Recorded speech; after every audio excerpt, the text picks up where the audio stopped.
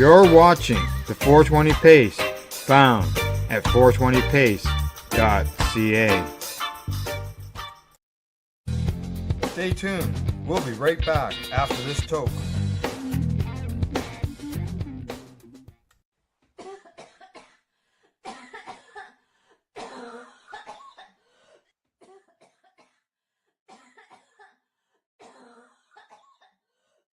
So what are you doing? Nothing.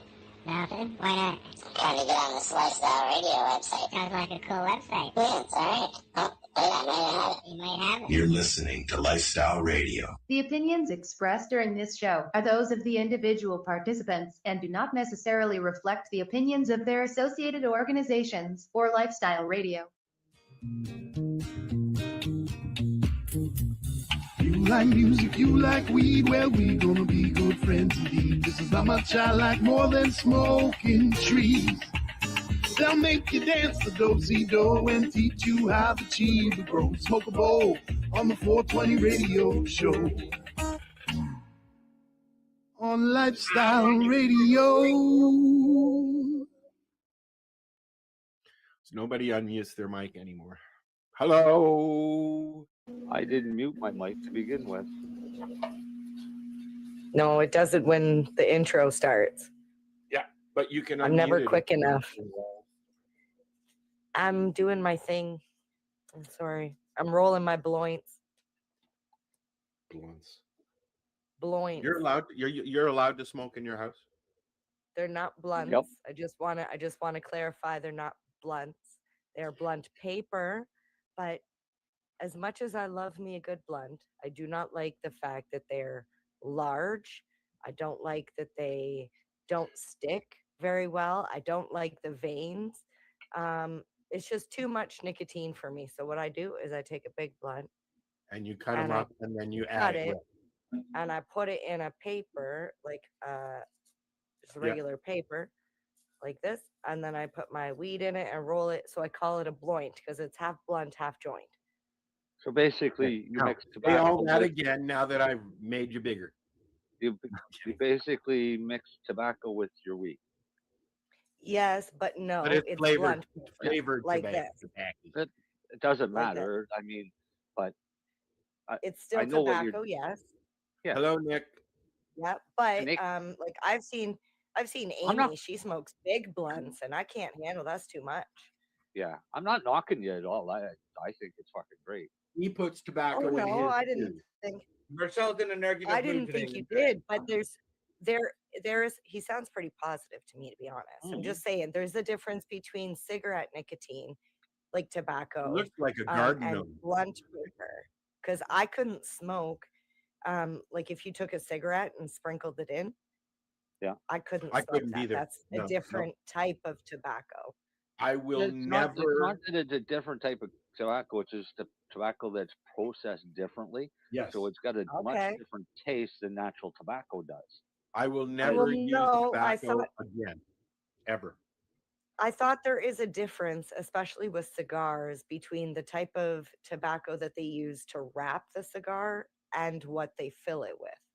The ones that No, you're using because for it's- blunts are cigar wraps, is what they are. Depending. Right, but 'cause Yes. it's still the same plant. All right, it's kind of like comparing OG Kush to Northern Lights. I'm So going to you try use some both. Master Kush. Is It's that still same? the same plant. It's just different strains, different regions that It's a grow it. So different part. Niagara region tobacco doesn't taste the same as Virginia tobacco, which doesn't Kentucky. taste the same as Kentucky. Central. Yeah, but or Marcel, Caribbean tobacco. the outer leaf is a large leaf, On all tobacco right? plants, the tobacco Yeah, that but you the get in a inside- cigarette has been shredded. Yeah, It's but cured it's and a shredded. different No, it isn't. It's still a type. tobacco It's a different leaf. type of leaf. No, it isn't. It's still a tobacco leaf. All right, is what I'm trying to say. Tobacco is tobacco, is what he's trying to say. Right. The Doesn't same as matter. cannabis Doesn't matter is what is cannabis. done to the leaf, but it's tobacco. Right. There's no So- there's no different strains of tobacco, Okay. is there? Well, yeah, There's Okay. probably a few, but it's more of a regional thing. Anybody in Canada can legally grow their own tobacco. So you could grow your own blunt wraps. All right. And all you do is you grow your tobacco plants. You're up about 15 kilograms of You don't give her tobacco an idea. per person per year. You cure it the same as you harvest it, very similar to cannabis. You cut it down and you hang it to dry it out. Then It's about the size. you decide what they you get want to to do. about the size of a cabbage. Yeah, some of them, yeah. Some of them could be massive size leaf. Right? So what you're getting in a blunt wrap isn't a whole leaf. No. Depending on the blunt wrap you're buying too, Well, Marcel. Pardon me? Depending on the blunt wrap you're buying too, because on the legal market in the cannabis sector, you're only allowed to buy hemp leaf blunts. By what? I was gonna ask, do you like hemp leaf blunts as well? I don't. They're the only ones I smoke. I don't like blunts. I don't Period. I like my papers, my gazette, and My fuck off favorite all day long. ones. My favorite ones. Actually, I'll show you my favorite ones. Huh? I don't mind. What are the black ones that you can get at the store there? The OB Deluxe. They're not bad. They're not bad. No, just the 1 1/4. Are you talking about OCB? OCB. Thank you. Oh, look, there's Darcy. Hello, Darcy. Or DLX? No. Oh, where'd he go? I mean, my. The Tyson. Yeah, that's a hemp one. You have to turn off your background. Oh, thing. I plan on to. Although that was funny. It was. But that big bright light behind him is really helping too. Hey, Dale, what are you doing? Get your butt in here. Yeah, I've tried those. Honestly, it's the nicotine that I'm craving. If the back of my probably, throat doesn't feel like it wants to push it out, then I don't want it. Guess what? It opens your bronchial more, the tobacco. A lot of people do it. I know, it's so bad. It's so bad. It opens my bronchial too much, and then I Hey. pass out. Not that you have to answer this, but if you ever got that crazy shot and you have them antibodies in you, tobacco kills it. The nicotine is, and the tobacco kills it. Just so you know, MJ. So if you got one of See, them, somebody was paying attention when I said that or a couple weeks ago about nicotine is not as bad as everybody thinks. It's not nicotine. Well, you know, it's all a matter of how you feel about it, really. When you think about No, it isn't. It is. It's a personal choice. It's a matter of health. The way I look at it. All right. All right. In small doses, when you maybe. use Yeah. Right. Yeah. In small doses.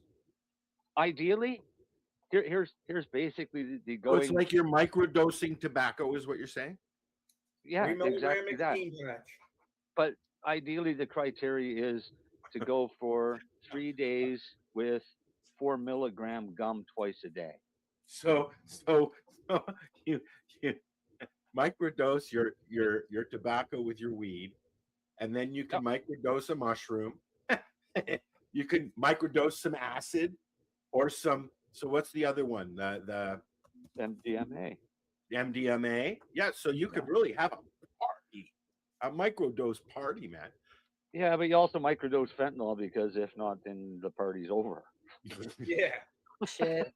Sounds like the Great Reset. Next. Well, the whole idea of the Great Reset was to get everybody to take a shot. So it didn't work for everybody. Like a But shot that's in the all right. park. We're Not not here doing to it. talk about ancient history. So I got a Doing question. exciting things. Yep. We haven't had a show in a couple of weeks. Yeah. And one of the big subjects in the community is the fraud that's going on with medicine. Medicine, specifically FECO, what we used to call Rick Simpson oil. What do you mean the fraud? Some people still call it Rick Simpson oil. That's fine. What does FECO stand for again? Full extract. Cannabis oil, but it's not a full extract cannabis oil because it's made with food grade alcohol, which is a non-soluble. Okay, so that's what we're going to be conversating about. If you want to chime in, if you're listening, please do, because I'm getting sick. I mean, first of all, Rick is now putting out fraud notices once a week, which Oh, is yeah. fucking ridiculous. Okay. Shouldn't have put his fucking name on it. Well, he Because really hasn't, though. but well, It was the community that did that. yeah, the community did it years ago. But the problem is it's like anything. Somebody's going to rip you off. All Oh, right, of they're course. going to Yeah. rip off your idea, whatever. I mean, China's done it for years. They don't even look at. They don't care what a patent is. They just do it. But Right? when So everybody is out my for point is money. he doesn't sell anything. No, Okay, and anybody who knows Rick knows that he makes money by speaking and his books and things like that. He has to make some money somewhere, but he does not sell cannabis oil. no. So you've got people out there that are calling a version of it Phoenix Tears. Yeah. No. That's been happening for years. Oh, Though. yeah, they've been Especially in with the CBD. legacy market for a long time, right? I've even tried that. I've gotten lots of that stuff over the years, but it's the thing that's going on now is the whole snake oil thing. People are selling cannabis oil to patients who are trying to save their lives, and it's nothing more than snake oil. Like Or not distillate. literally snake oil, but I'm just saying that it's fake. The legal market's been doing it for years with distillates. Correct, but we're not talking about distillates. We're talking about full extract oil. How do you know that they're just not using distillates and calling it full extract oil This so is they my can make point, an extra Mike. buck? This Right? is my point. I wish that it was legal to produce your own in Canada, but you can't. You can't because you're using a flammable liquid, and it will explode. So Health Canada does not want you to do It's that. not allowed. It's not allowed. No. It's not allowed because it causes a competition, and actually it's more health beneficial, and that's directly against what Health Canada wants. Well, they still have on their website, the last time I was there anyways, that cannabis is not recognized as a medicine by the Canadian government. Right. So that's why they don't want you to make your own medicine. The last thing I agree. The same as they don't want you to grow your own food, for Christ's sake. But that doesn't stop these creeps who are out there. I know if I had cancer and I needed some oil, luckily I know who to go to. Right. But people out there in the world don't. They hear Rick Simpson. Oh, look, there's a picture of an old man that says he's Rick Simpson. I'm going to follow him.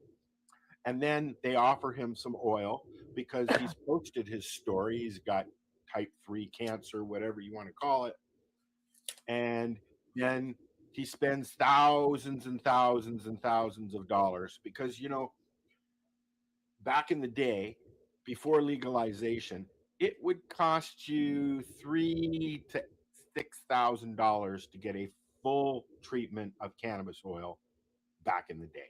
We've had issues with that for years and years and years, wrong or right. Say that again? I'm not saying it all again. The amount of money. Well, I have heard between $3,000 and $6,000 a treatment. Yeah. Okay. Yeah. Yep. I could see that. Yeah. But in reality, it would if you grow your own cannabis and make your own medicine. I'm not going to tell you how to do it because, like we said, it's illegal. But I have a video for that. How much? No, hold on, Marcel. How much would it cost to produce a treatment? Okay, you need 1 pound of high grade cannabis, which you can grow. You need isopropyl alcohol, which you can go to the store and buy.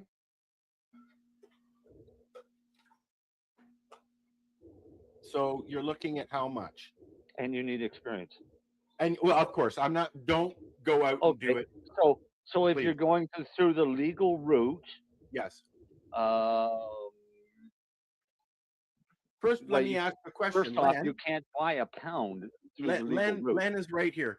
Lenny, can you legally buy FICO in the medical market in Canada?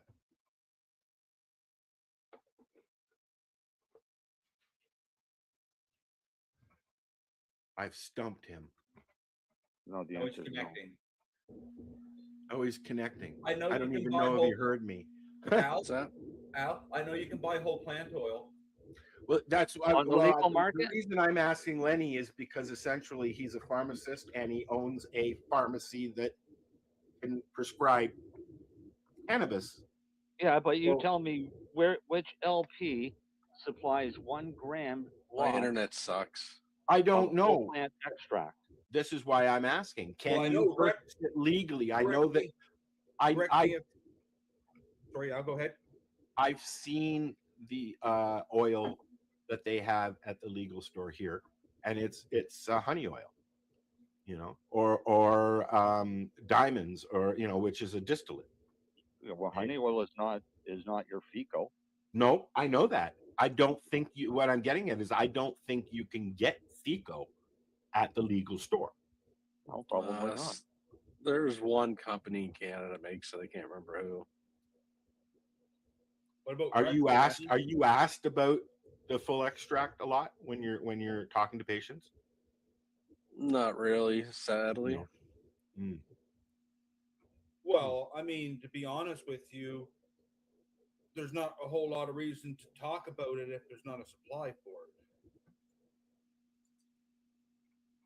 Well, yes, I agree, because If I'm wrong, he can't Len, go. correct He me if I'm can't wrong go. there, but I mean, Len, for instance, can't You're go correct. ahead and say, "Well, here, go ahead." and make it no, I get yourself." that, but you can't, I could talk up a product, but I can't get it for you. Yes. Well, I as far as pure FICO, there's one company that had a syringe of it somewhere. Like if the patient came to you and said, "I've got cancer. I want to use the cannabis oil to help combat it. Can you get it for me through the pharmacy?" I'd have to look. There's one company. Hmm. Put it this way, you're gonna get it cheaper elsewhere. Of course, but before you came in, we were talking about all the scammers that are out there now. They're basically selling snake oil, and people are and we've been putting up with this for a long time. It'd be nice to know if there was a supply out there. I can't remember the company. There is someone that makes 1 gram syringes of it. I can imagine the price. No, it wasn't that bad. It's just it's hard to the rec market. Nobody wants to buy it, right? So they may not even make it anymore for all I know. Like the best I have is 30-30. Actually, I won't even have it for long. 30-30 oil. They claim it's RSO, but whatever, and hemp seed oil. But guess what? They stopped making that one because it's not selling. Because people don't know what they have.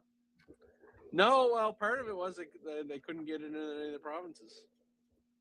Wow. Because it's more of a Wasn't medical selling. product. Yeah, it's Yeah. more of a medical product, and none of the provinces have medical. But that Not one province that has a medical dispensary. yeah. But I have six bottles of it left. Wouldn't that be what Optimus is a medical Sorry, dispensary? broke up again. Fuck my Not internet. really, because No. the majority of his products are coming from the rec market, for the rec market, Okay. right? So what it is, it's for those patients that have the licenses that want to purchase through the legal market means, like how Organigram used to sell medical cannabis, but stop, right? Like everybody else, because there was more money to be made In the on rec market. the rec market. Yep. So But- they all abandoned the patients and moved to the rec and said, "Fuck you! Oh, you want medical? Yeah, well, go to the liquor store." So, okay, so herein lies the question in the conversation. that we're going to dive into. What's the difference between methods that it's made?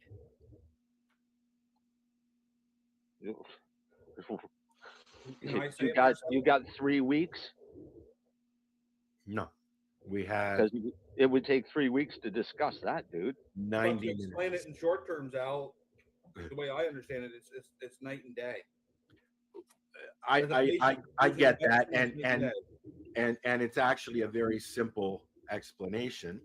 No, it One isn't. way, well, one way you get some cannabinoids and goodness that you need out of the plant, and the other way you get more. Yeah, but there's so many different methods of extraction as well as so many different types of solvent, all which give you different effects or a different end product. Okay, so let's talk about the way Rick makes it.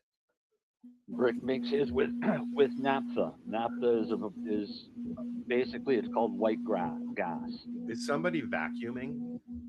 No, my dishwasher's on Al. It's on you. Oh, okay. So Rick was making oil for using naphtha. All right, Yes. that's white gas. It's similar to gasoline, but a little lighter, and a lot less additives. And it's than but it's got gasoline. benzene in it though, doesn't it? Pardon me? It's got benzene in it though, doesn't it? Every hydrocarbon fuel has benzene in it. Okay. All right. Oh So my God, what are you doing? I was talking. Sorry. Yeah, what are you doing? No, someone distracting me. So Rick used naphtha, but Rick used naphtha not because it was ideal, it's because Rick had access to naphtha. It's what he had, yeah. It's what he had, and it worked. So naphtha is Coleman camp fuel without the red dye. I was just gonna say it's camp fuel. Don't use the stuff with the red dye, people.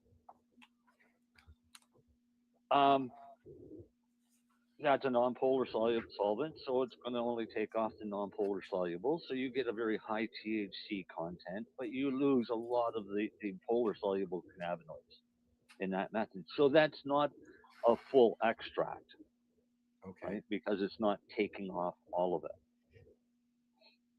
Then they freak out and go on about benzene rings and yada yada yada. So they go to the other route, which is grain alcohol, which is non-polar solvent, which only takes off the non-polar solubles, which leaves all the polar solubles again. Which is what a lot of old Feco. school guys used to use. No, we used methyl hydrate back in the 70s. Well, you're older than I was talking about. Right. But I mean, so that's what I mean. Oil isn't new. This has been around. No, I know that. I know years, right? It's just that science has gotten better and the methods have gotten a hell of a lot better and a lot safer. Yes. Right? It's still not safe. It's still dangerous, but it is safer than it used to be when we were hiding and trying to get it done. I mean, we still hide when we do it, but not as bad. So they come out with their FECO with using grain alcohol, and it's the same thing. But there What did you call it? Gerfico? Their FECO. Oh, I thought you said it's called Gerfico. No, they call their FECO. I get it. Right. So they call that a full like cannabis extract, and it's not. Okay. All right. Because again, it's only got part of the equation. Then you have CO2 extraction, which basically freezes everything, breaks it all off. But the problem with CO2 extraction is you end up with a lot of waxes and lipids and things like that you have. They like that because they want the extra stuff. They want to pull stuff out as much as they can get. So the waxes and stuff like that. Well, you get rid of those because that's dead weight. But it's a byproduct they can sell, right? Not really. No, I don't think they bother selling those waxes. Oh, okay. It's not different kind of wax. Yeah, different kind of wax. Okay. Right. So that wax comes more from rosins that you're thinking of. So your waxes, your butters, uh, things like that, you can get from that process. Honey oil, or what's called honey oil, has always been derived from um, butane extraction. Again, non-polar soluble. Which is supposed to be more dangerous, isn't it? Butane extraction? Yeah, because you're using compressed flammable gas. Yeah. And usually. Yeah, those butane cans that you'd fill your lighters with. Exactly. Yeah. Well, people go and buy a case of 24 Puretane cans. They do have food grade of that, though. Extract for the day Yep. in their basement, and then their house blows up. Yeah, or their apartment building. Look how many there's buildings so many. we've seen. I just want to say there's so many ways that extracting with butane can go wrong, right from what butane you're using to make the product. To Usually the stuff you get in a corner store is very, very cheap. And it has additives. Like I remember working at Puff Tough Pass, and I learned a lot through working there. And he had to order special butane that was like pure of impurities. And I didn't. Puretane. That's why I said Puretane. That was the stuff with the blue lid and the silver. It's also the only one that I use in my torch. But also, we had two different types of, they were called honeybee extractors. That was just the name of like the brand or whatever. One was an acrylic plastic, and the other one was a glass. Hey, buddy. And I'll tell you straight up, the tubes about 2 or 3 feet it's like long. night and day. It's like what are you gonna smoke out of, a bong, acrylic, or glass? Same thing. So like there's so many things that could go wrong from like choosing all of that and then to the actual process. See, the process that people don't stop and think about is with butane extraction, you're literally pushing butane through the plant material out through a little paper membrane into a dish. Yes. So what's coming out is a very cold liquid that is literally boiling as soon as it gets to room temperature. Right? Oh yeah, it gets very cold because you're putting in a compressed gas, right? That is super chilled when it comes out. The problem is it's also spewing out a vapor that's filling up the entire area. And when you get to a 20% saturation of any flammable vapor in an enclosed space, any spark will blow you up. And that's what happens to them. The static spark off your shirt can cause your room to blow up. Well, this is what happened in Kensington, in Toronto. In that apartment building there. Actually, no, back of the business. It was the basement of a legal, just opened store. They were producing their own whatevers. And guys, do it in the back alley. Jeez. Yeah, no. This was down in the basement, and it blew the whole front of the store out. It was just down the road from Abby's. From Hotbox. Yeah. People have been doing stupid shit like that for years. You know, I mean, I can remember when I was in Durham, my buddy Dan and I went down to Orangeville and bought one of those honey extractors. I never experienced using it because he took it off to wherever he went to do it.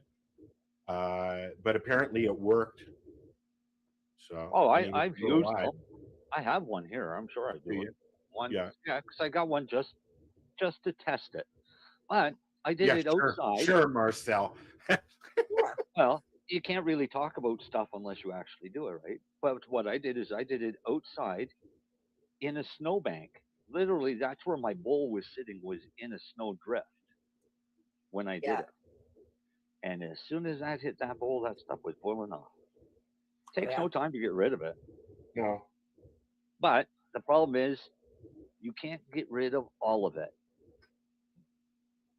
unless you're going to turn around and put it into a vacuum chamber. Hey, you can make a hell of a fireball when you throw a fucking lighter in a fire. Imagine that times how many lighter fulls would you think is in one of those tubes? I mean, Probably know, about 250. yeah. So times that by 250 and think, boom. I remember we did ours outside going back And that's a like flash 14 boom. years That's ago. not just a flame. That's a flash. What? I remember how cold the tube was. Uh-huh. I remember how stinky and smelly it was.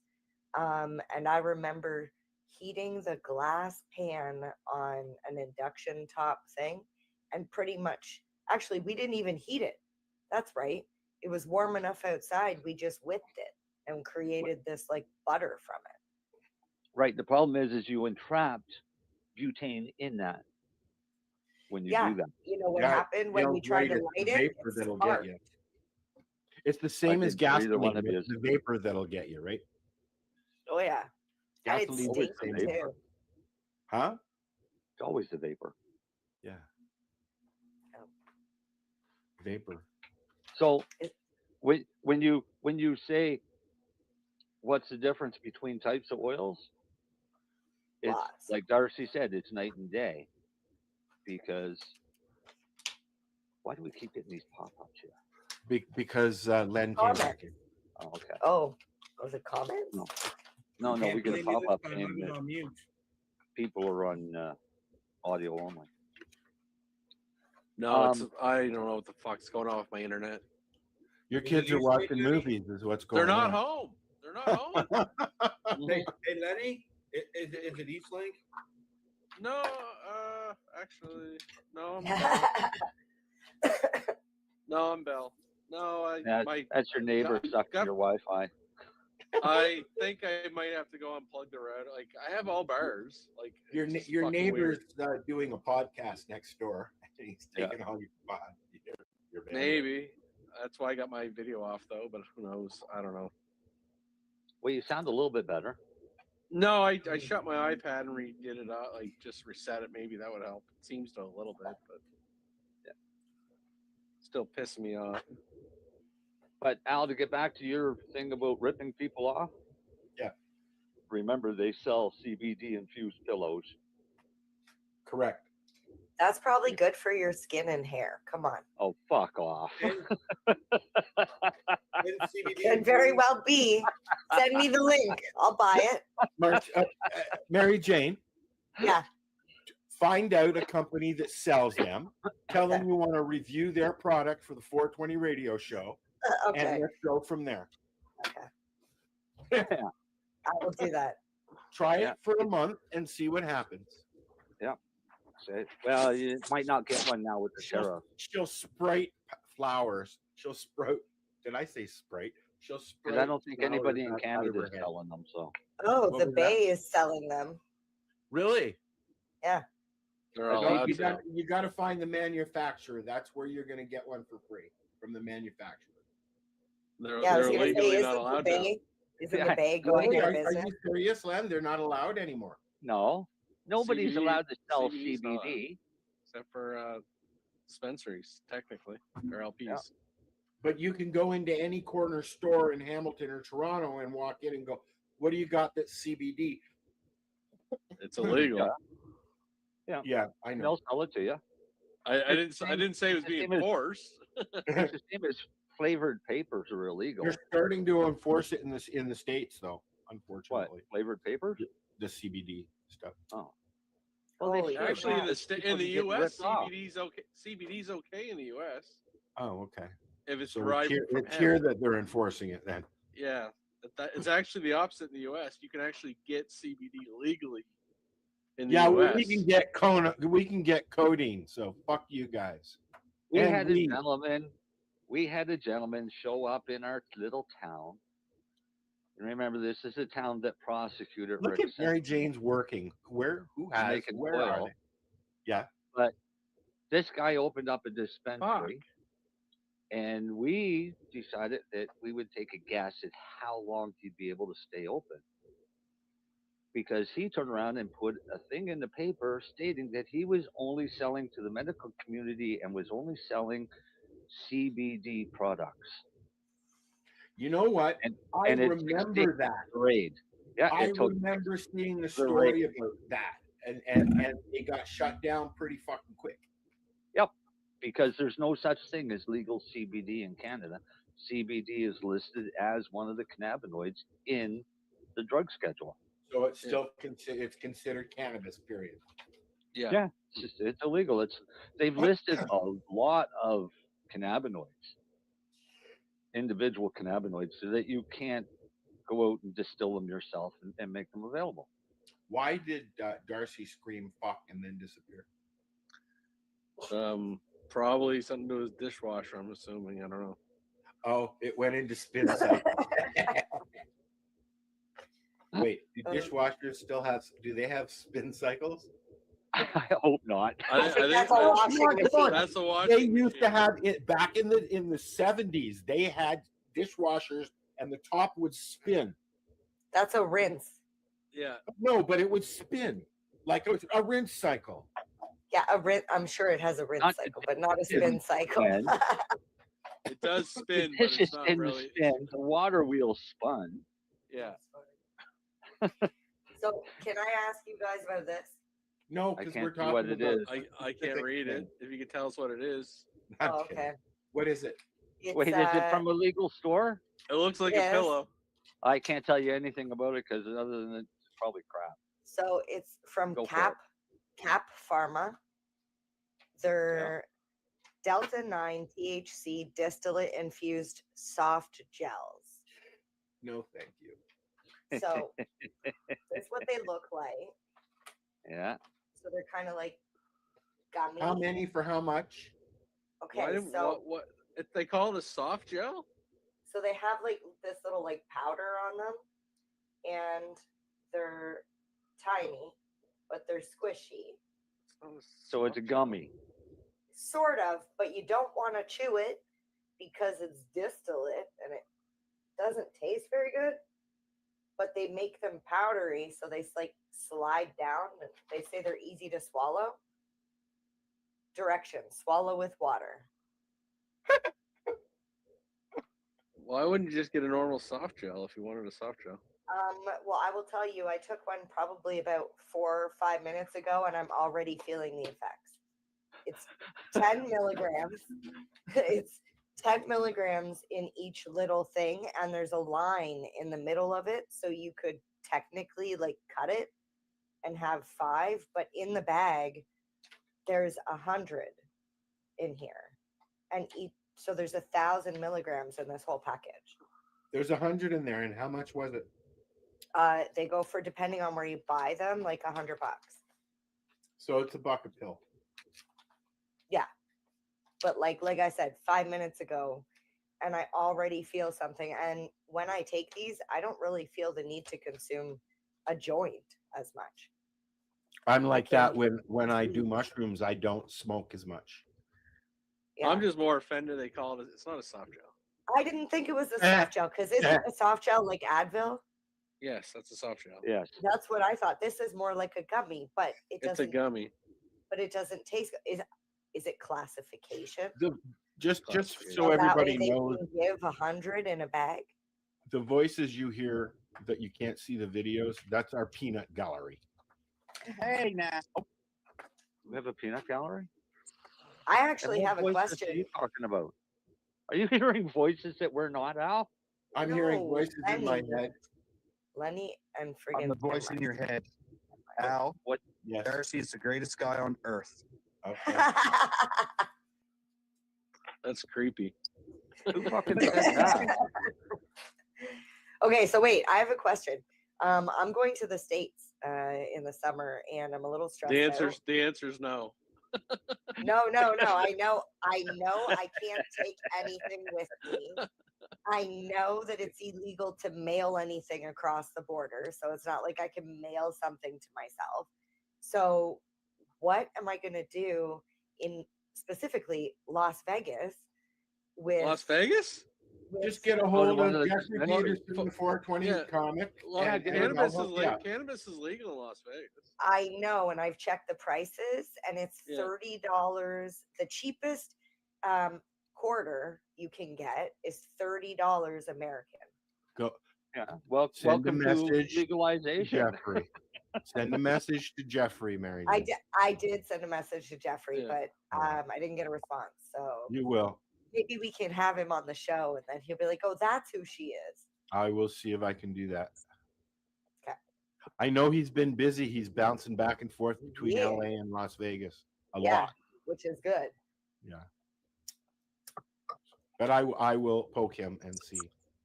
Well, I know it's legal, but I The really prices don't are want to pay you're top probably dollar on looking strip. at double what we pay here. Yeah. You know what? It's going to hurt me either way because I'm currently buying 3 ounces for $100. So no matter what I buy out there, it's going to be more expensive. And I'm going for like 4 or 5 days, so I'm going to need at least an ounce. You gotta you can buy it right in the airport in Las Vegas. They have a cannabis store right in the airport in Vegas and I think in LA now. Well, that would be handy. Yeah. I don't know. Do they have one in Toronto? I don't know. I don't think so. Hey, Marcel, Yeah, Darcy. did you get that thing I just sent you to your Facebook? Oh yeah, yeah. That's why he's so garbly because We're talking about that later. Yeah, but did you see the response? Oh, I saw that response earlier. I saw an earlier response from him too. Yeah. And I've read a few other responses. Yeah. Have you? You're talking about the post? Yeah. Do you want to talk about that now? The one about the Micmac. Yeah. Yes, please. Okay. I want to know what you're talking about. If We you all go do. to my Facebook page, you will see there's some not so nice comments about that article that I got from somebody in Nova Scotia. I can't remember who. So what does the article say? Okay, so the article says that in Nova Scotia that chiefs have decided that they were going to allow Nova Scotia liquor on reserve to sell cannabis, legal cannabis. Or basically not legacy stores, not res stores that we know here in Ontario, but what they're going to do is let them stores. set up a legal store. Yeah. With the provision being that it only comes through the legal market. At legal prices. So let me just read you. So there ain't going to be no more $35 ounces. Let's just put it that way. Oh, fuck no. Well, yeah, there will. All right, let me. Are they allowed? Are they to shutting produce down their all own? the reserve Marcel, stores? are they allowed to produce their own? Who? To be. No. Are you allowed to produce your own and then sell it in a legal store on a reservation in Nova Scotia? No. They have to become an LP. Okay. No. So basically, how the article come out from Nova Scotia Buzz. I'm gonna pull it up here, just so we can see it while we're talking about it. Good. Now stop. Mi'kmaq communities, Nova Scotia will now be able to open legal cannabis retail stores through agreements with Nova Scotia Liquor Corporation, following new regulations introduced by the provincial government. The change comes in response to concerns raised by Mi'kmaq leaders about the presence of illegal cannabis in their communities. 2 of them, one on either end of the province, did this. Until now, Nova Scotia RCMP have said that cannabis sales on Nova Scotia reserves are illegal and the unregulated products is being supplied to retailers by organized crime. Under the new framework, bans or band-owned corporations can apply to become authorized cannabis sellers by partnering with the NSLC. The regulations require that all cannabis sold in these stores be sourced from NSLC and that the sales follow strict guidelines. These include limits on the amount sold per transaction, rules around packaging, and adherence to Health Canada standards. A certificate from NSLC must be displayed to show authorization. Province-wide, there are 50 NSLC cannabis stores selling over 630 products, with total cannabis sales reaching $121 million in 23-24. And of course, there was a nice picture in one of the articles that came out. So let me bring up another one. And I'll give you a comment from a gentleman by the name of Chris Gugu. And Chris Gugu had his picture used in their advertising of this new rules. That's the comment there I pulled up there as well. Yeah. What? So The photo. So Chris Gugu says, I'm the owner of High Grade. You having my business picked in regard to illegal cannabis is technically defamation of my business, where Millbrook is in the process of implementing our own cannabis law under our own right to self-governance and determination, protected under the Constitution and supported by UNDRIP. Post-facts, please. Thank you. So some of the reserves, Millbrook is the best example, are implementing their own cannabis regulations. They're not going to Like let. they're trying, like they've done and tried to do here in Ontario. Yep. Yep. But they're going to push it, and I mean, right now, they've got the natives in this province have a shit ton of battles going on, and I hope they win them all. I really do, because it's their fucking land. Right? The land in Nova Scotia, the Mi'kmaq people never ceded this land to. So give white it people. back then, Marcel. Give them your No, house. Sure. if I'm they just want my saying, backyard. don't get into that stuff, right? No, It's but like, I'm just saying they there's, have the rights. there's reserves. Yes. But when you start saying, well, they but just that we've never But- seen their land, so I don't see anyone giving their home back to anybody. Like that's all I'm saying. It's like don't talk crazy. Because we put their kids in fucking jail and beat them to death and rape them. Whatever. It's got nothing to do with me. It's got nothing to do with you. No, but it does Come have something to do with everybody and how they've been treated. I'm getting off this talk. I'm just gonna leave, guys. I don't want to get into this shit. That's funny. I was going to say, interject there's always politics. there's no always politics. two sides Go to back the to argument, story. though, Lenny. That's the thing. There's always No, two but sides to the I argument. just don't want to get into this like unceded and zero. Like their band council, let the like I say, Millbrook can do what they're going to do, but just don't start saying it's their land. Like I'm that. It's getting overkill. It's getting Right? overkill. That's They the get their argument they acknowledgement. want to use. That's on them. And sorry, Chris Google, you actually lost in the Nova Scotia Supreme Court. But anyway, whatever. You can keep citing what you'd like as well. What did he lose, though? They took this to the Supreme Court. Nova Scotia said they have no rights for cannabis. It was in the paper like months ago. No one's doing anything about it. No, because the last one I saw was that they basically backed down from the charges because of the charter challenge that he was going to implement. Yeah, and the Nova Scotia Supreme Court threw out his challenge. Well, because They said- they'd already dropped all his charges, so they didn't have any charges against him. No, the Nova Scotia Supreme Court said you have no rights. It's a stupid thing. Go away. Anyway, regardless. Shall we change the subject? Sure.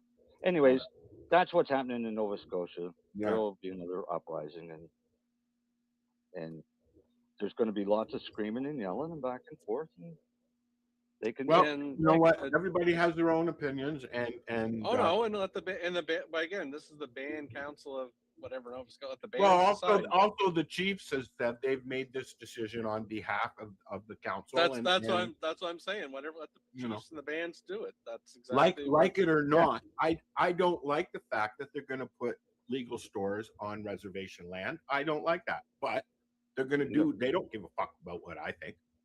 No, but I don't really care one way or the other. But it's up to the chiefs and the bands and them to decide. Yeah, that's how I feel about it, pretty much. Yeah.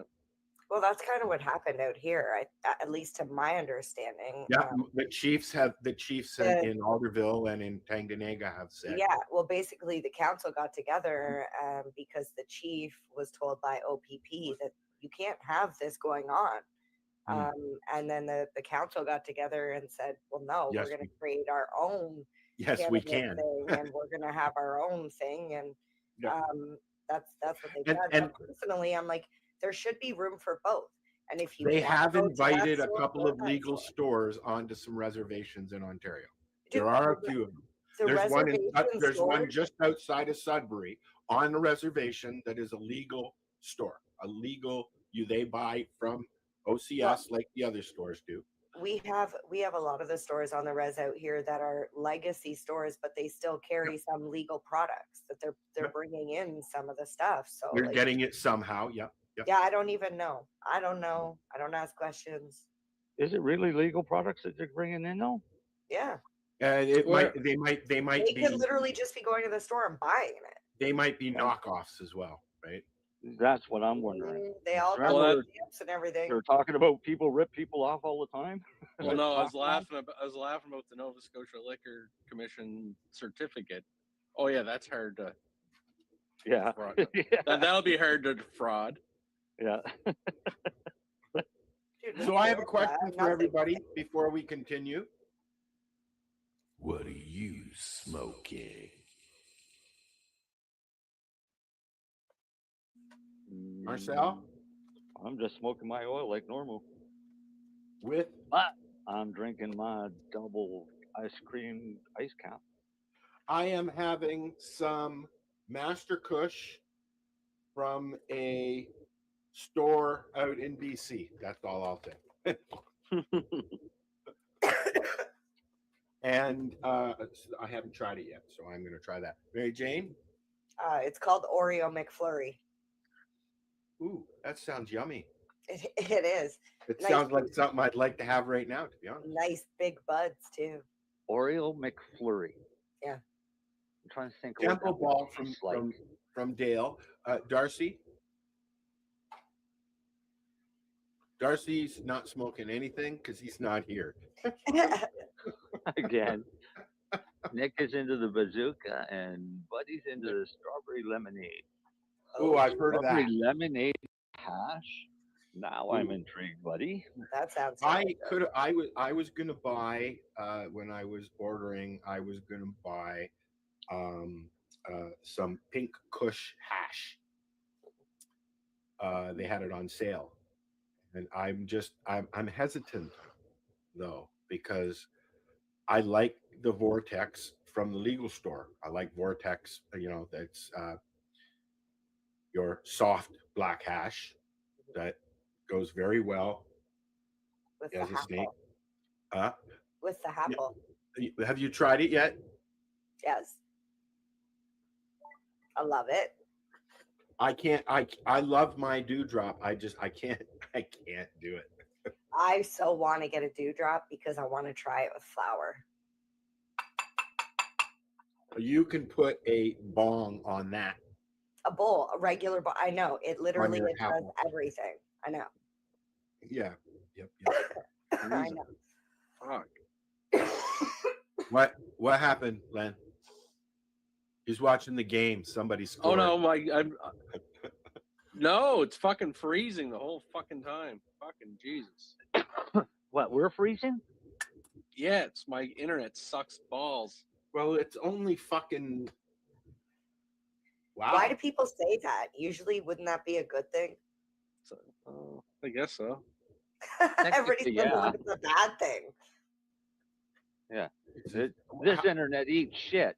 Now, see, that sounds more logical, right? Yeah, right. Nobody's My internet, gonna eat shit. my internet eats shit. Right? That's like when Doesn't someone roll- says doesn't this roll off- vacuum sucks. Doesn't roll off no, the it tongue doesn't as well. roll off the tongue. Yeah. Sucks balls. Yeah, okay. Thanks there, you guys, for getting me onto that. Hey, want to watch a movie? Stand by Me? Yes, let's watch your movie. Okay, but first I gotta go back and because I've got to explain what I did before you watch this movie. Yeah, what'd you do? Other than wasting 5 We've minutes. been playing with AI movies, Mary Jane. I've been seeing a little bit of the messaging going back and forth, and I'm like, what are they doing? Yeah. Do you get to call yourself a director, Marcel? Yes. Producer. It calls me the producer and the director, and the fucking crazy man that keeps coming up with these ideas. All right. So here's what I did is, and this is literally what I asked, is make a 420-second movie of whole plant cannabis extraction using the Rick Simpson method with isopropyl alcohol as the solvent. Includes soaking and straining, filtering, solvent recovery through distillation, and finishing of the final product. We'll be seeing you in jail next week.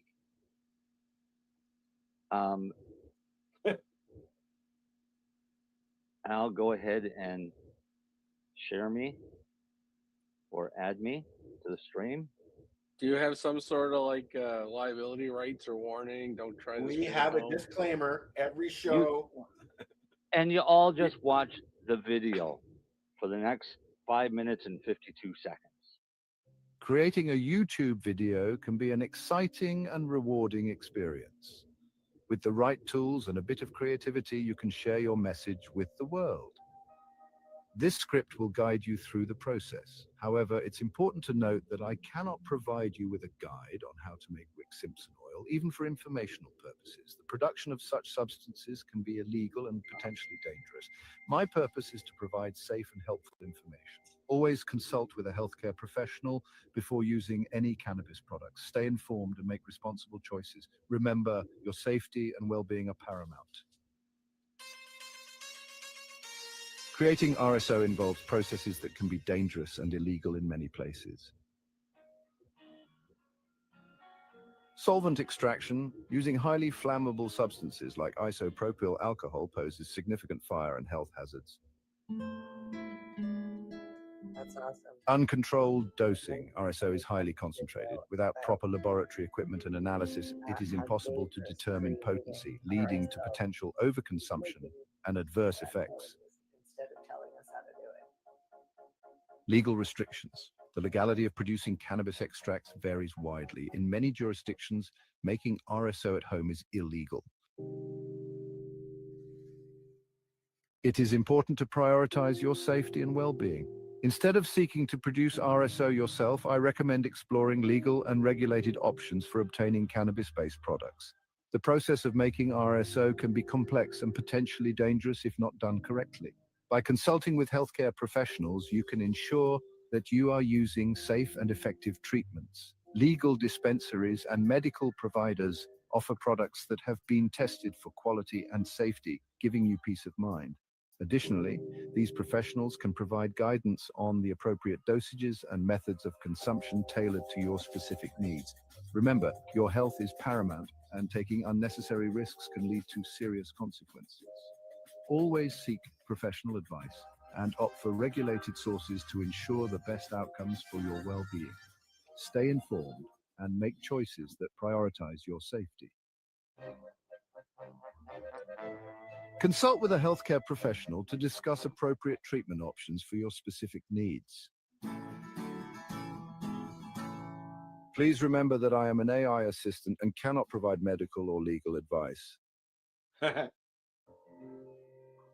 If you are interested in learning more about cannabis and its potential therapeutic benefits, I can offer you information on a variety of topics. Cannabis has been a subject of increasing interest and research over the past few decades. Its potential to provide relief for various medical conditions has made it a focal point for both scientists and the general public. Understanding cannabis involves delving into several key areas, each of which offers a wealth of knowledge and insight. One of the most fascinating aspects of cannabis is the endocannabinoid system and how it interacts with cannabinoids. The endocannabinoid system is a complex cell signaling system identified in the early 1990s by researchers exploring THC, a well-known cannabinoid. This system plays a crucial role in regulating a range of functions and processes, including sleep, mood, appetite, memory, and reproduction. Cannabinoids, which are compounds found in cannabis, interact with this system by binding to receptors, which can lead to various effects on the body and mind. There are different types of cannabinoids, such as THC and CBD, each with unique properties and effects. THC, or tetrahydrocannabinol, is the main psychoactive compound in cannabis that produces the high sensation. It is known for its pain-relieving and anti-inflammatory properties. On the other hand, CBD or cannabidiol is non-psychoactive and is praised for its potential therapeutic benefits, including reducing anxiety, alleviating pain, and combating seizures. Understanding the chemical structure and function of these cannabinoids can help in making informed decisions about their use. When considering cannabis use, it's important to weigh the potential risks and benefits. While cannabis can offer therapeutic benefits such as pain relief, reduced inflammation, and improved sleep, it also comes with potential risks. These can include dependency, impaired cognitive function, and adverse mental health effects, particularly in young people and those with a predisposition to mental health disorders. Consulting with healthcare professionals and staying informed about the latest research can help mitigate these risks. The legal status of cannabis varies significantly across different regions. In some places, cannabis is fully legalized for both medical and recreational use, while in others it remains strictly prohibited. Understanding the legal landscape is crucial for anyone considering cannabis use, as it can impact accessibility, quality control, and legal repercussions. Staying informed about the laws in your area and any changes to legislation can help ensure compliance and safe use. If you have any questions or would like to explore these topics further, please let me know. Whether you're interested in the science behind cannabis, its medical applications, or the legal aspects, there's a wealth of information available to help you make informed decisions. Engaging in discussions, attending seminars, and conducting your own research are excellent ways to deepen your understanding of this complex and fascinating subject.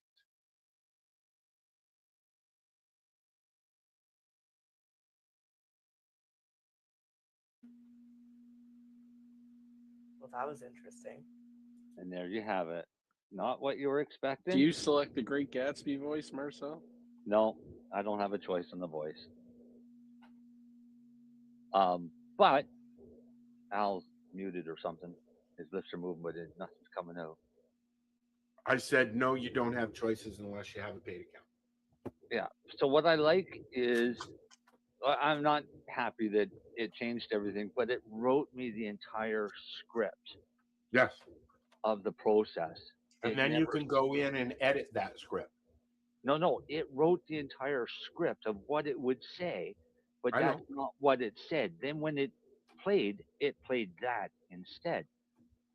So I thought that was really cool that it did that, but I still had the script of what it would have said anyways if it had been allowed to do it.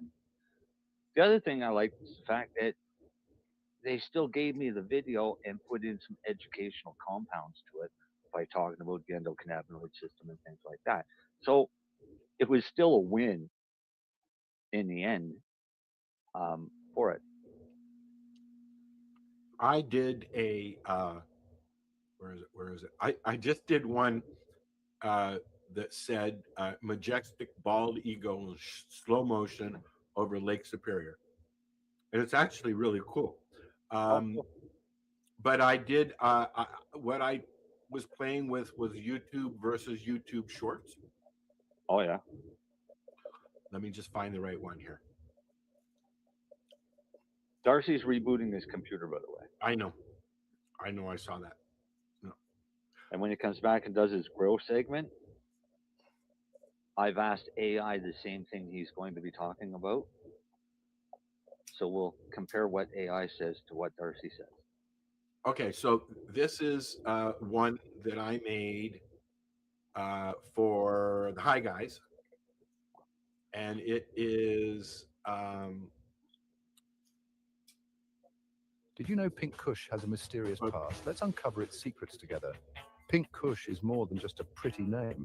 This popular strain is believed to be a descendant of the famous OG Kush. Imagine OG Kush as the cool grandfather passing down potent genetics. But wait, there's more. Pink Kush is known for its beautiful pink and purple hues and its sweet floral aroma. It's like a bouquet of relaxation. The strain's exact origins are a bit of a mystery, adding to its charm. Some say it hails from the West Coast, others believe it's from Canada. Either way, Pink Kush has made a name for itself worldwide.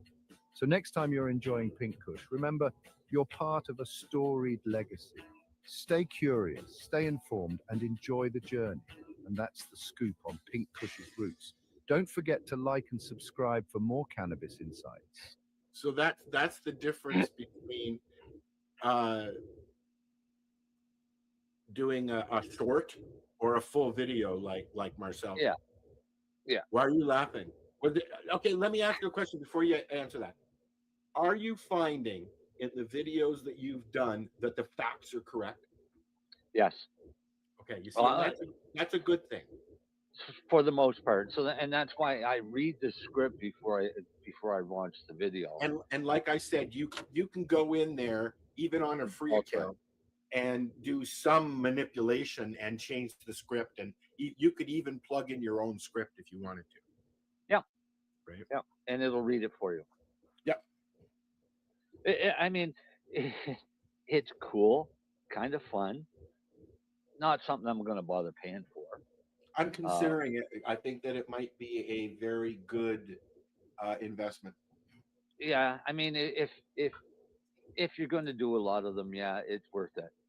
If you're only going to play with it once in a while, then, I mean, the free version allows you to do 10 hours a week or 10 minutes a week. 10 minutes a week. The pay version, which is $35 US a month, gives you 100.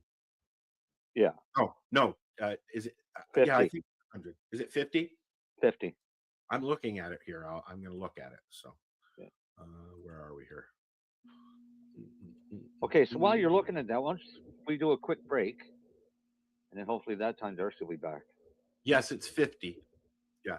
Yeah. Okay. Yeah, we can do a quick break, and we'll be right back. It's the 420 Radio Show.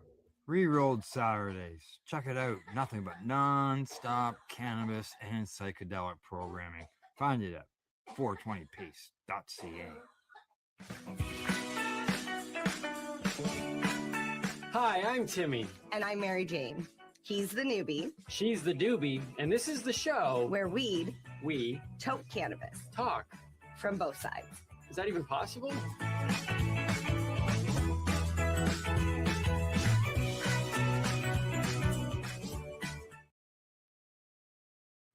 This, guys, is a BT bottle with a little straw on the end of it, okay? Back in the day, we used to have glass bottles, soda pop in glass bottles, okay? Soft drinks. And this was built for the old school hash. This is the hash that your uncles and your grandparents would get. And this is the stuff that we would all treasure whenever we could get it, because we thought it was the best stuff, because it's the constant. It was our form of concentrate. Correct. When we were young, right? Yes. To answer your question now. Oh, here we go. Forward. Oh, now you're going to cut this out if it doesn't work, right? Yeah.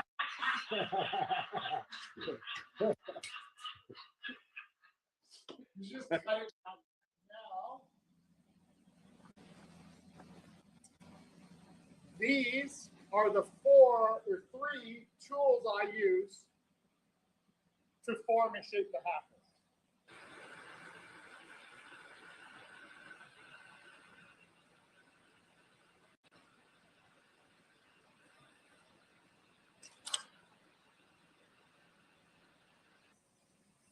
So now once the prep work is done over on the lathe, it now has to come over to me to put the mouthpiece on and finish off the top part. So first up, I just need to clean up and close off the top.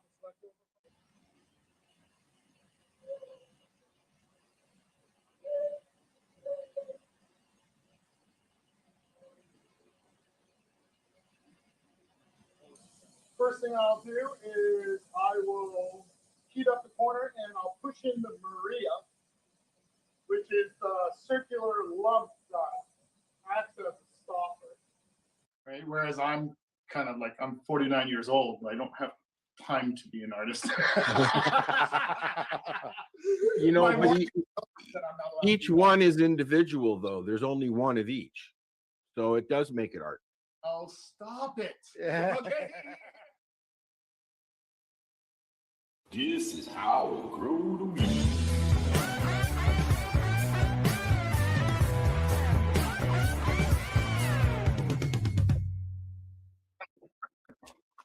I got the munchies. How about you? Do you? Yeah, I do. Okay, well, I'm just pulling up something up for my segment here. Jesus, last week it was Mary Jane with the mic issues, and this week it's you. My mic? Your mic was bouncing. Well, my fucking stupid computer crashed. I'm on my phone right now. Crackling. Mary Jane is frozen. Yeah, well, I might be cracking because I'm on my phone now. I'll talk quick here.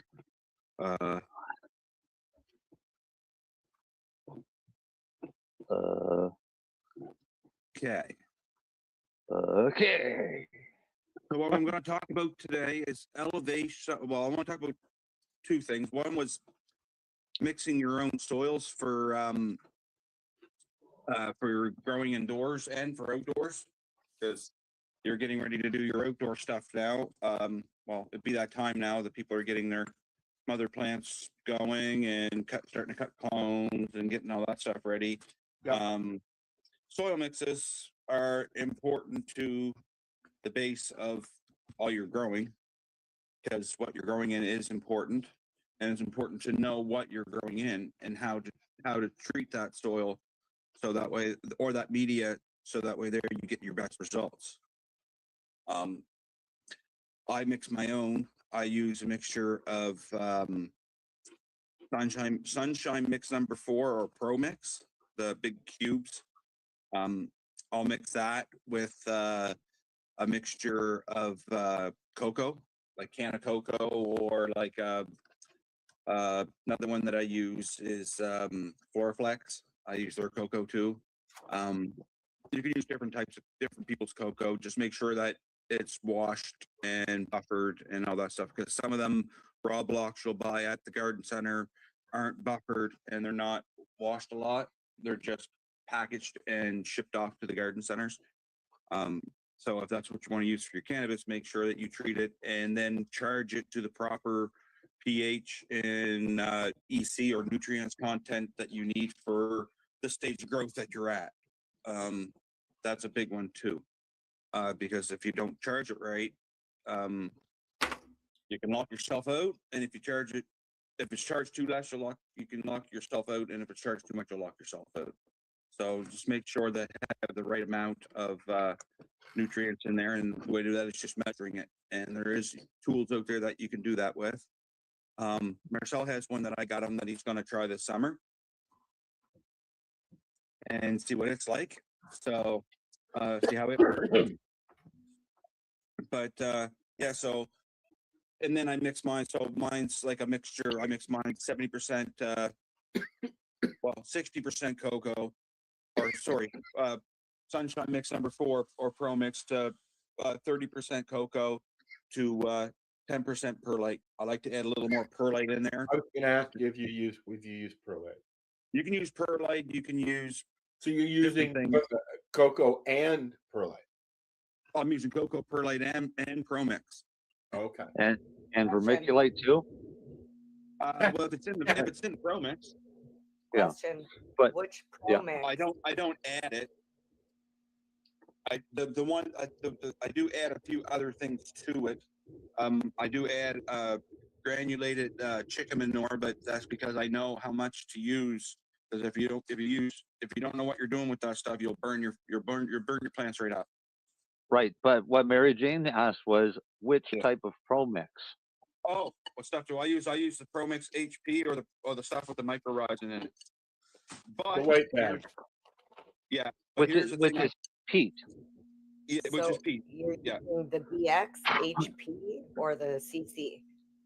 Right. Now, if you want a soil mix, then you would use the Pro Mix general purpose or organic general purpose. The HP works very well too. Yeah. So I learned the difference between them. The HP is the high perlite, the CC is the one with the added cocoa core, and the BX is the one with just the vermiculite. Yeah. And what was the first one again? The HP? HP. High what? Not perlite. You said high perlite? Yeah, it's technically it's high porosity. Yeah, it means better drainage. Is what the That's HP what I used at the farm. Yeah. I couldn't get it here. Yeah. I used to use BX because it was the cheapest. But here's the thing, though, that a lot of people don't. a lot of people don't realize, and actually I got in a little argument with makers of ProMix over this. When you take their bales of ProMix and you store them outside in freezing cold temperatures, that mycorrhizing is dead. Yep. All that mycorrhizing is dead in that soil. You're purchasing a product for a specific reason, i.e., because it has mycorrhizing in it, and it has no mycorrhizing in it, or it's little to none. Because it's already been left outside and frozen long before you got it. Frozen. Mycorrhizing can't freeze. Yeah. That's why. So, what you mean? It's dead before you even open the bag? Depends on the supplier. Where are they storing? It's right from the supplier, right from the supplier. Yeah. So if I was selling it out and I stored it in my garage all winter, and you come and bought a cube from me, and you bought it and it said mycorrhizing on it, good chance that the amount of mycorrhizing that's in that bag is little to none. But that's bullshit. It's the same.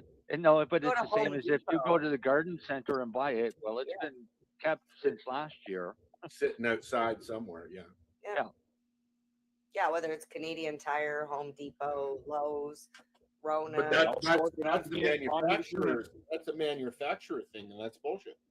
Right. But see, if you're energetic and you only have a couple plants to do, then my suggestion would be to make your own. Yes. Go out, get some peat, get some black earth, get some compost, get some vermiculite, get some perlite. My mom did it for her. Throw garden. in some. All on her own. Hey, I've done it for 20 some plants for years. I've been making my own for years. I got too old and too tired to do it. I just got too cheap at replacing my soil because it gets expensive. It just keeps going up and up and up and up and up and up in price, and I just keep buying it. Yeah, and I'm filling like 20, 45 gallon You pots. recently just got a thing, a tumbler or something, didn't you, Darcy? Me? Yeah. I got a bud trimmer, but no, I ain't got nothing like that out. I thought somebody got a like it spins. Hmm. What, for soil? Yeah. Nah. What I have Maybe, is maybe it was really, Al or somebody that he knows. yeah, I have a really thick piece of plastic that I used to lay out on the yard. Yeah. Empty bales of peat and bales of dirt and compost and everything else, and then we would just go out and stomp it, mix it all up. Yeah. Once it's all mixed up, fill up the wheelbarrow and start carting it to the pots. That's what my mom used to do. Yeah. But I got a 4x4 flood table. It's got like a foot lip on it, and then that's what I use. I dump all my stuff in it and I mix it, and I fill my pots back up. Cool. Yeah, but I was doing it with 15 bales of peat, right? 20 bags of black earth. You do know you're frozen, right, Mary Jane? No, I'm not. Yeah, you are.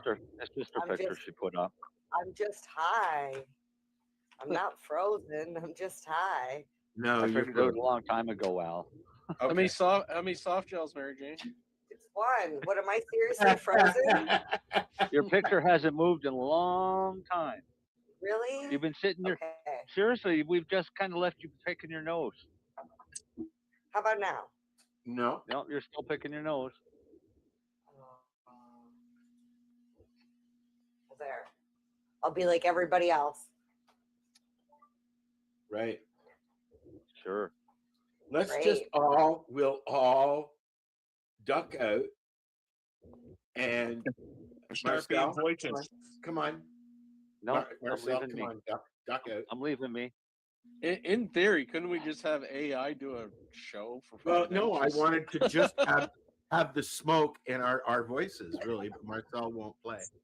Oh, hang Well, on. I think you should just say make a 420 radio show based off our history. Just make one for next week. The opinions of Hey. the individuals during this. So we don't get the smoke because I'm still up there. You gotta. No, wait, hold on. Yeah, you have to just stop your camera. Just click stop camera. There you go. All right. Darcy, you still there? I'm here, yeah. Okay, have you just sorry? This is how we used to do I don't it. want to lose Darcy. Have you been watching all the old Raws and WrestleManias on Netflix? Yes, but I've been really interested in the only one I guess storyline this in all is of our it. sports segment. Yeah. And all of WrestleMania this year, the only one storyline I'm interested in is the Punk, Roman Reigns, and Seth Rollins angle. Yeah. No, but I'm like I started right for WrestleMania 1. I'm on number 6 right now. Oh, I can't wait to get to number 13 because that's being inducted to the Hall of Fame. Oh, was that the match Stone that Cold Bret Hart? Hart? The Bret Hart and Stone I think it Cold. was, yes. Yeah, Yeah. that one. It should have been Ricky and Macho Man. WrestleMania 3 should have been the first one. It should have been, yeah. But no, I remember because I was a little kid, and that was my first introduction to wrestling was when Hulk Hogan body slammed Andre the Giant. Oh, that was huge. Oh God. Yeah. So can we go back to cannabis yet? Wait, Ken. I just Wait did. before that. I was just waiting. I didn't want to lose Darcy again, so I just had to bring that up. Sorry. And I don't want to lose Darcy because I took Darcy's topic and I put it into Chat GPT. Oh, I want to see how close they are. So Okay. I asked Chat GPT is, does altitude affect cannabis growing? And here's what it comes back with. Yes, altitude definitely affects cannabis growing, sometimes in good ways, sometimes in tricky ones. Here's a breakdown of how it plays into things. Temperature, higher altitudes equals colder temperatures. Cannabis likes warmth, especially in early growth. Cold nights, common at high altitude, can slow growth or even cause stress.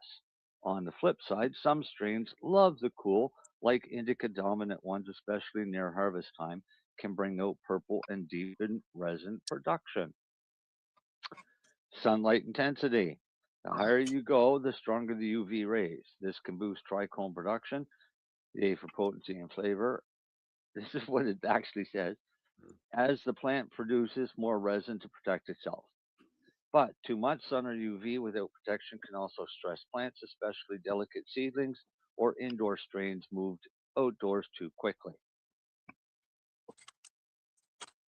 Air pressure and oxygen. At high altitude, there's less oxygen, CO2 in the air.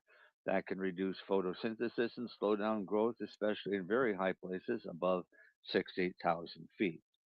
Good airflow and possibly CO2 supplementation indoors can help balance this out. Humidity, higher altitudes equals lower humidity, usually.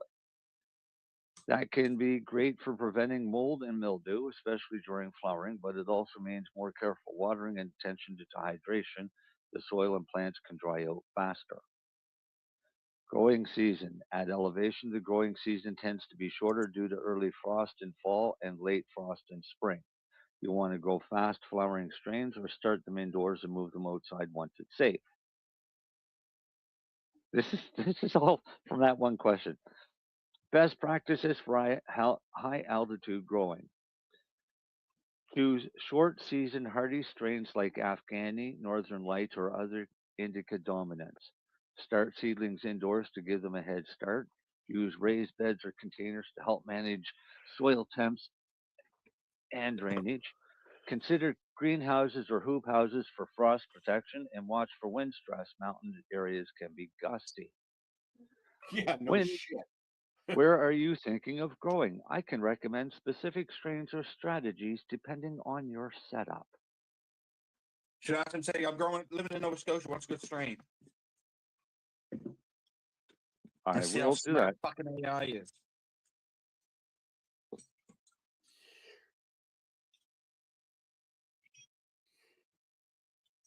Are you done? I immediately thought about Al. What Well, that is his it altitude? sounded like but it's saying Northern Lights, and I tried Northern Lights last year, and it didn't work out so well. Well, All right. Here's what I said. I'm growing cannabis in Nova Scotia. What are the best strains? Nice. Growing in Nova Scotia comes with some unique challenges, but it can totally work with the right setup and strains. Your main considerations are shorter growing season, cooler temperatures, and potential humidity, especially near the coast. Here's a list of strains that do well in that kind of climate. Best cannabis strains for Nova Scotia, outdoor or greenhouse. Northern Lights, fast flowering, Yep. 6 to 8 weeks, very resilient to cold and mold, great for outdoor and greenhouse grows, heavy relaxing effects. Early Skunk, hybrid, specifically bred for short seasons, mold resistant, good for humid areas, harvest early September to early October, balanced high, creative and chill. I have some Uh, skunk. num- I should try that. Number 3, blueberry indica dominant, handles cold well, great outdoor strain, gorgeous purple hues in cool weather, strong sweet flavor and calming effects. Frisian Dew hybrid, I've grown that here. Bred in the Netherlands for rougher climates, very mold resistant, vigorous and beautiful purple coloring, finishes by late September. Out of all of those strains, Frisian Dew would be my favorite for growing outdoors Yeah, in Nova Scotia. me too, Berthel. I will agree with you on that one. Yeah. Number 5, auto flowering strains like Auto Northern Lights, Auto AK-47, or Auto Blueberry. Super quick, ready in 8 to 10 weeks from seed. Good if your growing season is short or unpredictable. You can squeeze in multiple runs per season or grow late in the summer. Smaller plants, great for discrete grows or container gardening. Um, Quick growing tips for Nova Scotia. Start indoors in April, May. Transplant outdoors after last frost, usually late May to early June. Watch for mold and bud rot during flower. Humidity and cool nights equal risk. Raised beds or pots help with drainage. Consider a small hoop house or greenhouse to extend the growing season. Let me know if you're doing indoor, outdoor, or greenhouse growing, and I can fine tune the list. Want recommendations for seed banks or setup ideas too? Nice. What seed banks do they give you? I don't. You see what Dale said? That he doesn't agree with it. That early skunk, not skunk, early skunk, and there's a difference between those skunks. Um, I don't know, and I because I've grown Northern Lights here, and I don't have a mold issue, but I have a lot more wind than you do. Well, So I that have might wind here too, and it's it's not what I have been able to produce out here. Uh, I've not had any issues with mold, knocking on wood for this year. But I just because there's always a wind, always. Oh yeah. Yeah. So the next question was what seed bank? So solid question. Having the right seed bank is crucial, especially when you want reliable genetics and shipping to Canada, Nova Scotia specifically. Here's a list of some trustworthy seed banks that deliver to Canada with good strains for colder climates like yours. Okay, stop, Marcel. Yep. The one question I have is NSLC on that list.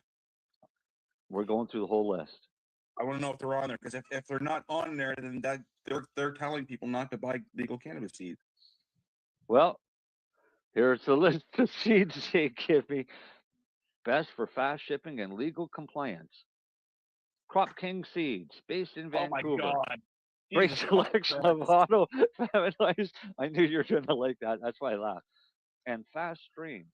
Known for good customer service and stealth shipping. Solid short strains for short seasons. Early Mist, White Widow, Auto, and Northern Lights. Quebec Cannabis Seeds. Ships within Canada, fast and discreet. Offers strains specifically bred for Canadian climates. Check out Quebec Gold 2.0, Auto Blueberry, and Early Skunk. True North Seed Bank, based in Ontario but ships globally. Resell seeds from multiple top breeders, Dutch Passion, Fast Buds, etc. Big selection of lots of auto flowers and climate-specific options. There's one. Jordan of the Islands, BC-based breeder focused on hardy outdoor strains, great for growers in harsher climates. Unique genetics with a West Coast touch. That's the best fucking one they said so far. Yep. Reputable international banks that ship to Canada. Use if you're looking for more variety of rare strains. Shipping may take longer. Seedsman from UK ships worldwide, discreetly to Canada. Massive strain catalog, including early finishers and mold-resistant types. Watch for promos. They often do buy one, get one deals. ILGM, I love growing marijuana. US based but ships to Canada. Beginner friendly, good tutorials, germination guarantee. Solid picks is blueberry, white widow, and gold leaf. Tips when buying seeds. Look for feminized or autoflower seeds to simplify your grow. Prioritize strains with short flowering time, 8 to 9 weeks max. Mold resistance, cold tolerance. Always read reviews and check if the seed bank guarantees germination. Want help choosing between autos and photos? Or narrowing down your goals, grow goals, yield, stealth, flavor, effect. I can help you make a killer list. I can see why people are calling Chat PT their new best friends because they're taking the fun out of fucking research, man. Yeah, but that's not correct information. Like that's not 100% correct. It is if you're looking for good seeds, but my only thing is where you're in Canada and cannabis is legal. I figured they would have told you NSLC. Yeah, but they don't really advertise themselves as a seed bank, and that's what I asked for was seed banks. So ask legal places to buy seeds in Nova Scotia. See, then people ask if that one, so I want to see what pops up. I'm just curious to know where NSLC is.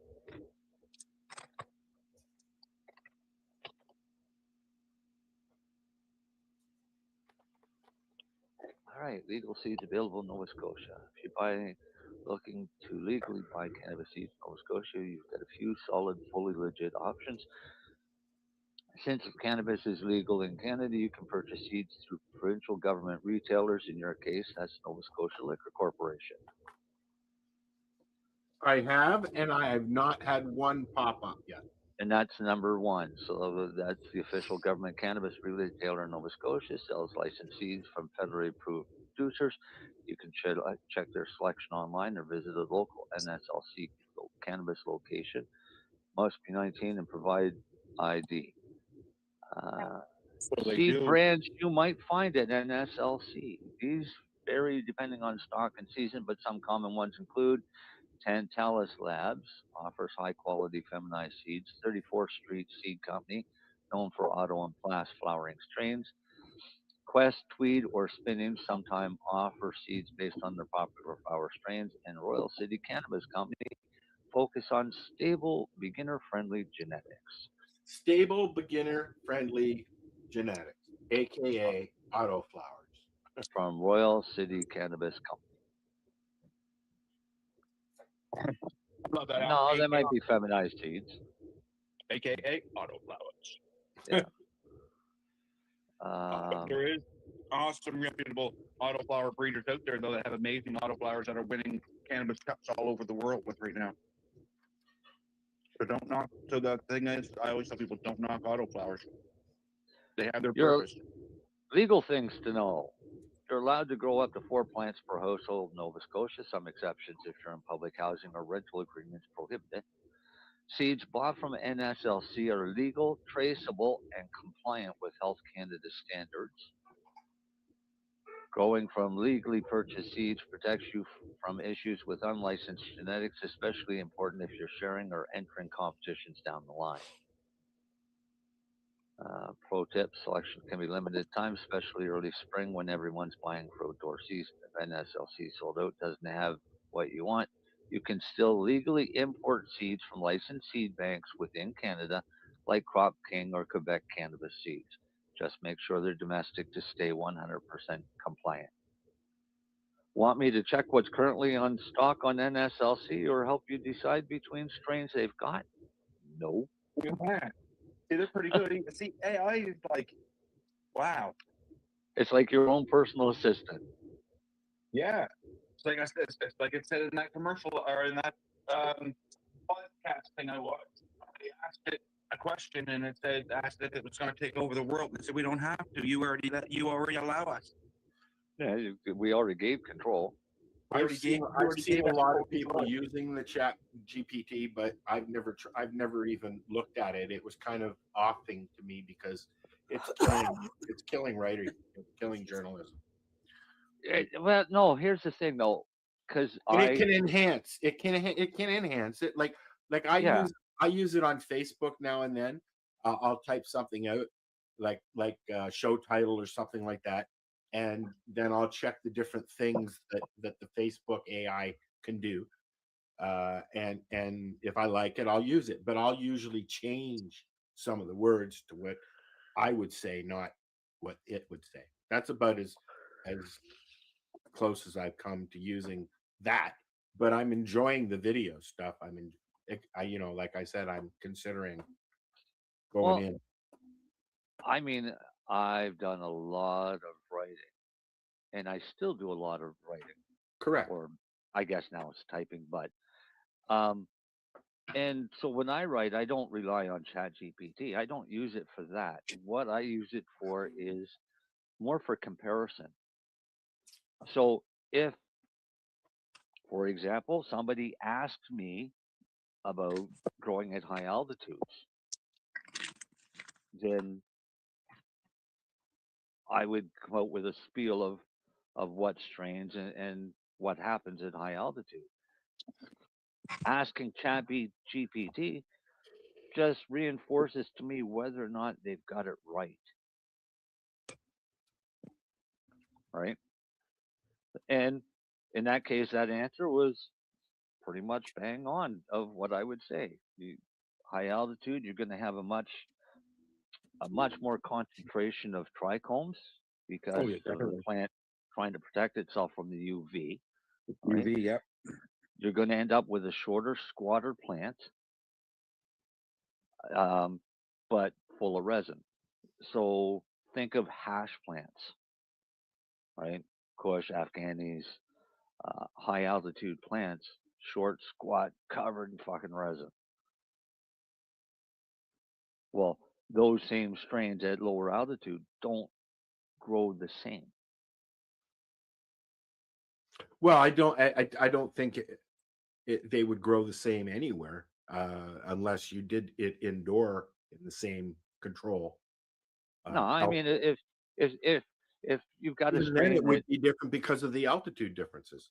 right, but if you've got a strain that grows in Afghanistan at say 5,000 feet, then theoretically you should come back have pretty much the same results growing at 5,000 feet in BC. If Right? at the same altitude conditions and all that.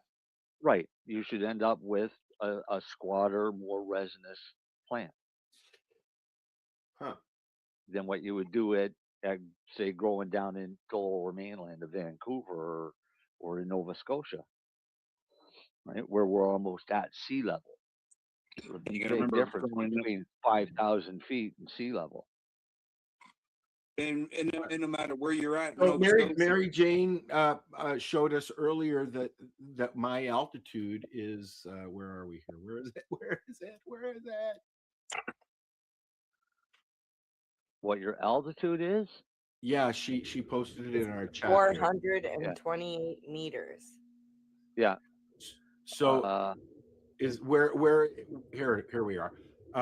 Where are we in Vancouver? What is that? Well, hang on. I'm going to ask ChatGPT what my current altitude is.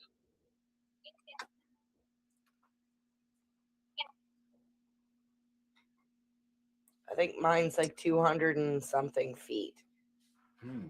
It's a lot lower because I'm closer to the ground. Sorry, sea level, closer to sea level. I'm up on a mountain. It doesn't tell me. It tells you where to go and look. Yeah. I've got an app that tells me exactly where I am. So, hang on, let me just bring it up. I have an app that you point up to the sky and it tells you which is what with the planets and stuff. My altitude is. Oh, hold on. Who's eating something? I want to know what it is. I can hear lips smacking.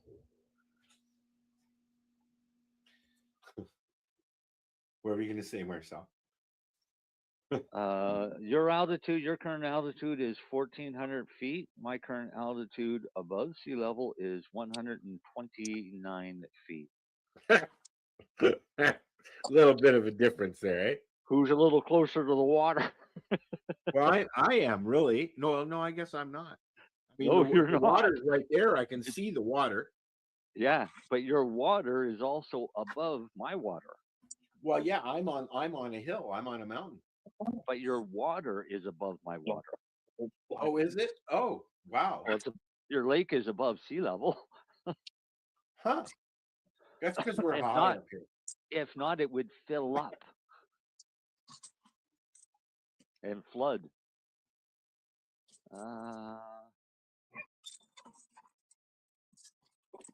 So parts of Amherst. So finally, I got it to tell me that parts of Amherst are 65 to 82 feet above sea level. Okay. So you're basically growing at low altitude, which is great for cannabis. I am. I'm not. No, it just remembered that I was talking about cannabis, so it must assume that I was wondering what my altitude was for cannabis. I just wanted my altitude, but hey, I'll get warmer temperatures compared to the highlands. And Amherst can be humid, especially in late summer, fall. Keep an eye on airflow and mold during flowering. That's why I have my plants in a wind tunnel. That's right. My plants in a wind tunnel. Yeah. It is. You really want to see what the wind is like. It's between our house and the neighbor's house. We- That's the wind tunnel, man. The wind, I got a wind tunnel directly from Lake Superior, comes right up between the houses and slams into my fucking greenhouse. That's a good thing. No, it's not. I've lost 5 panels so far. Well, We're just going into the windy season. Should take the panels out before winter. So far. Oh, shut up. That sucks. Just just a suggestion. Yeah. If you're growing outdoors in Amherst, aim to transplant around late May to early June. Yeah, be careful on that one. Harvest ideally before mid-October, so go for fast flowering. Dale said Truro is 19 meters. 19 meters. What's that in feet? I don't know. I'm Canadian. 60 feet. Top of Young Street is 400 or 500 and some feet. Does the Canadian military go by metric or imperial? Depends. They can do both. You know, I find Canada is a bilingual country because we use both for different things. Yeah, but when you go into an actual butcher store, it's usually by the pound that they charge. Yeah, but if you go or, to the or grocery, a bakery even. yeah, A bakery if you even go into the does. grocery store, everything's Yeah. listed by kilogram, Yes. right? So in Canada, you literally have where Americans they just totally ignore metric, anything metric. Well, they yeah. don't- I mean, I they don't. remember when we were imperial and we switched to metric. Yeah, I well, that remember happened when we were going to elementary school, Al. That's when that happened. That's what I was going to say. I remember sitting in the classroom, and the class was about switching to metric. I Because remember when I started school, everything was imperial. imperial. So yeah. we had to learn inches and feet and fractions, and it made fractions much easier. Right. We also used to sing "God Save the Queen" and the Canadian national anthem every morning. Yes, actually, I went to a school where they also said the Lord's Prayer every morning. So I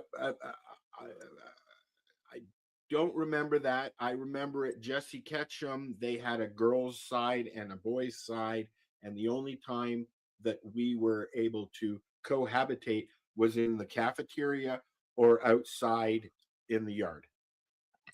The girls and the boys were not to mingle. Oh, when we went to school, everybody mingled except for PE and shop and home ec crap. No, they actually had a basement area for the girls and for the boys. Oh, So you both throw them both down in the basement. Well, that's where our washrooms were, and that's where our cafeteria was. Oh, okay. Yeah. But then you see, the first time I went there, because I left for a little while and then I came back, that was the way it was the first time I was there. And then when I came back, the door was open. We were allowed to walk through the girls' side, not hang out, but we were allowed to walk through it, and vice versa. Yeah, things change, you know. Hey, Lenny, Yeah. have you seen the new series yet on Prime? Which called? It's Kevin Bacon. I just watched the whole thing. Oh, yesterday. the bondman. The Bond. The Bond. Yeah. I was going to mention it, but Marcel I gets have not. mad at No, me. I have not. No. You should No, watch it. It's really good. It's good. I started it last night, and I think we blew through 5 episodes last night. I watched the whole thing, all 8 episodes in one sitting with popcorn and doobies. I want another. I'm not even finished this season, and I want another one. I looked to see how many episodes there were. I was very disappointed, but the way I won't even tell you. You watch it. We'll talk about it after you watch it. How's that? Oh yeah, no, I will. Yeah. I'm watching Yellow Jackets right now. I can't Yellow get into Jackets that. is good. Can't get into that. I watched it a long time ago. Yeah, it's been around. I just decided, my wife and I decided to watch it. Oh, I don't know if I talked to you. Have you guys ever smoked a THCV high strain yet? No. It's interesting. Yeah. Yeah, it's like Interesting how. well, the stuff we got right now, it's like, I don't know, quadruple espresso after you smoke the fucker. Really? Yeah, I don't know if I really liked it, to be honest. Really? So is that it's an up, like a sativa up? Well, we're calling it like a super sativa. So how I get when I'm smoking a high THC? Yeah, All like well, it's only 10% THC. Wow. But it's 6% THCVA. Yeah, and that it's would like, make my heart bump. it was weird. Like, I've never had that much of an effect. Like holy shit! Like, woo. You said THVA? Well, until you smoke it. It's THCV. Yeah. Yeah. That's the new one I've been hearing about. Yep. It's the one they think it'll help with munchies and all that stuff. I've got the munchies right now, man. So Anyway, I it's interesting. just asked ChatGPT what are the effects of smoking THCV? Great question. THCV, tetrahydrocannabidiol, is one of the more unique cannabinoids, and its effects are noticeably different from THC, what you normally associate with the high from cannabis. Effects of smoking THCV: energetic, clear-headed high. THCV is often described as stimulating, focused, and even euphoric in low to moderate doses. It's more like a sativa-like buzz, clean and uplifting without the foggy head. Number 2, appetite suppression, opposite of the munchies. Unlike THC, THCV actually reduces hunger. This makes it interesting for people looking to manage weight or reduce cravings, especially for medical use. 3, shorter duration of high. The high from THCV tends to be shorter and sharper because the excess doesn't convert when it gets to the liver. It kicks in quickly and fades faster than THC. Think more of a sprint than a marathon.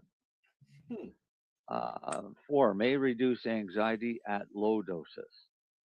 Some So my users question, in an edible, Marcel, how would that affect you? Same?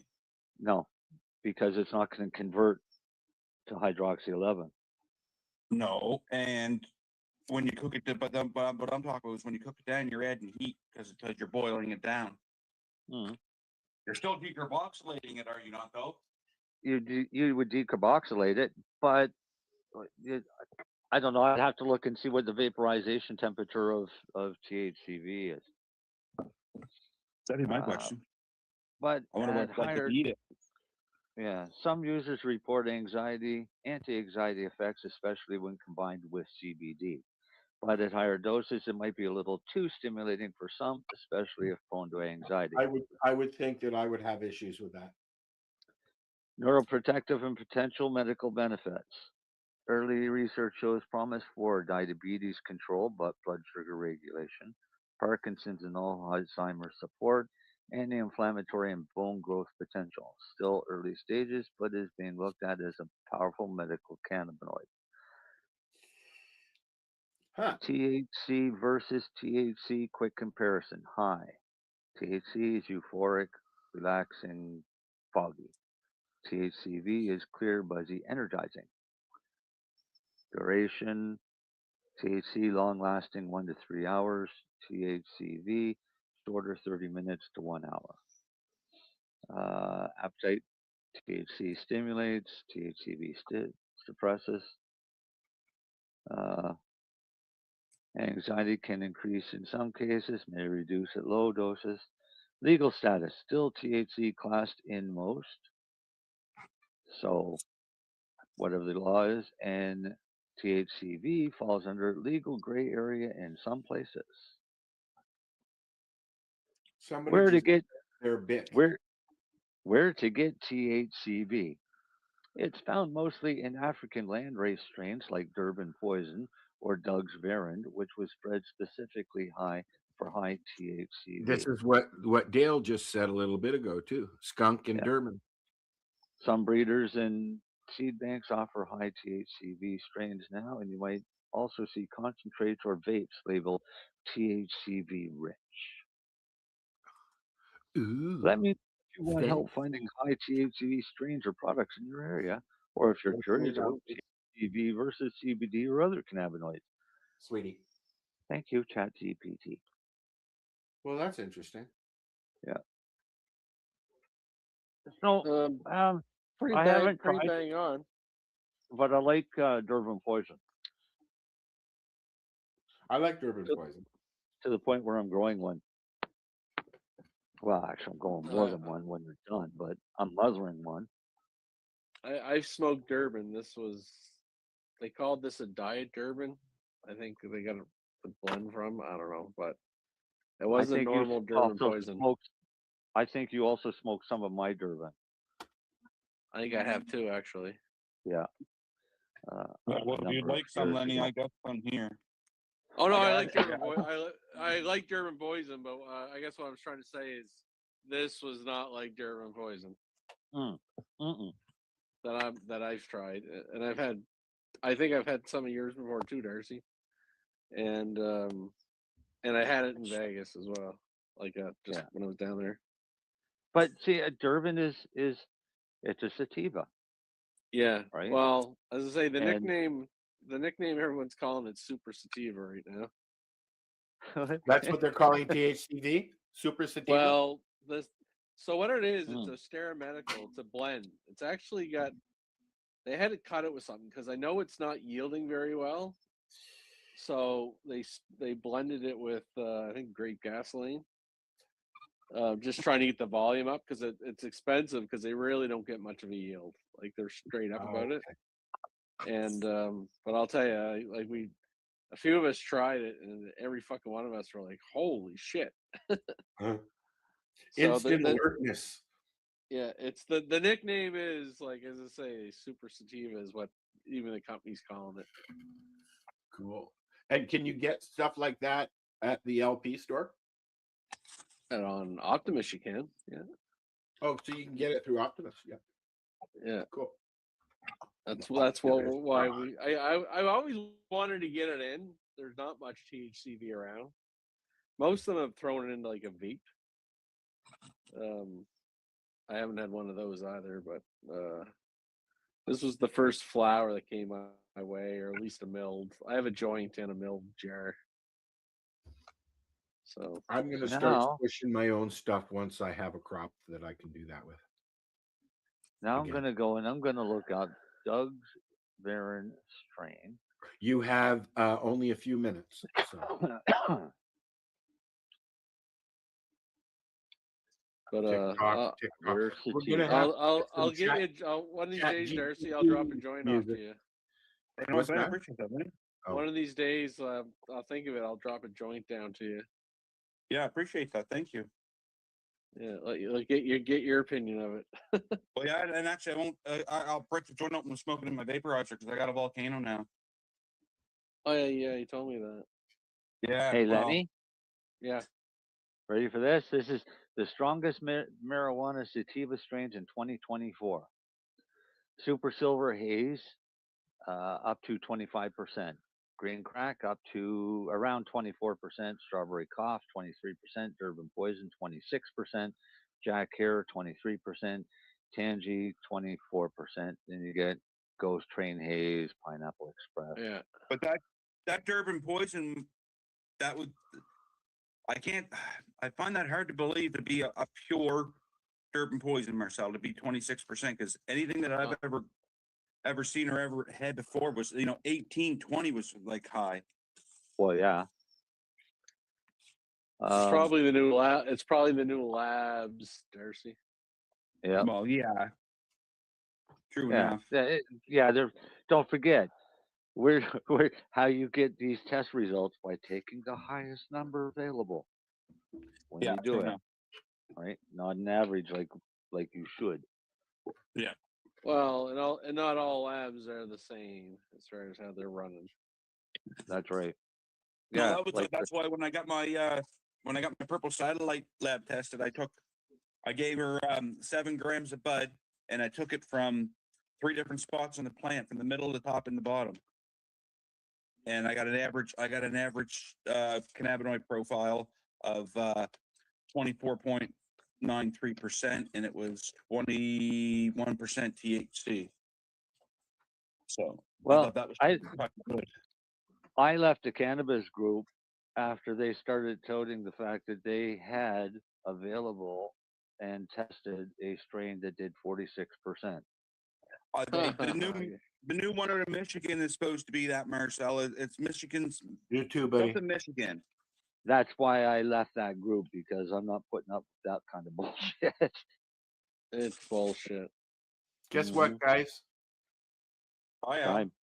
It's time to say bye-bye. Bye-bye. Bye-bye, yeah. Bye-bye, Beatrice. Good night. Please. Even though we're not there anymore. We are.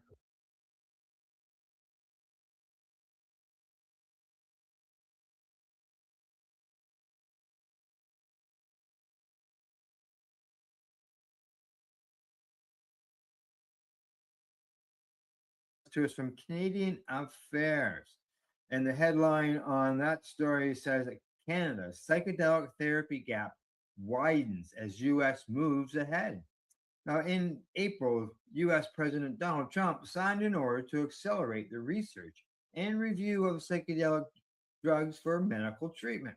The goal is to help people with serious mental illnesses, including military veterans, to assess treatment faster, to access it, get in there quicker. The government is putting $50 million towards this research. Meanwhile, here in Canada, regulatory caution persists. Most psychedelic therapies remain confined to clinical trials and limited treatment programs, even as demand grows. According to David Fascinito, he's a veteran and the executive director of Erotic Hearts Project here in Canada. He says, I like to think that the U.S. decision will add to the chorus of voices in Canada who are advocating for more research and more access to psychedelics. But ultimately, I'm not sure if these developments will have any impact on the regulatory system. Now, in Canada, psychedelic substances are largely off limits to the public. This results in many veterans seeking treatment for PTSD or brain injuries abroad or underground, according to a study by the University of Calgary and Heroic Hearts Canada has shown. They say if veterans don't have a door to walk through, they're going to create one, says Pasina. Now, in Canada, researchers and healthcare professionals can get regulatory approval to use certain psychedelics in clinical trials or to treat conditions that have been resistant to other conditions. I believe that's called the SAP program. But sources say the process for obtaining approval is erroneous. It is terrible, terrible, terrible, terrible. We know a patient very well here on the show, often as far as on one of the shows on the network. And yeah, she's always fighting for her right to her psychedelic, her mushrooms in order to treat her pain. So, and other conditions. So, let's see. They say that Olga Chernos, a neuroscientist and clinical pharmacist at the University of Ottawa, helped establish ketamine-assisted clinical trials in Canada in 2020-21. It was very difficult, they say, about the approval process. We would need rounds and rounds of meetings to determine who would put their signature under this.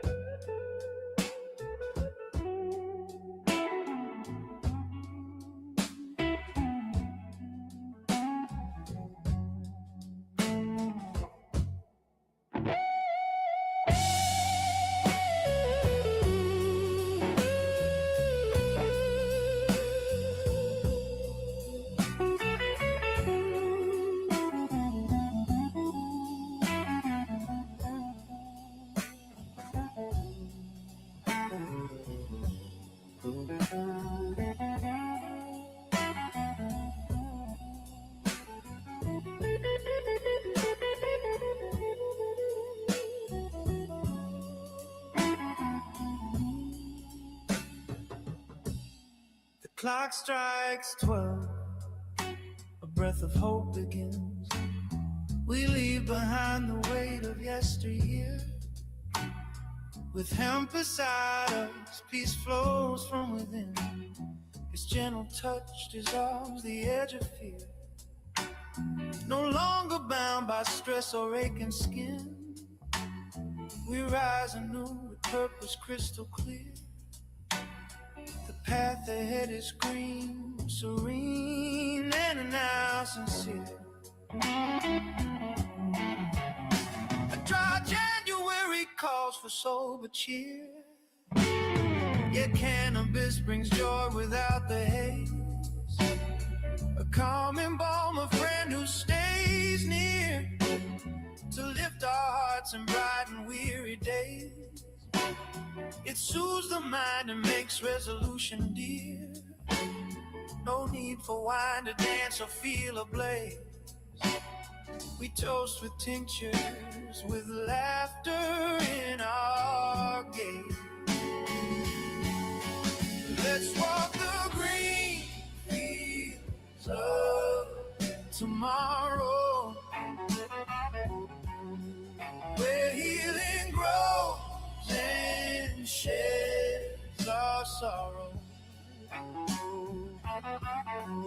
With every puff, we rise and mend. With every leaf, our hearts transcend. Let's walk the green fields of tomorrow.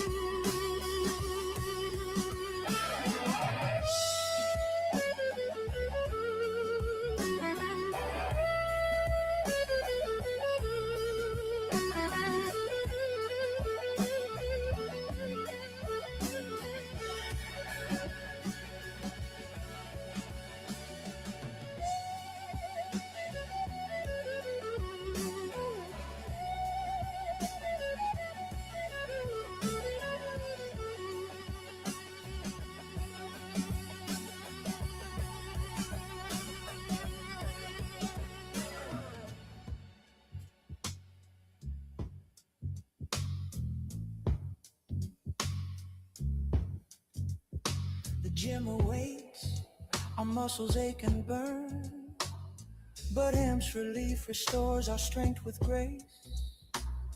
Recovery comes with every herbal turn, a balm for joints puts a smile upon the face. We learn to rest, to breathe, to slowly earn the gains we seek, not just the frantic pace. We find our rhythm in a kinder space. Sleep finds us now, not chased but gently won, with CBD and dreams that softly bloom. The racing thoughts dissolve, the day is done, and cannabis smoke begins to fill the room. We rise refreshed beneath the morning sun, with sharper minds and joy that finds its plume. The plant has turned the dark to light and remove the gloom.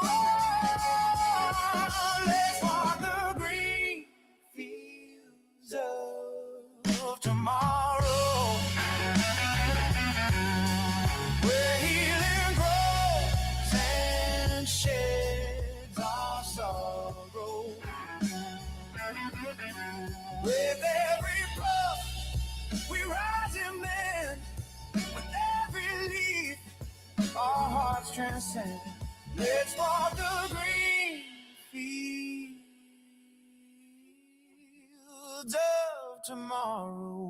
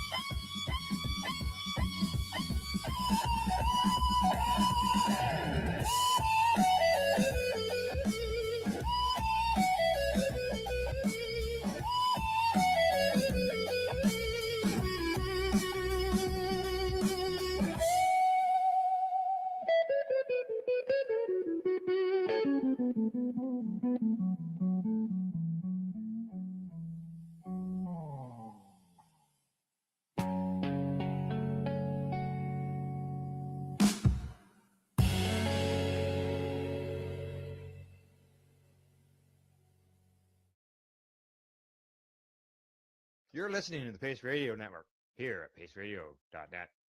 The views expressed by the individuals during this broadcast are their own opinions, and they may not be the same as those of their group or other organizations they may be involved with. All medical advice during our broadcast is not a medical opinion and should be checked with your medical physician.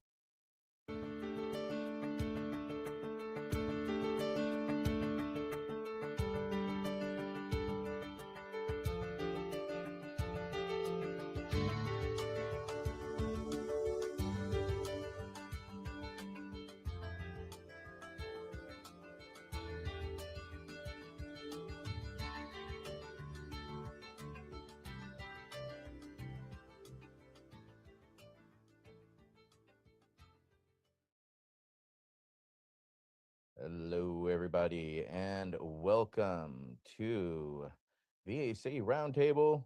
Holy shit, we've made it to 100. Ladies and gentlemen, can you believe that? We've already gone that far, but this one we have a special one. This is a friend of mine, of course, from Hash Church, but somebody who we greatly respect. So we figured let's get him in here for discussion. So I want to welcome the founder of A Vessel of Life, Of course, his name is Mr. Colin Palmer. So, Mr. Palmer also, I think you had a, let me get to your, boom, boom, boom, 1 second. Minor technical difficulty. There we go. All right. So, he is the founder of Festival of Life, one of New York's most compelling new cannabis brands, and a 25-year veteran of the industry who has built businesses at the intersection of culture, commerce, and craft. He's one of the country's leading experts in solventless hash production, has advised cannabis operations from seed to sale across multiple markets, and brings a background that runs from Madison Avenue to the music industry to the cannabis supply chain. His father served in the 101st Airborne, and that sense of discipline, forward thinking, and service has shaped everything Colin has built. Whether he's launching his own brand, partnering with Pax Labs, or working with Atlantic Records, Collins has a rare ability to see the whole board. So, welcome to our roundtable, Mr. Palmer. And we're just going to jump right into it. This is a multi tier question, which is basically, how did you originally come to cannabis? In the sense is, when did you first hear of it? When did you first try it? And when did you realize it was beyond part of your life? It was a lifestyle. Welcome. Yeah. Well, thanks for the intro. That's lovely. And yeah, I mean, look, this plan is something that means more to me than a bunch of compounds and a business and all this stuff that we wrap around it. And become something that I found as a very young age, in the late 80s, early 90s, being influenced by my two older brothers who were involved in the music scene and the skateboard scene, and alternative culture scenes, as I call it. And that really shaped my curiosity in the art world, really. And all these things converging had this thing called cannabis around it a lot of the times. And that was my first acknowledgement of cannabis, was the association between that and music and counterculture. And that was kind of the first kind of realization of it. And then from there, it kind of just grew into this personal connection to it, as I got more aware of it, and my understanding of it kind of got deeper, and so yeah, it really started like very early 90s for me. And I feel like I've come late to the game because there's a whole several generations before me that have kind of fallen in love with it far before me, that it influenced me. So that was the first time that I got really deeply involved in it. And then I think it was 96 is really the first time that I started growing the plant, and popping seeds. And that was kind of the first time, around that time. And then therefore after, it was like 2 years later, that's when I started learning about, I knew about what hash was, but didn't understand the process. It was kind of around those 2 years therefore after. So yeah. And did you automatically know it was going to be part of your life, or was you just kind of naturally grew into it, seep into it? Was that decided by you?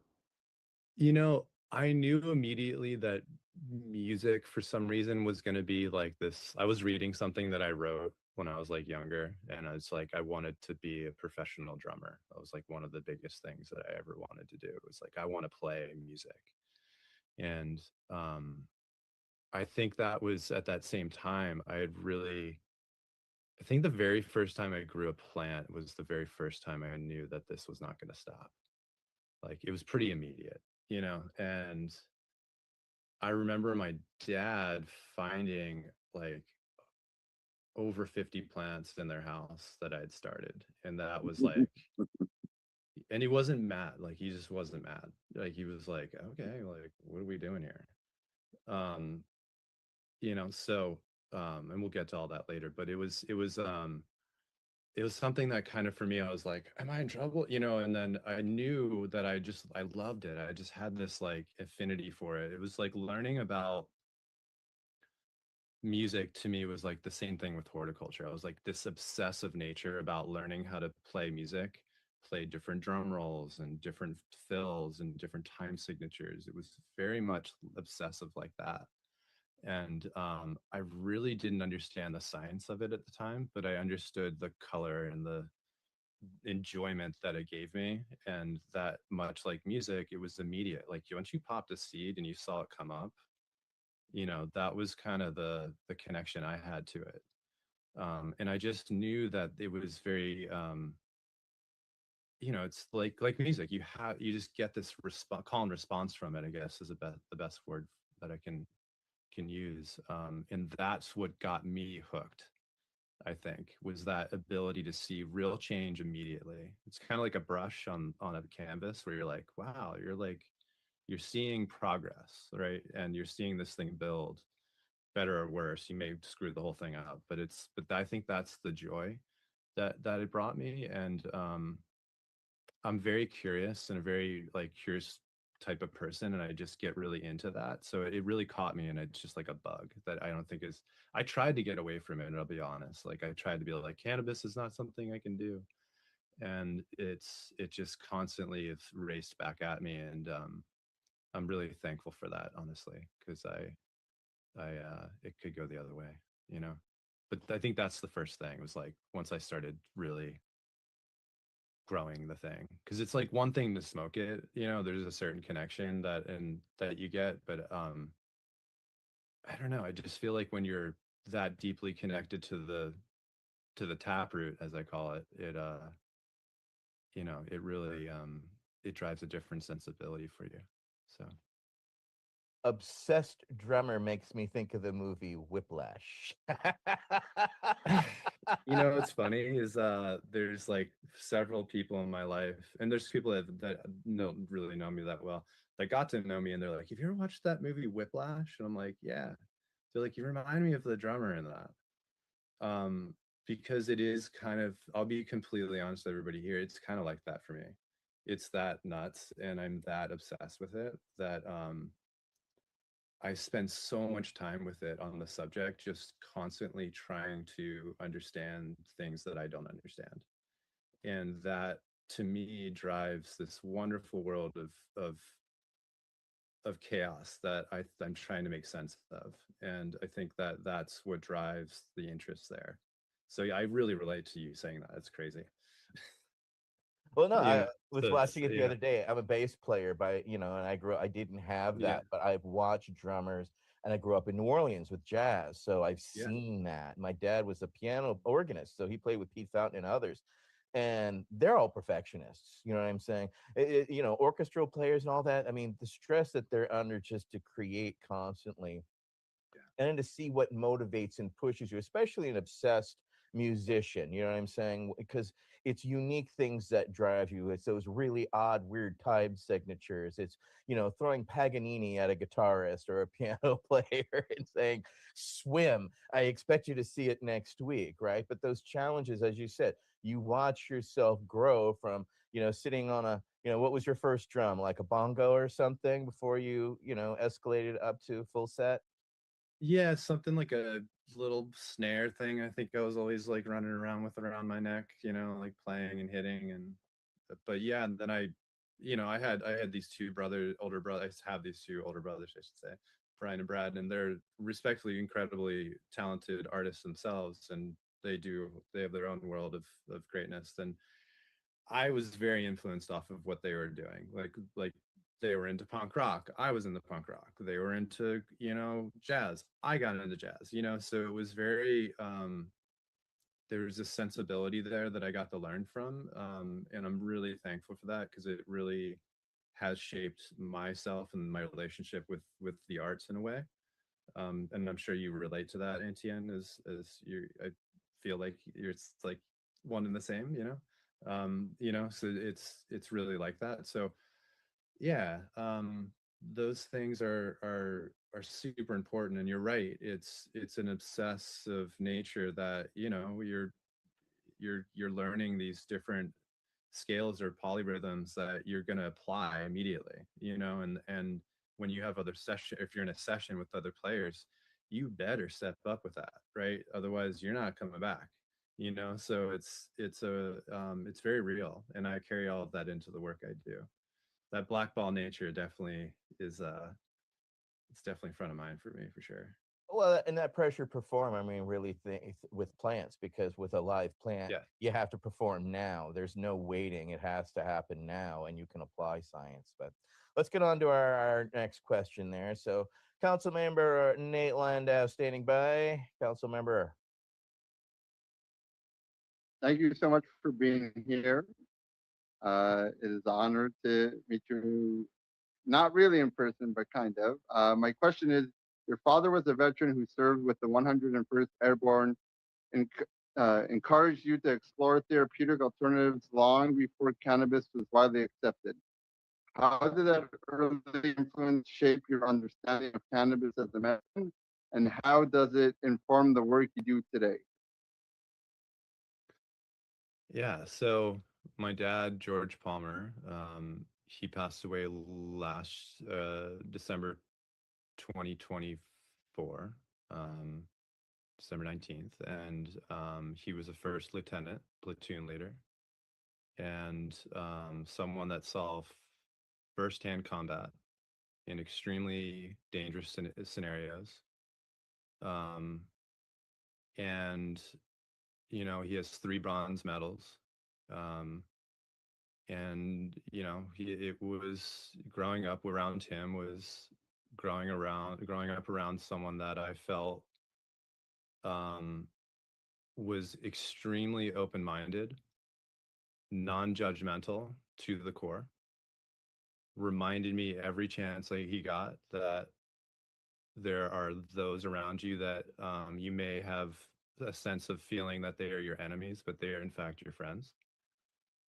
And he taught me that life is a gift.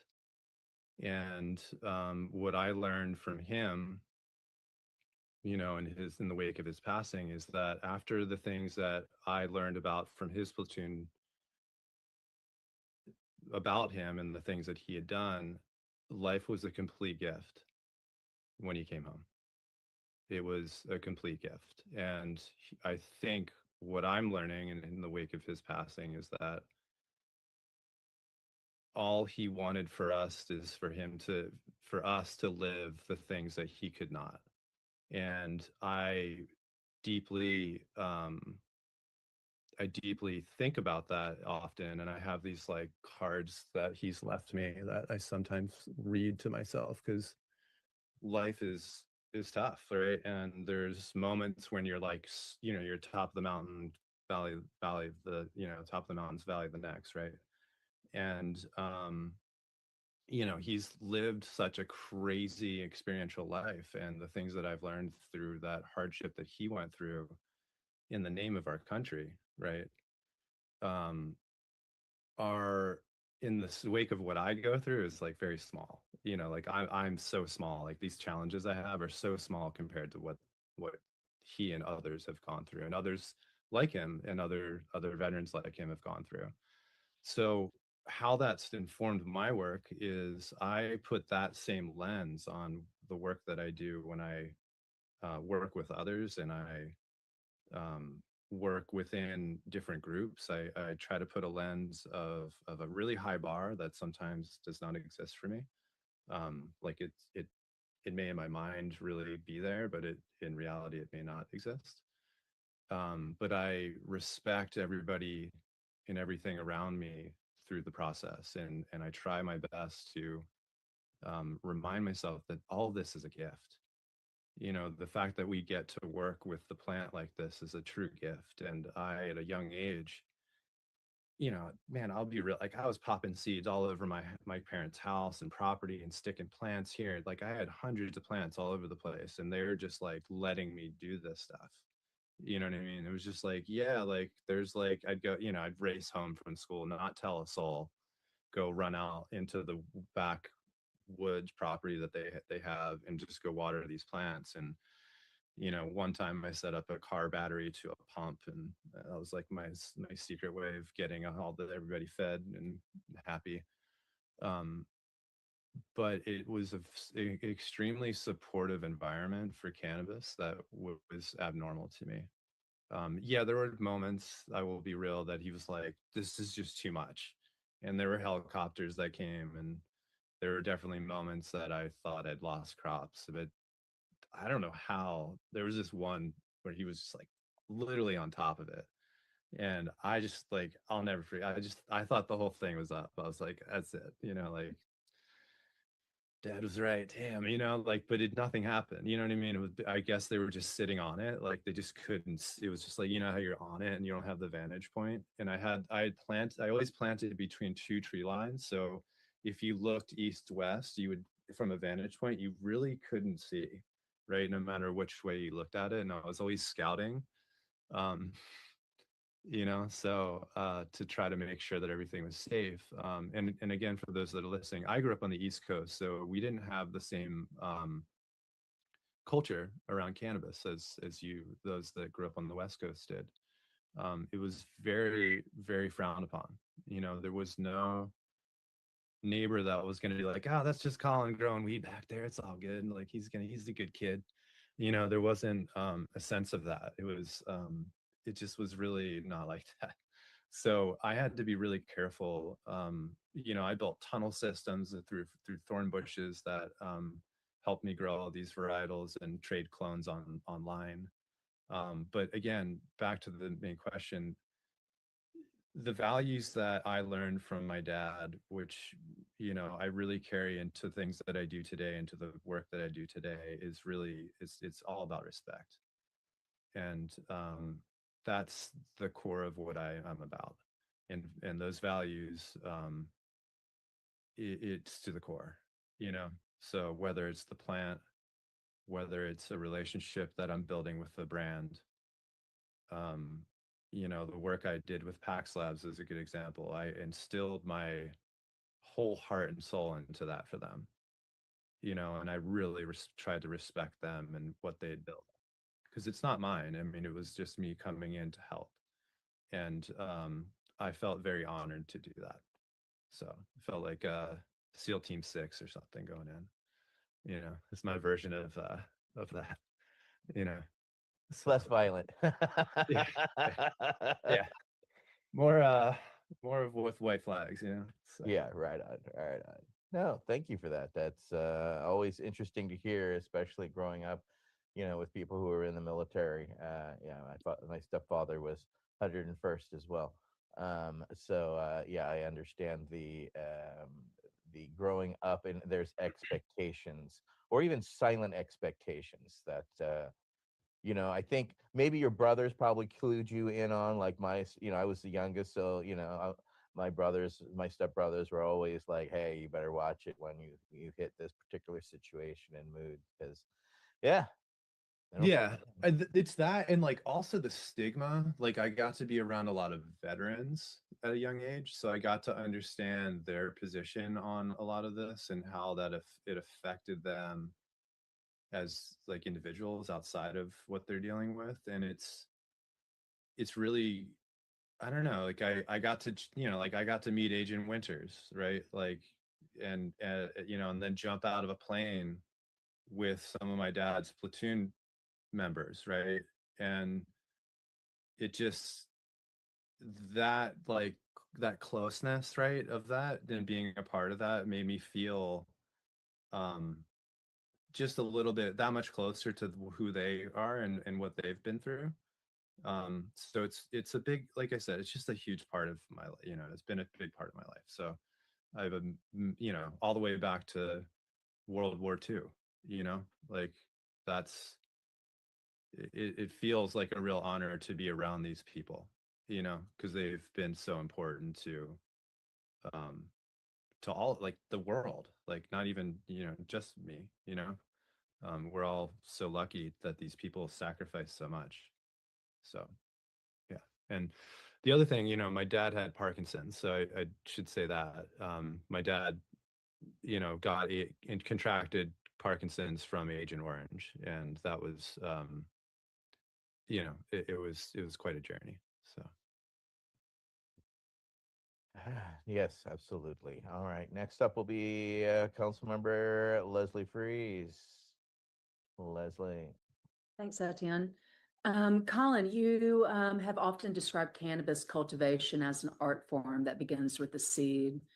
For people who have only experienced commercial cannabis, what does true stewardship of the plant actually look like from soil to oil? Well, I think when you're looking at a soil to oil practice, you're looking at seed selection, you're looking at living soil, um, inputs, the patience of regenerative growing, the harvesting of timing, or the harvesting around that perfect timing, um, freezing things at peak ripeness and trying to aim for those, those really fleeting windows that the plant offers you, and it's very varietal to varietal. And water hash and extraction and all that comes with it is, wrapped into all this, right? Because you can't have great hash and great flour without all the things that I mentioned just before that, right? You can't have really a great product if you can't have good, resin, and that starts with the seed. It's nourished by the soil and the inputs that are adding to that. And every person out there that does living soil organics has their own sort of recipe. And I think that's the most exciting thing about that medium, or that segment, if whatever you want to call it, or that way of cultivating, is that there are a plethora of ways to unlock this amazing, world of just the unknown, to be honest, with in soil science. We don't understand a lot about what is happening and how microbes eat microbes and things turn into new things, and we're all still learning about this. And I think that's what keeps it exciting and fresh. But at the end of the day, having the right input selection and starting with good genetic selection and searching through seed stock to find that unique varietal that then gives you that unique resin and unique flavor profile, in which you're underlining, a good foundational organic program for, you're going to really find yourself in a really sweet spot of amazing aromas, amazing flavors, a ton of challenges. So I'm going to be honest with you, but if you do it well, it can be commercially viable. And there are a lot of people out there that are naysayers on that. But you know, just because you can't doesn't mean others can't. Absolutely. Without a doubt. All right. So, yeah. Doc, you've got your next question, sir. Thank you. Okay, Colin, you are widely recognized as one of the country's foremost solventless hash producers. For those unfamiliar with the craft, what makes solventless extraction so special, and why do you believe it represents the highest expression of the plant? It's a great question. So, look, I think that when you're thinking about hash in general, and you're thinking about the craft behind it, it starts with a lot of patience, good selection, like I said earlier on genetics, making sure that the cultivation was right and the selection of those genetics was done properly. And when you're talking about solventless, you're talking about no chemicals, right? We're not adding, pentanes or hexanes, and it's just ice, it's water, and it's agitation, to make great water hash. But that art in and of itself takes time and takes patience, and it takes good choices. And those choices start far before the cold room. As I said before, the selection of those genetics really follows you down the trail. So I think that, the art of it is really in the choices that you make, much like an artist makes a choice when they're writing a song. or they're making a painting or designing any layout. These are all choices and things that you do, and you have a process. And that process, sure, everyone's got kind of a formula, right? Like there's a general formula to playing a guitar, right? Just like there's a general formula to playing, using a paddle or a mixing device, if you will. There's nuance to that, and that nuance is what separates those that just play guitar and those that really play guitar for a living and play in front of millions of people. And I think that dedication is a really hard thing to dedicate to day in and day out. Like it's really easy to make just hash in general, but it's really hard to scale that and make that consistent. And I think that's where it starts to separate the homemakers from the commercial guys, and even in between, the guys that kind of do both a little bit. I still wash hash, but regardless of the facility, right? Even though we have a commercial license, and that allows me to be free, and I'm allowed to do that because I'm in a state that it supports that. But at the end of the day, getting hands-on with hash and hash making, that's why I think it's an art form, is because you're making choices batch to batch that you can't repeat. Even if you're doing a varietal that's the same, it's going to be different because that varietal was quite frankly grown slightly differently. Your agitation time might be longer or shorter. You might be freeze drying it differently because the flavor is not as strong as it was before. Maybe the terp profile wasn't as sharp. We find all kinds of nuances that just when I start thinking we're getting to the place of, oh, this is pretty standardized, it starts pushing back on me. And I've definitely had these thoughts where we're like, yeah, we're pretty much at the spot where it's pretty standard. And then I'm like, wait a second, no. We've got to now change our ideology on Militor, because the varietal needed to have a gentle ramp on the terp pool, so that's where I think you're making deep choices that affect downstream choices. Like, how are you going? Is that going to make it into a vape card, or is it going to go into a jar? Are you going to put it into a sugar sauce? I mean, all this stuff, if that choice is not made right for that particular batch, it'll affect the next step. So absolutely will affect the next steps and every step further.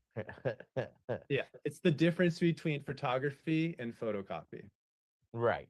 And that's a significant difference in resolutions. All right, let's go to Michael Crowitz with our next question. Council Hey, JTN.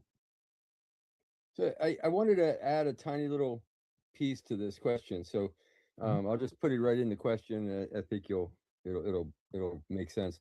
But you've spent decades building a global genetic library, often discovered through travel and relationships with cultivators throughout the world.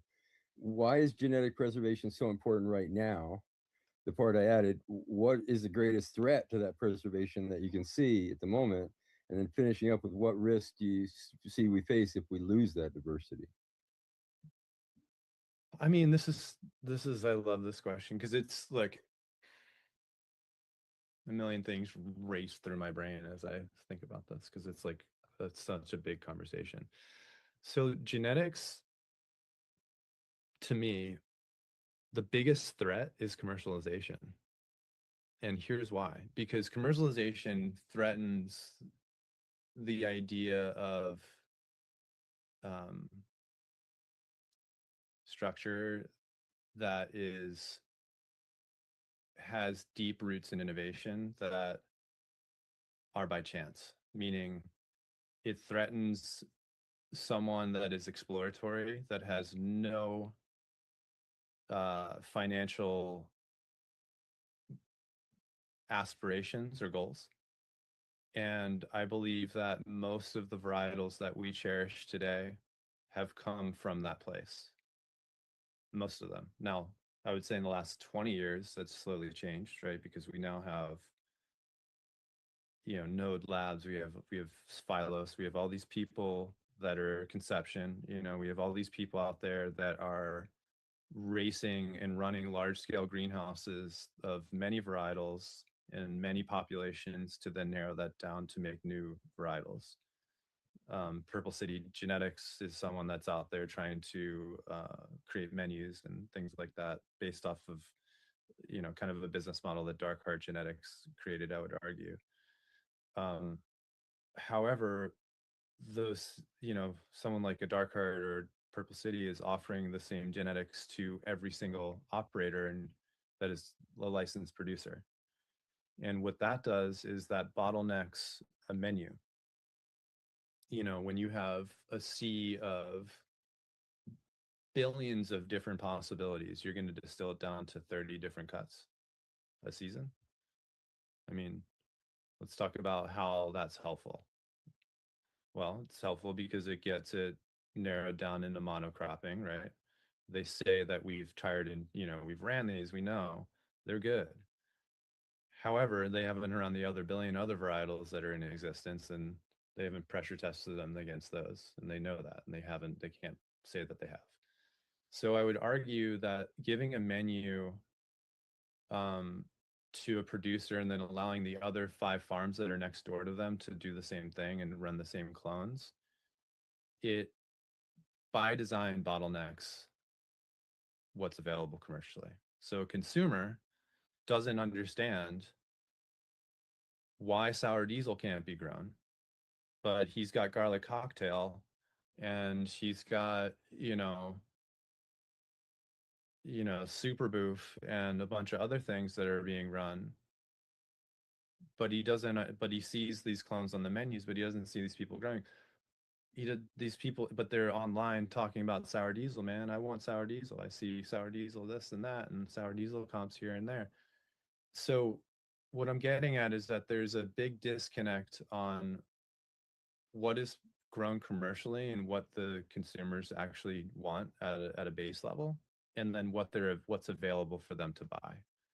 And then the bottlenecking I'm talking about with the offerings on and again, I apologize for this is a long glass of water, everybody, but I'll get there and get to my point, I promise. The point of all this and what I'm saying here, guys, is that when there are menus that are designed for large scale operations that are limited by nature per season, it means that someone made a choice in the breeding in the breeding channels to limit that down to that selection, right? And everyone else is then growing that same selection. And there is no individuality at that point anymore because we're all growing the same thing. And that by design bottlenecks things, right? You could have, I'm sure like everybody, you have millions of seeds in your possession that you will never pop in your entire life. And that's all because you have the ability to buy off of a menu because you think that that's going to help your business. So the commercialization is really the biggest issue that I see with genetics and preservation because it fits within a cycling setup, meaning these commercial outfits are in a 9 to 10 week cycle. And if they get it before 9 to 10 weeks, you're their best friend. And if you can get more than 6 runs out of your facility a year, again, you're someone's best friend from an agricultural point of view. But from a diversification point of view, we are now saying, hey, we only run our facilities at 9 weeks or 10 weeks. Most of the varietals like sour diesel are far outside of 9 to 10 weeks. You couldn't run, I mean, they would just be flat soda. The terps wouldn't even be there. You'd be like, where's sour? It's like, where's the sour? Well, it's not developed, you're taking it early. So I think that's the biggest issue. And, the genetic library that I've built has been a lifelong journey. Like it's places I've been, it's people I've met. The reason that I cherish this stuff so much is because I believe that these are the things that unlock our potential. That is the unknown. Every seed has the potential to be the next clone. I mean, look at people who are talking about toad venom. That's just a cinnamon outcross. I mean, it's crazy. It's like, come on, guys. It's beautiful that someone found that within a seed pack. But I encourage those out there that have tons of seeds, just keep popping seeds. You know, sure, bank a couple clones, but I think we're all guilty of it. Those that have been doing this long enough, we've tried to play God and hold clones, you know, but that's not something that's healthy. You know, everyone should have a copy. So if it is that valuable, at least you can pass it around, you know, and keep it around, you know. But I just encourage those that are commercially growing cannabis to diversify their own menus and try to push against those that are around you. Sure, yeah, go after the classics, but try to find something new for yourself. Because those COAs will start revealing different abilities in terms of the chemical profiles that your patients actually want to see, and or your customers, if you want to call them customers, whatever that term is for you. But the biodiversity is lost when monoculture takes over, and I think that's really where I'm trying to hang my hat here, and trying to dig in and let everybody kind of hear from my brain. It's like landrace strains are a long road that I think everyone should at least try, because you're going to start to understand the diversity that carries some of your favorite varietals, and understanding that is power.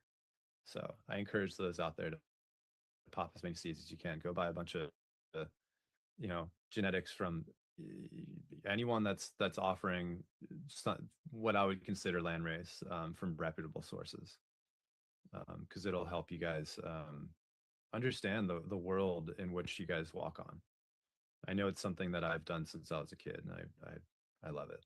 So Just be careful, because it's quite addictive once you do start popping seeds, and growing out plants. You can become an obsessed person with cannabis, like Colin just saying those things are possible. just resist. Councilmember Freeze has a follow-up. Yeah, Colin, I share your sentiment of the commercialization has just kind of, you know, slowed that progress of, you know, having new things out there.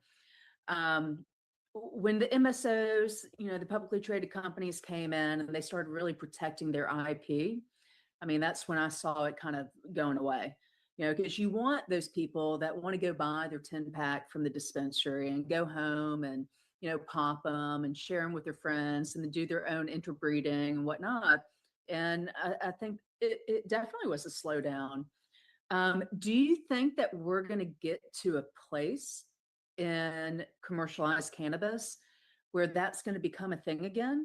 That home grow and a push to have different genetics out there? I hope so. I mean, I think home grow is a super important part of cannabis users' journey. I think it's part of, I mean, not everyone's going to go there. I mean, not everybody, I understand everyone out there doesn't have the space to do this, but it's really hard to grow high quality cannabis. And I think it's important for people to go through the process to understand that. You can grow great looking cannabis on your porch and, you know, go through the process of dry curing that and see how you can find your path to enjoy having that bit of enjoyment. It's kind of like baking a cake to me, right? Like, this, as silly as that sounds, it's like everyone should bake a cake, like for sure, like everybody. If you're not, you're missing out, you know, even if it's a mini one. So that's my kind of stance on it. So I do think that we have a resurgence of a lot of home grow. You know, I came up in the era where the forums were like the thing, right? Where I was on Overgrow, and before that, I was on this thing called Ice, not IC Mag. I was on the BCGA forum, which is the British Columbia Growers Association, like Vic High and other guys like, yeah, Vic and yeah, gosh, there's a bunch of other breeders. I can't remember. I'm sorry. There's a bunch of breeders on there that I've met at a super young age, and then they went to Laughing Moon, then Overgrow. My point is that Overgrow, I think, was was really a place for the existing growers to have a home to talk to one another.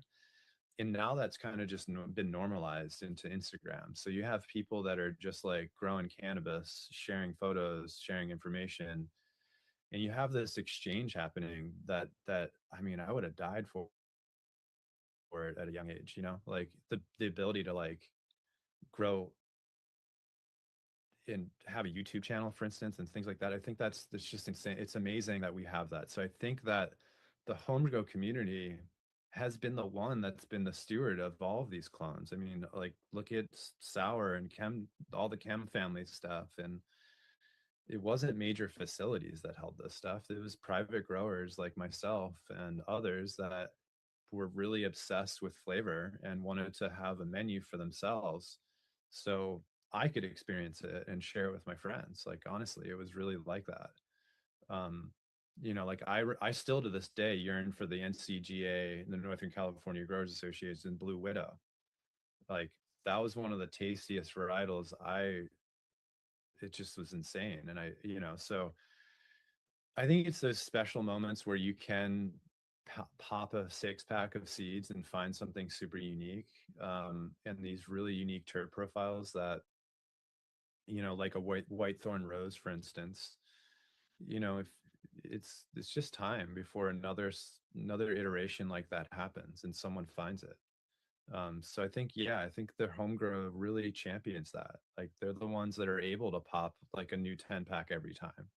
So yeah, the diversity, in my opinion, is probably that's where it's at. You know, I mean, that's where I think the best herb does come from. You know, I think that there's very few commercial growers out there that can really hang their hat on their work. So, but I think that's the next iteration for genetic preservation is just more, in my opinion, is more of the same. It's just people, private collectors that really love flavor. The lemon G is a great example of that. Like I have a lemon G that I just re-vegged because it's just so delicious. It's insane. It's like so delicious. It's a great varietal. It's terrible for extraction, but I blend it in with other washes that I do, and like it's amazing how it adds to it. It's really, really amazing. So yeah, do you guys like, do you believe on the panel that the genetic diversity out there when you go to other countries, you know, do you think that it is going away in your personal opinions? Because I see it personally. Like I see it just kind of, sure, we have our classics, but I honestly think it's really changing a lot. I mean, I think genetic availability is very difficult nowadays. I mean, you really have to be dialed in with the industry and know someone and, you know, have the love for it already. But someone like kids coming onto the scene now, Yeah. what options do they have? They have no options, very limited. Well, I mean, so for me, here's what I would say to that is that there actually is too many options. And that might be the problem, right? Um, like for instance, I'm holding, or not holding, I have like Crockett's, I have some packs of Crockett here that he gave me. And he's a good breeder. Like he's got some great work. He's done Straw Nana. And what I would say those out there that are like, man, I go to, you know, royalseeds.com and get skunked every time. Well, I think it's really important for you to understand who the breeders are and who actually does what. You know, much of these larger companies are buying bulk seeds from other suppliers, they're not actually breeding their own work. So you have to be very careful. CSI Humboldt has incredible S1s if you're looking for a shot at looking into a catalog of flavor and diversity that are clone onlys, you know, if you're looking for a seed version of that. So what I would say is that it's never been more confusing, but on the flip side of that, it's never been more available, right? And what I mean by that is that there's more people growing cannabis now than there ever has in the world before. And that can only mean to me one thing, that's good. because that means that more seeds are being made and tried, and as a result we're able to understand more about Right. It doesn't guarantee that the weed is good, though. no, it doesn't, but you can at least go to like Bloom Seeds. I'll shout out Bloom Seeds. Like, like he's contributed a lot of his work to the solventless realm, which has been all I've been after. Like all I do is search for washers. That's like my whole existence, you know? All right, So Mike and excuse Nate, my Mike and Nate ignorance. have follow-ups. So let's get to them. Michael Krause has been patient, and then Nate has his hand up, and then we'll get to you, Leslie. Michael Krause, then Nate. Yeah, I have my follow-up, but before I do that, I want to answer your question because I think it's really fascinating. I've talked a little bit about this, I think, even on Hash Church, but big part of my work now is to try to, and Ryan, thought that it's impossible basically to do what I'm trying to do, but I'll say that as a caveat before I even say it.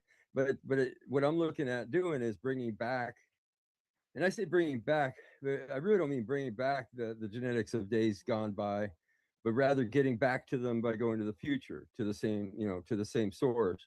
And before this meeting, I was on a town hall out in California with the Cannabis Appellations work of the Origins Council, and it's all about the consumer, right? That's what the takeaway from that meeting is. If the consumer doesn't see the difference in this cannabis from this certain location, based on the characteristics of that location, the terroir, as they say, then it's a worthless effort. So that's the true test, is that there is something value added, there is something unique and different that can come out of a place because the genetics are grown there. That there's something about the techniques of farming, the location that adds value. And maybe in our world that doesn't add up very much right now, but we're in a sucky world. We're in this transition between prohibition and non-prohibition, where it's really kind of a lot of artificialness to the $8 a gram, the $15 a gram world. That's artificial.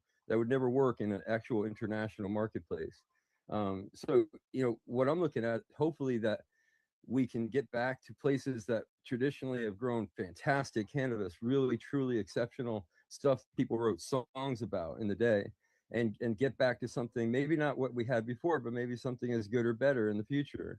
But having said that, where we're at now, really, when I went to Hawaii, and I found that people were growing indoors under lights in Hawaii, it broke out in tears. You know what I'm saying? It's like we have places around the world that can produce extraordinary cannabis that are growing indoors under lights, and you're not going to get basically you're averaging out the world, you're homogenizing the world by growing indoors under lights, and that's sort of the neo-colonial model that's being pushed by the post-drug war cannabis industry vicariously, mostly because of the United States dragging its feet on legalization.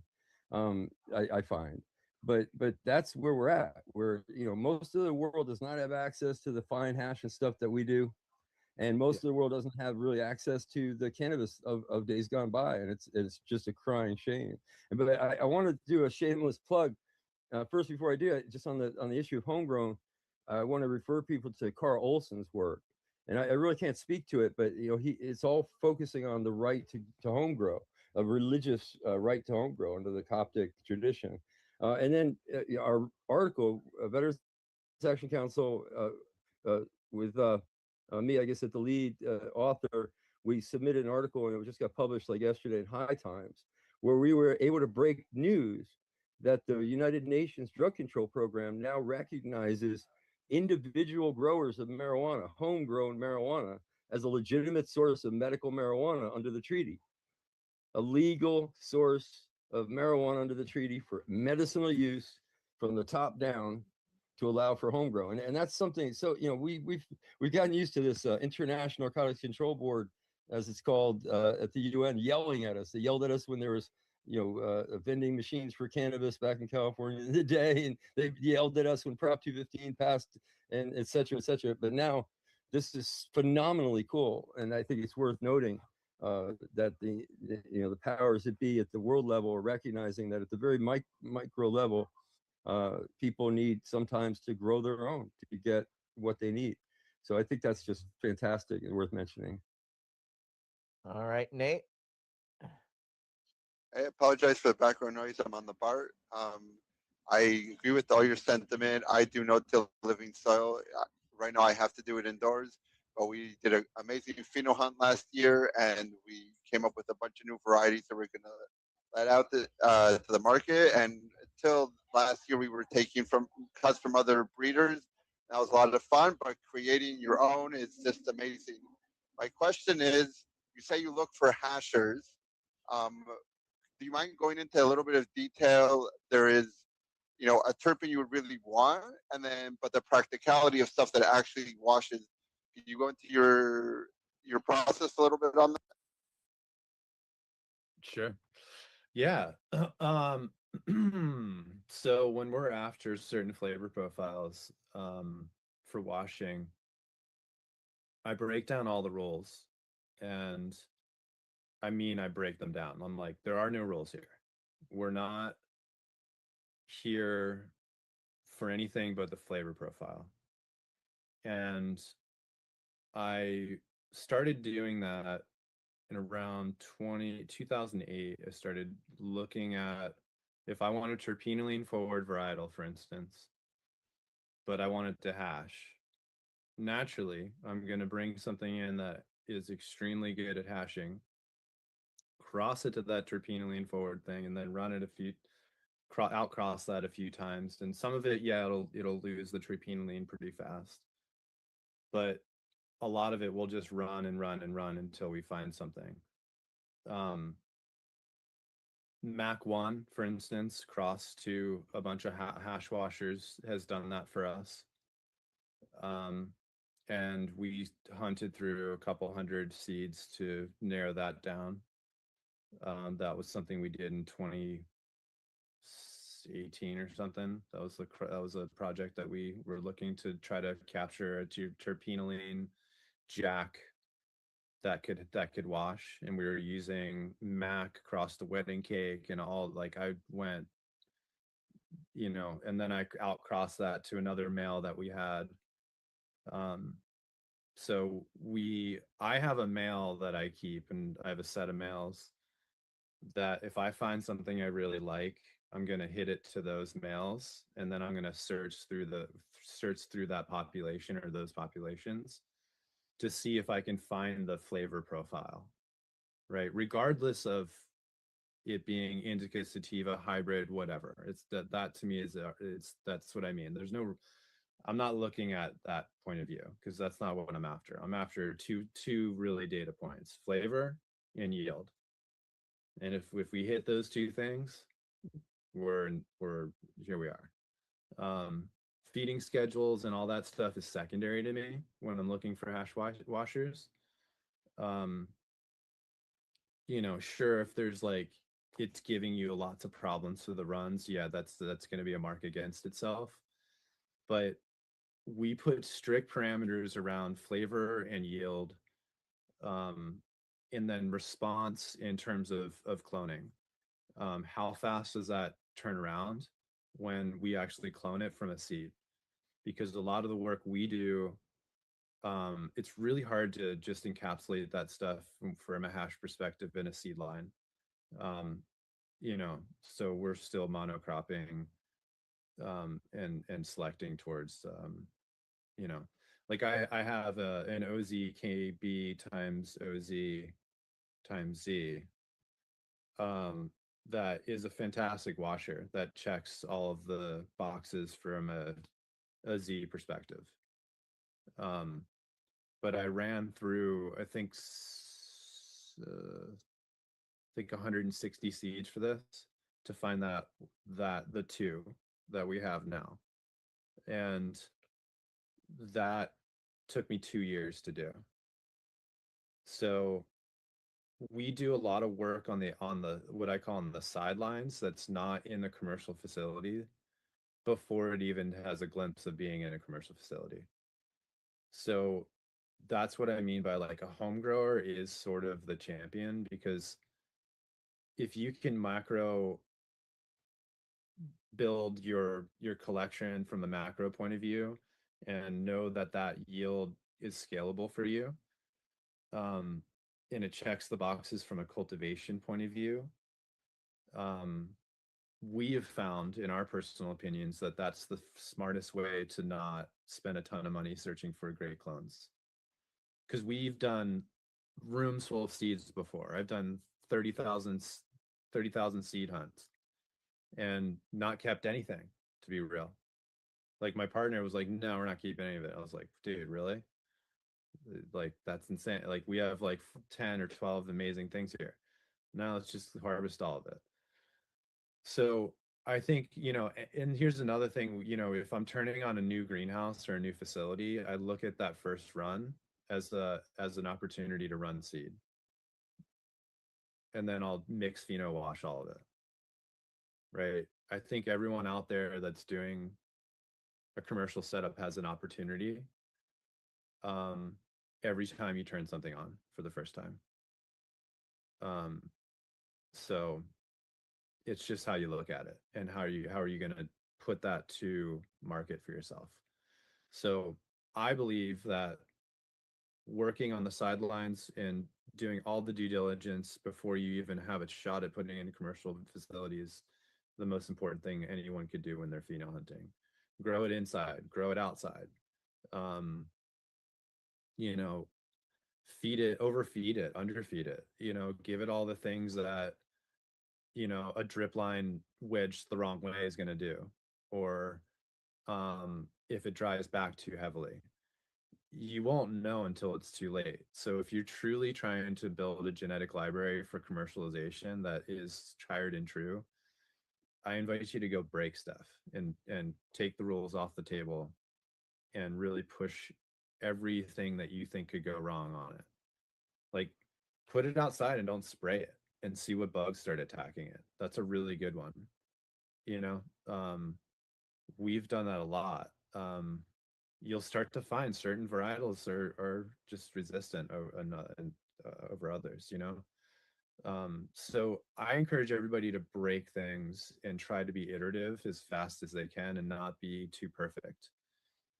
That's one thing I've learned through my career is that I come from this like perfection background, but I've now landed in this iterative background, right? Where, get it done and just iterate, because your perfection's just very arbitrary. It's a mirage, so yeah. And then resin wise, like, I'm looking for like things that are really good in terms of flavor retention, like meaning when I go through the post process, how does that follow itself all the way down to the jar, because there's certain varietals like the jelly varietals I find are very difficult to capture the essence on what I smell on the plant inside of a jar like this, so we tend to be selective towards varietals that are going to be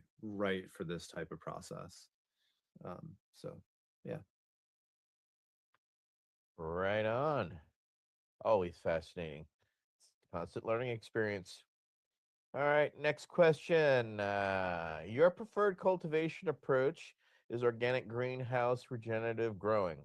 What have you learned about how soil, environment, and cultivation philosophy ultimately shape the medicinal qualities of your cannabis? So organic regenerative growing isn't just like, it's not just ethical, it's functional, right? So, I think that healthy products produce healthy resin, or healthy plants, I should say, produce healthy resin, and the terpene expression behind that, and that really starts with the soil that root system and the biome really is sitting in. So if everything is in its place and you've done the right job, meaning your amendments are in there in the right amounts and you've done your soil tests, and it's really about how the stress of that plant and the chemical inputs, they just flatten they flatten the profile of the flower. So I think, yeah, you can get pretty close on some target feeding, and some really great agronomists out there that are extremely talented. Like, let's not discount any of this, like, because I want to say that out loud, because I'm sure there's people out there like being like, really, man? Because no, like, there's really great, incredible agronomists. But following a recipe is not the same as amending soil in layers and allowing the root system to move through um, the intended system that you've made that's functional for that plant to thrive in. So you're really just watering it, right, at that point.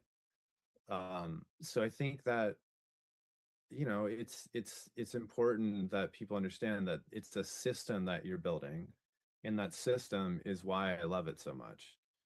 And it's a fascinating thing, and there's a lot that you don't really understand, and I think that's what keeps me being like, why did that happen? Why did you know this why how did this, for instance, like fungi, when there's these fibrous mats that create itself inside the soil, and you dig your fingers in, you see the mycelium. It's like magic. So that's the kind of stuff that gets me excited. So it's like a personal excitement that I get from it. But beyond that, I think that, you know cannabis is I've grown cannabis in every which way, using salts, using miracle grow for credit, like, it's like the early days of this in the late 90s, there was not much to even find. Like, I think everyone here can understand that. Like, there really wasn't a lot of amendments that you could buy when you went to the store. So we've evolved, and I've evolved with the things that I've had as tools, and I've landed on this as a practice, because when I use it as my bioassay, I feel like it's the most flavorful expression of these plants that I've actually ever seen. So it keeps me coming back to explore it more. And from a commercial point of view, um, it took years to learn how to do that. You don't just learn how to grow regeneratively in a highly like regulated, you know, environment that has 10,000 CFUs for aspergillus. Like, it doesn't just happen like that. So I definitely have lost, countless hours in harvest learning how to do this. So, um, but it still, to me, is the most ethical and functional way to grow cannabis. All right. Thank you for that. Next up is Council Member Nate Landau. Council Member.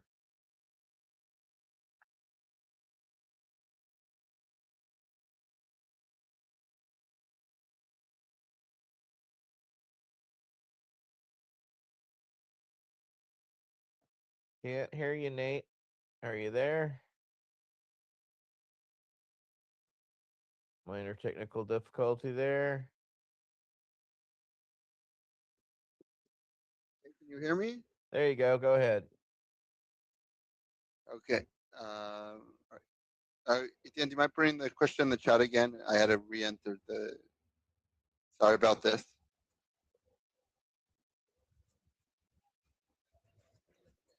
You build companies across highly regulated industries and help organizations navigate market entry, scale, and regulation. From your perspective, what is the biggest challenge facing craft cannabis operators trying to survive in today's regulated market? This is a personal question for me, so I would love to hear your answer. It's a good one. It's really good. Very relevant. So New York State, I have a license there, and we're a really small team. We have a great team. Everybody's extremely talented, but we are very small compared to what's out there, and we're super efficient. What I see are regulations, taxations, and the illicit market. Not, and listen, guys, I come from a traditional background, so it's not like I'm like pitchforks, everybody's doing this. It's more or less that I believe that the traditional is dead. It still affects the white market no matter what, because you have an optics problem. You have cost structures that don't fit. It's like circle and square. People want costs for things that just you can't do on the regulated side by design because of regulation, taxation. So I don't want to sound like, oh, illicit. I don't like traditional. I love to keep rocking, guys. But the thing is that it's an optics problem. So people believe that that $20 eighth can be recreated up in a dispensary that where it's 40 or 50 or even sometimes 62 or 65. And they don't understand from a reality point of view that, you know, the irony of this is like everybody's doing everything they can and they're still being undercut. And that's not, you know, yeah, it's not your problem, consumer, but if you want good, healthy operators to last, you have to go and support them and spend with them. And that's where I fear consumers are in 2026 really jaded, because what they see and what they experience across the board is a lot of ways to get to a door before they get to a door. Like you've got websites, you got, you know, telegrams. I mean, there's so many ways to get to the bag, as I say, before you go to a store. So I think it's really hard in 2026 to look at our industry and say that we've got the right construct, right? Like I think at this stage, like dispos are point of sales, right? They're like, I see these like displays and all this product and I get asked for product and bud bars and things, but I would argue if they looked at their data, I would imagine that most of it is point of sale. Like people order online and come pick up the bag. Like it's very few and far between that people are going in there. So I think that hurts someone on the shelf because they don't get to know the intimate brand outside of an Instagram post, which the Instagram doesn't want you there anyway. And it's very difficult to communicate to a consumer, you know, because again, I had a background in design, in designing brands for people, and you know, marketing is nothing more than values, right? And if you can't communicate those values to your consumers and your consumer base, I don't know how they connect with you and your product. And I think that also hurts the industry at large. So by design, I think it's almost like this weird, you know, kind of like loop that it's feedback loop it's in that it can't really get out of right now. And I think there's like, I think social consumption lounges would really be healthy for point of sale. Like I think that should be something that every point of sale or every dispensary has, because it allows people to actually experience something. Because you know, I just find that consumers have lost trust in most cases, and we have to build that again. And these mega farms, to the point of our conversation before, like commercialization of this has driven consumers' perception to a kind of it's kind of like music where it's like background now, where we don't really value the maker, we value the form, right? So, and it gets lost in between there because the ambiguity of it is little. It's, you know, and that's why like hash makers are so important in all this, right? Because it really cuts through, and small batch producers cut through, because it becomes human, and the values of those individuals come shining through, right? So yeah, that's kind of how I look at it, you know, if that's you know, if that's an acceptable way to answer the question. But I think about this deeply a lot, where you know, the small guys are the heart and soul of this industry. yet they're so easily overshadowed by big boards of directors and money that those investors that have invested in these big overbloated companies will never actually see again. So, you know. Yep. Time marches on and waits for no one. All right. Next up will be Council Member Freeze. So, Colin, you've been all in the arts. You've spanned music, film, branding, and cannabis.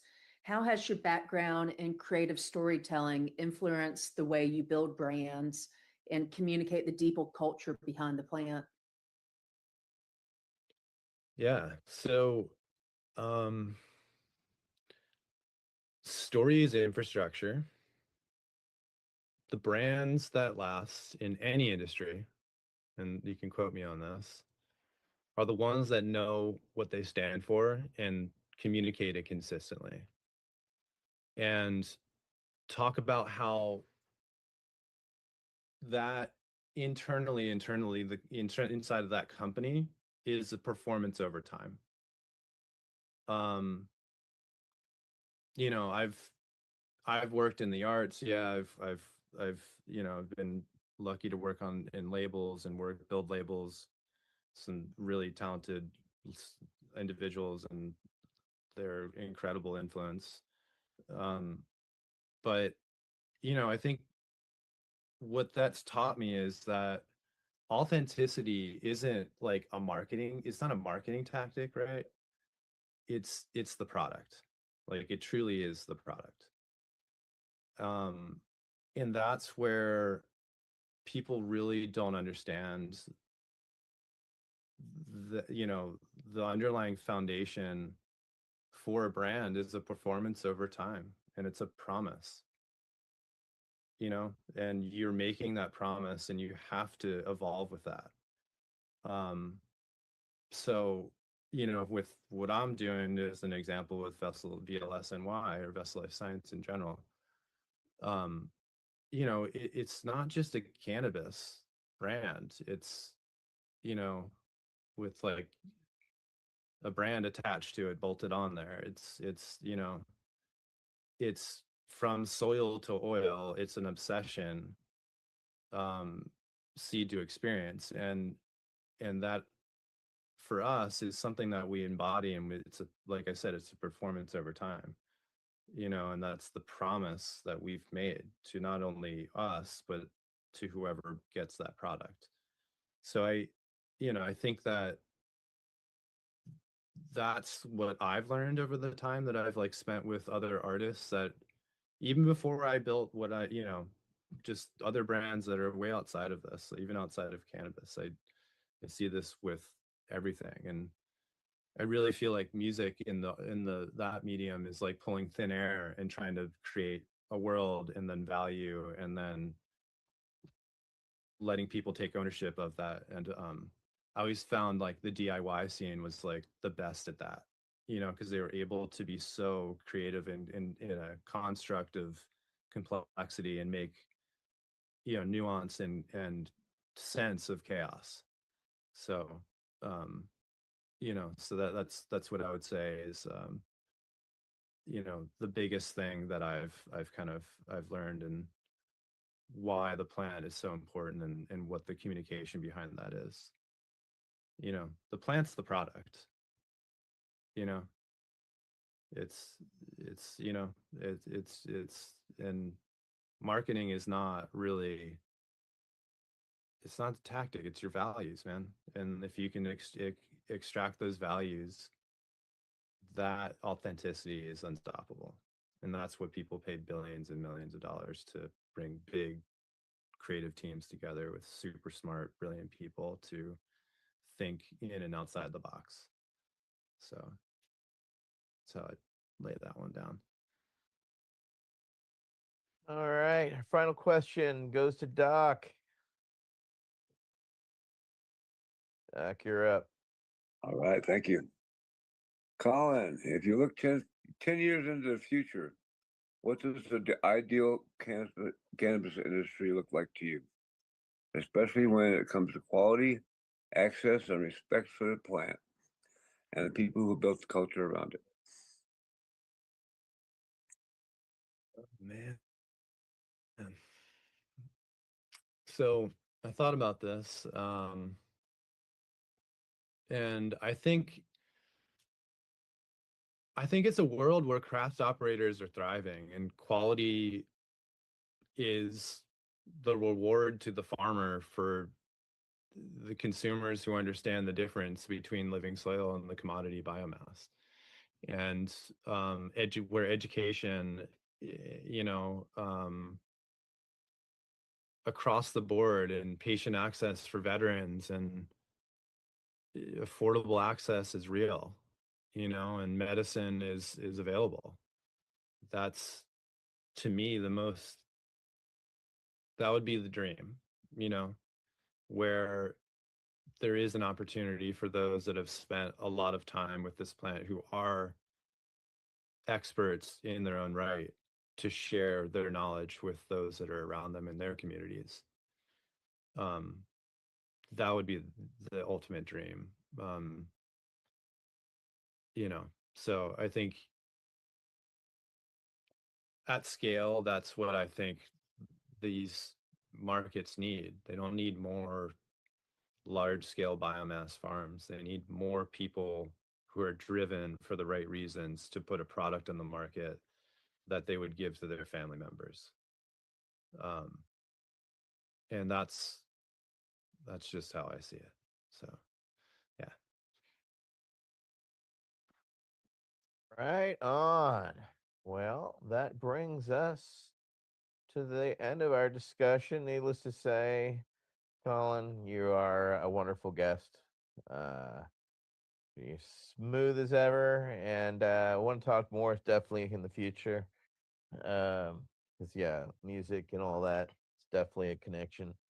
One of the highest I ever got was probably playing on stage, and I wasn't even high, right? You ever have one of those astral projections while you're on stage? Yeah, hit that epiphany drug, man. That is, wow, what a dragon to chase, huh? Indeed, man. Yeah. Hard It's to nothing explain else that like one it. except to other musicians who've been there.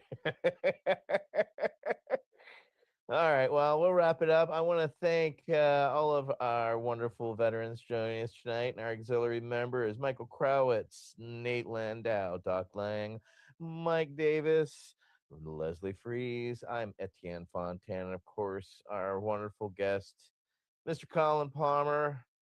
Look forward to seeing you again on Sunday in the Hash Church. And definitely, if you've got stuff going on in the future, please let us know. We'd love to have you back again. You're awesome and appreciate you greatly. So thank everybody for joining us tonight for VAC Roundtable number 100. Colin Palmer, Best of Life Science. All right. Have a great weekend, everybody. Thanks, guys. Appreciate it. The Veterans Action Council is a Pace Radio Network content provider.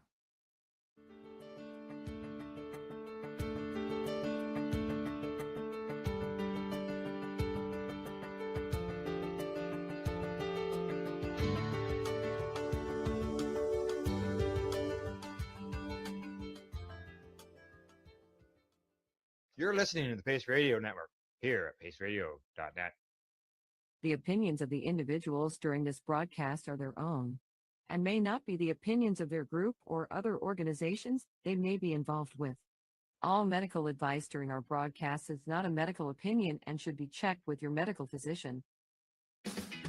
Enjoy the buzz of legalization with Campbellford Lifestyle Shop. From lights to plant nutrients, books, consumption accessories, and more, we've got all your basics to grow or consume cannabis. Visit our info center or take a look at our piercing services and body jewelry, now available in-store through Campbellford Lifestyle Shop, 17 Bridge Street West, Campbellford. Limestone City Hydroponics is Kingston, Ontario's hydroponics shop. Take your growing to the next level and create the optimal environment with a tent kit, or maximize your yield with an ebb and flow flood table kit. Either way, Limestone City Hydroponics has more sizes and options to fit your needs. Are you looking for the power of the sun that adapts to your budget? Then look no further, as they have professional grow lighting. They have indoor grow systems that are easy and cost effective, with many options to fit your living space and lifestyle. Cultivate your growing potential. We have everything you need to succeed. And if you can't make it to the store, they offer local delivery to the greater Kingston area. Remember, when you're looking for experts to help you grow, then look no further than the locally owned Limestone City Hydroponics, 105 Sunderland Drive in Kingston, Ontario. Call them at 613-548-0420. We are people advocating cannabis education here at paceradio.net.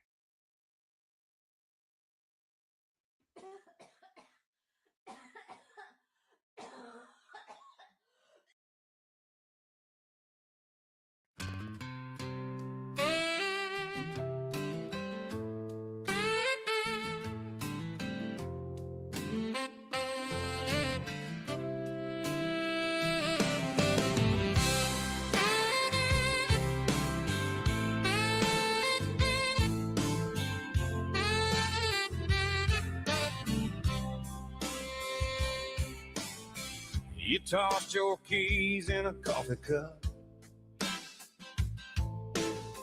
half smile hanging as you packed your stuff. Boots on hardwood echo like a drum. You said that line, then you were gone. Bang, bang, wobble, wobble is what you said, laughing from the doorway. Shaking your head, you spun around, had low, that crooked grin. Bang, bang, wobble, wobble, and you walked on in to a brand new life. Left me here in this half-made bed. With bing, bang, wobble, wobble in my head. Found your note on the microwave. Smelled your perfume on the pillowcase. You always danced when the day went wrong. Turned every stumble into a song. Bang, bang, wobble, wobble is what you said, like a joke that only we ever read. You tipped your glass, wink once, then turned. Bang, bang, wobble, wobble, guess I finally learned. You were halfway gone, now it's just your boots and words instead. Bing, bang, wobble, wobble in my head. Maybe we're a crooked two-step. Maybe we're a lonesome tune. But if you turn that truck around, I'll be waiting in this room. Bing, bang, wobble, wobble. Come back and stay. Kick that dust off. Let the record play. We'll miss a step, we'll trip, we'll sway. Bing, bang, wobble, wobble, we'll find our way. Through this crazy love, two fools dancing on the edge. With bing, bang, wobble, wobble in our heads. Bang, bang, wobble, wobble. One more time. One more time. You say you're yours, I say you're mine. Wobble, wobble, till the end. Loving you like I just began.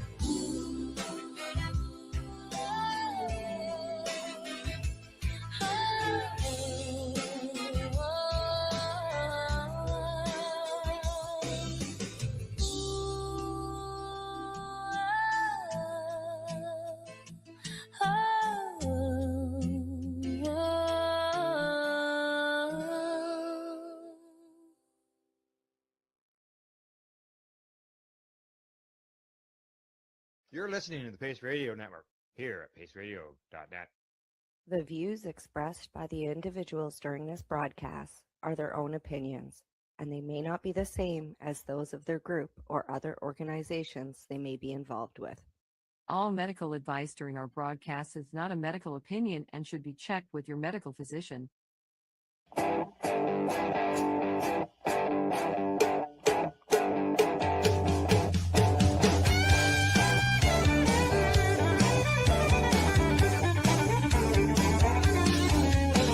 I woke up this morning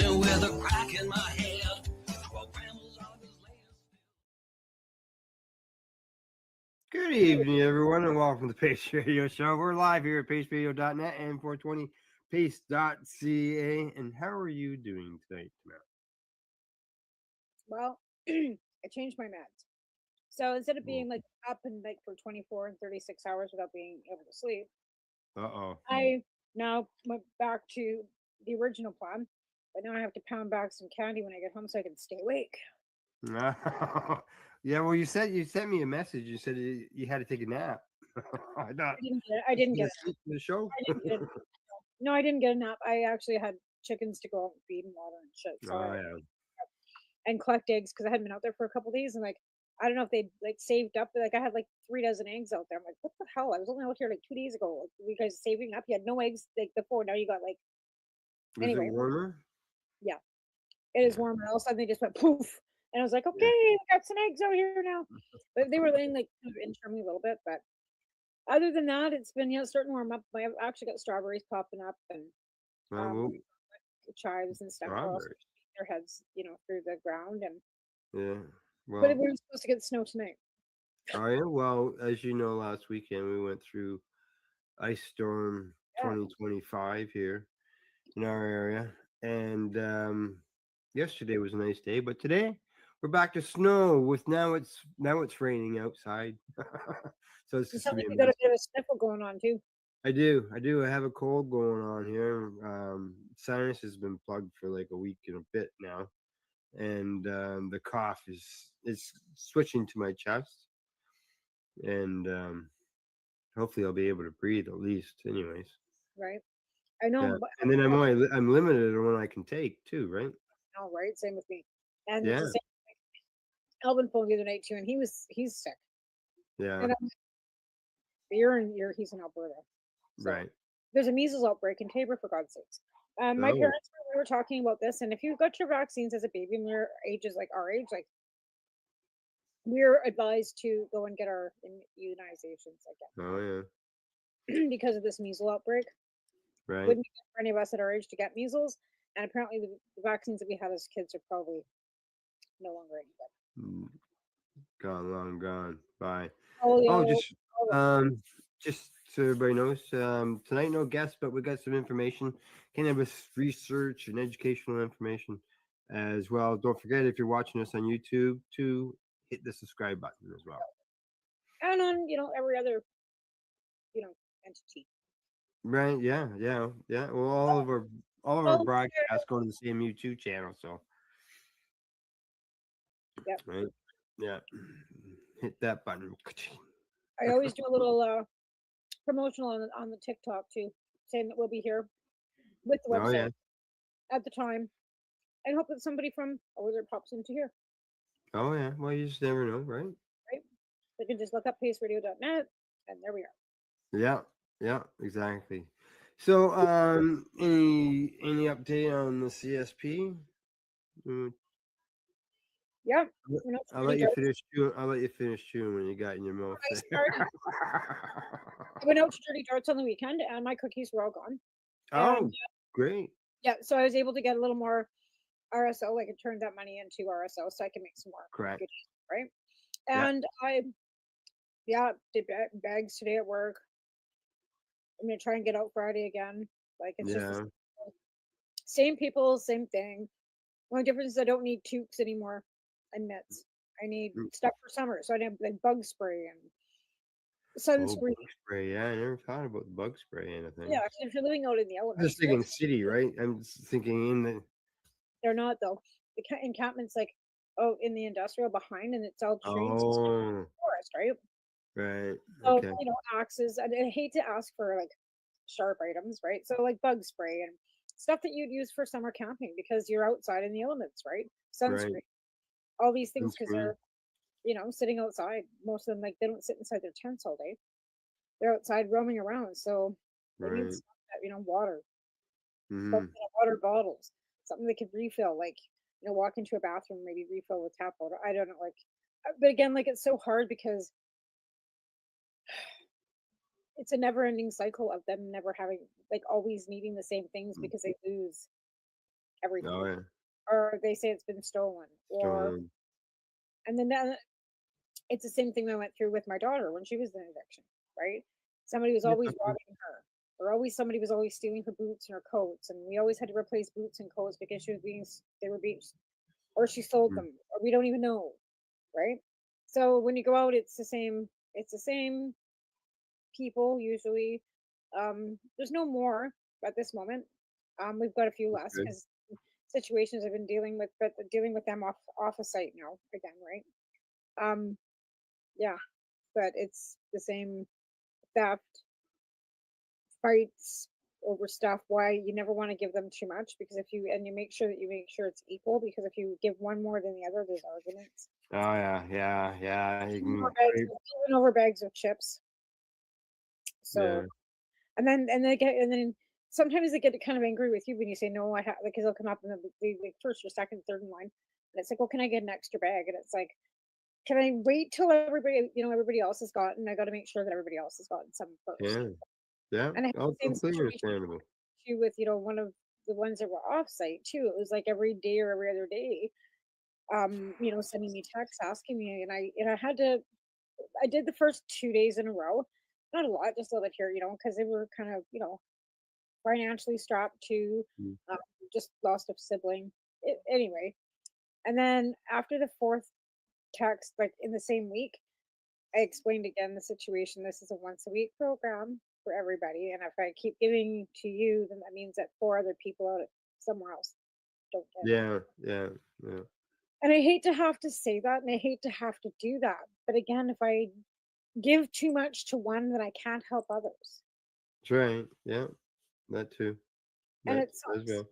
It sucks. And I'm, you know me, I have a hard time saying no to anybody, right? So I Yeah. found that I have found that being a difficult situation, a little bit awkward situation where I've had to say, I'm sorry. Yeah. You like to. You're trying to help as many people as possible. And Well, it's a thing. whether But if I give like too much to a small few, that means that maybe 6 or 7 more would go without. yeah. Well, I know at one time there you were helping a couple at home, but if it sounds like um more and more are coming to the door. Hmm? Yeah. To the Yeah. store more. I only have a couple that come to the house. I have 2 that come to the house. Yeah. And that's because I trusted the one before. She's a professional here in town too, though. And the other one's my neighbor, so she already knew where I lived. So I couldn't hide from her, right? And the other ones, I tell them to come to my store. I don't like after a certain time, and then we'll meet them out back or wherever by the car. I don't want them coming to my house. Yeah, exactly. Yeah. Or knowing where I live, right? To be fair, because you never know what their minds might think. Like if I'm showing up every week with weed and all this stuff, who knows what they think I might have stashed in my house, right? So again, you don't want to let anybody know, that kind of situation. Mm, Even though I never have a lot here, but to them it might be. maybe, yeah. I see here, I mentioned we had some things to discuss today. Um, there was things that in the early days of our advocacy work and growing and things.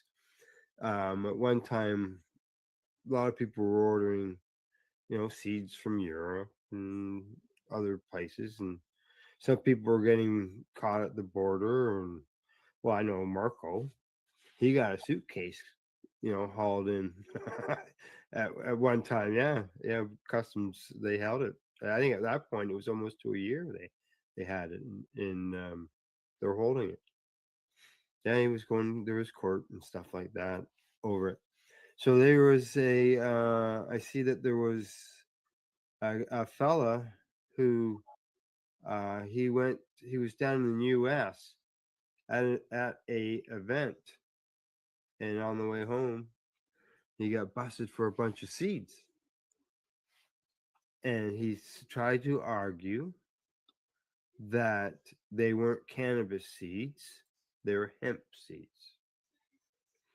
And then he tried to argue that cannabis seeds aren't covered under the Cannabis Act, so they're not illegal. Yeah, they are. They're covered. Yeah, the judge ruled against him. There was 465 seeds, and the judge Oh. says, "What? Well, no, go ahead. I was going to say that. Okay. That's a lot of seeds. I didn't Yeah, realize. 465 seeds." And according to the report, it says that they found a small box labeled cannabis seeds and several other packets. The box labeled was contained statements such as check with local laws and regulations. I've read that on them. And some of the packets contain words such as feminize and germinate. They indicate how long it would take the seed to flower. And he said that they say that That's like in your disclosure. That's like there's no defense to that. yeah, down in the ruling, the judge says having a reasonable characterized the seized seeds as cannabis, it was also reasonable for the delegate to determine that the seeds should be held as forfeit. And as noted above, section 117 2-2 of the Customs Act does not allow for the return of properly seized cannabis. And the minister was not bound to return the cannabis seeds. So, too bad, buddy. That he's It left. didn't say anything about. What was his conviction? Like, was he convicted of smuggling? What was he convicted of? Was he fined? No, he was just challenging the seizure of the seeds. It doesn't even say he was charged with trying to import the seeds. It just says that his argument was that they shouldn't have seized. He wouldn't have been able to argue anything if he would have been convicted of a crime. Charged, yeah. They would have destroyed the evidence at that point in time. Yeah, but they didn't. Yeah, they didn't charge him with importing the seeds. Well, isn't that funny? Because a few years ago they sure the hell would have. Yeah. That's my understanding. Yeah, anyway. well, at least not in that report. There's nothing, nothing about it. But that was things that, people did wonder back in the day. And, I know that in the U.S. they considered seeds as being marijuana, but at one time I can recall being told that the seeds aren't considered cannabis because they're not proven to be viable. They have to have roots to be viable. I don't know. I thought that too, but Yeah, that's the way. That was the way a lot of us looked at it way back then. But according to this maybe judge, they aren't. If you can't, okay, so if he would have come in with an envelope with no labeling, with a bunch of seeds, that's the thing. I wonder if this guy got busted because of the labeling. Well, that's what I'm wondering. So Yeah, or that's why they were seized. Yeah, cannabis seeds, right? These are feminized. Like, Mhm. if they were labeled cannabis, it walks like a duck, right? So, like I said, there's no defense to that. Like, there's no one saying, "Well, I didn't know." Oh, they were hemp.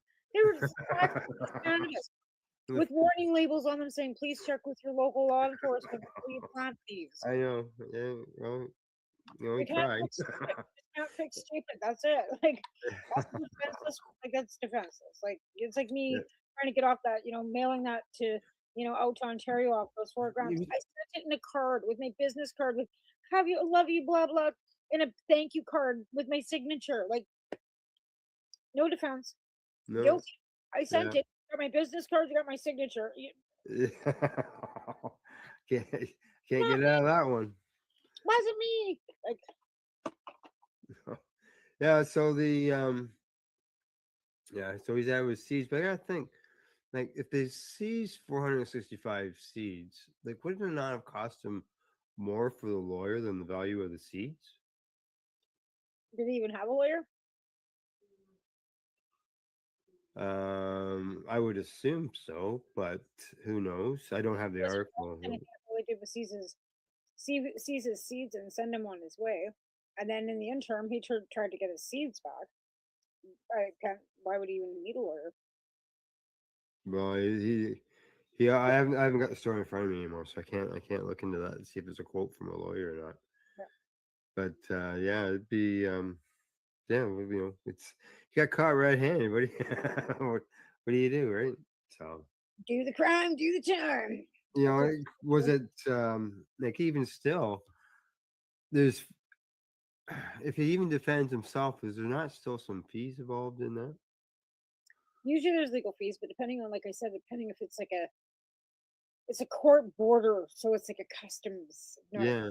right? It was a So custom. It was a custom thing. custom border legislation. I'm not sure that's could be totally different and separate from criminal Yeah. offenses, right? I mean, if he was caught importing an illegal substance and the substance would have been seized, he would have been arrested and then taken from the border to the RCMP station and in charge with a criminal offense and then let go Yeah. from there, This. right? Yeah. This didn't show He any was charge. just seized they were just seized at the border. His suitcase was seized by border customs officers. It could be completely different legislation and different laws that I'm not familiar with. But I'm assuming probably. Right. So he probably could have gotten it like if he was a Canadian citizen entering Canada, I wouldn't need an immigration lawyer. There are immigration lawyers. I don't know if there's actually I don't know. I don't know. Yeah. I I'm don't know if there would screwing. be separate lawyers for, again, if he wasn't charged with anything, he wouldn't require a lawyer. Wasn't. Yeah. He wasn't. He wasn't. Doesn't. Not in this article. It didn't mention anything about any charges. It's kind of like when you go to the PSB and take all Ted's medicine, but nobody gets charged with anything, so there's nothing to challenge. They just keep taking the medicine and taking the medicine and hoping that they'll bankrupt him between taking the Mm. stuff and fining him, right? So that he can't Yeah. do it anymore. They don't Because even mention. Oh yeah, they did mention. They did mention the guy's name. I got the article again. And he was Canadian. Of course he was. Yeah.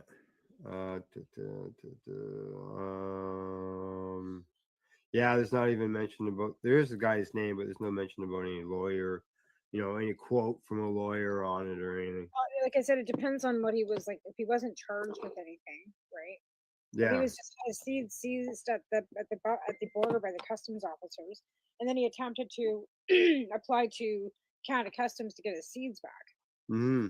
right? Yeah, because it That- doesn't say anything about that he was charged earlier and maybe won his charges, so now does we're it trying say to get him back. Does it say who the final judgment's from? Does it just The say that he judge. was a judge? It was a judge, it's a federal judge. Then maybe he was charged because usually a cannabis offense is a federal offense. It's indictable. Well, that's the seeds. That'd still be a federal offense, though, wouldn't it? Yeah, it would be. Yeah, because it'd be. But then he Yeah. must be charged with like importing illegal substance on some because that'd be the only way you'd get to a federal judge. Yeah, but would he not have to go to a federal judge to seek something that was being held back by the federal government? Because that's what it was. Yeah, you'd have to Canadian petition. Border So Agency. what he probably did was petition a court to get his stuff back, Yeah, yeah, which anybody can do yeah. too. That's what it said, that the judge dismissed the case. Yeah, so After what he the- did was petition the court to get his seeds back on his own, and the judge went, "No, buddy, it's cannabis. Like, dream on," and just threw the case in the garbage. So he would have probably had to pay like for the court filing fees and that That's type. that's what I'm wondering. Oh yeah, he would. There's always court filing fees and that kind of thing. It's not Yeah. very much. Like it's not like it's like maybe $100 or it's not a lot of money. $50. It's like a notary. $50, $70. They might have upped it by now. Because I know a lawyer used to be $250 now, they're $350 now. Yeah, So I don't know. the notary might have gone up because we've got people that are like notaries without even being lawyers, right? You can become a notary without being a lawyer. Alrighty, what do we got? We got 10 minutes to the break. Now, here's something. Here's a bit of a report study that was done. I got some nice What do you got? What are you smoking? buds. Well, hang on. I gotta get a better view. Oh, is that some more tweed stuff? No. This No. is this is legacy market. Okay, all right. I can't. I couldn't get a real good Yeah, view of no, the quality of it. No, I went out to see my friends out at the legacy on the res, and I bought some nice kush out there, and it's pretty good. But they're Yeah, getting a lot good. of their stuff online. Like I said to her, like, where are you sourcing? And they're using the online dispensaries to get their product too. Some of it. Oh, okay. Yeah. So, which is good to know because then maybe I can, see if we can't do some connections and help them get better pricing. Yeah, I yeah. did get one of their, I did grab a tip from out there and it won't work. And I'm not very happy about that. Tip, you mean like a cartridge? Yeah, a cartridge. And it won't work. It's like there's a gap here. And this is like, Bringing it up. there's Okay, nothing, yeah. there's nothing here, right? And it won't like, yeah. So when it's just not working.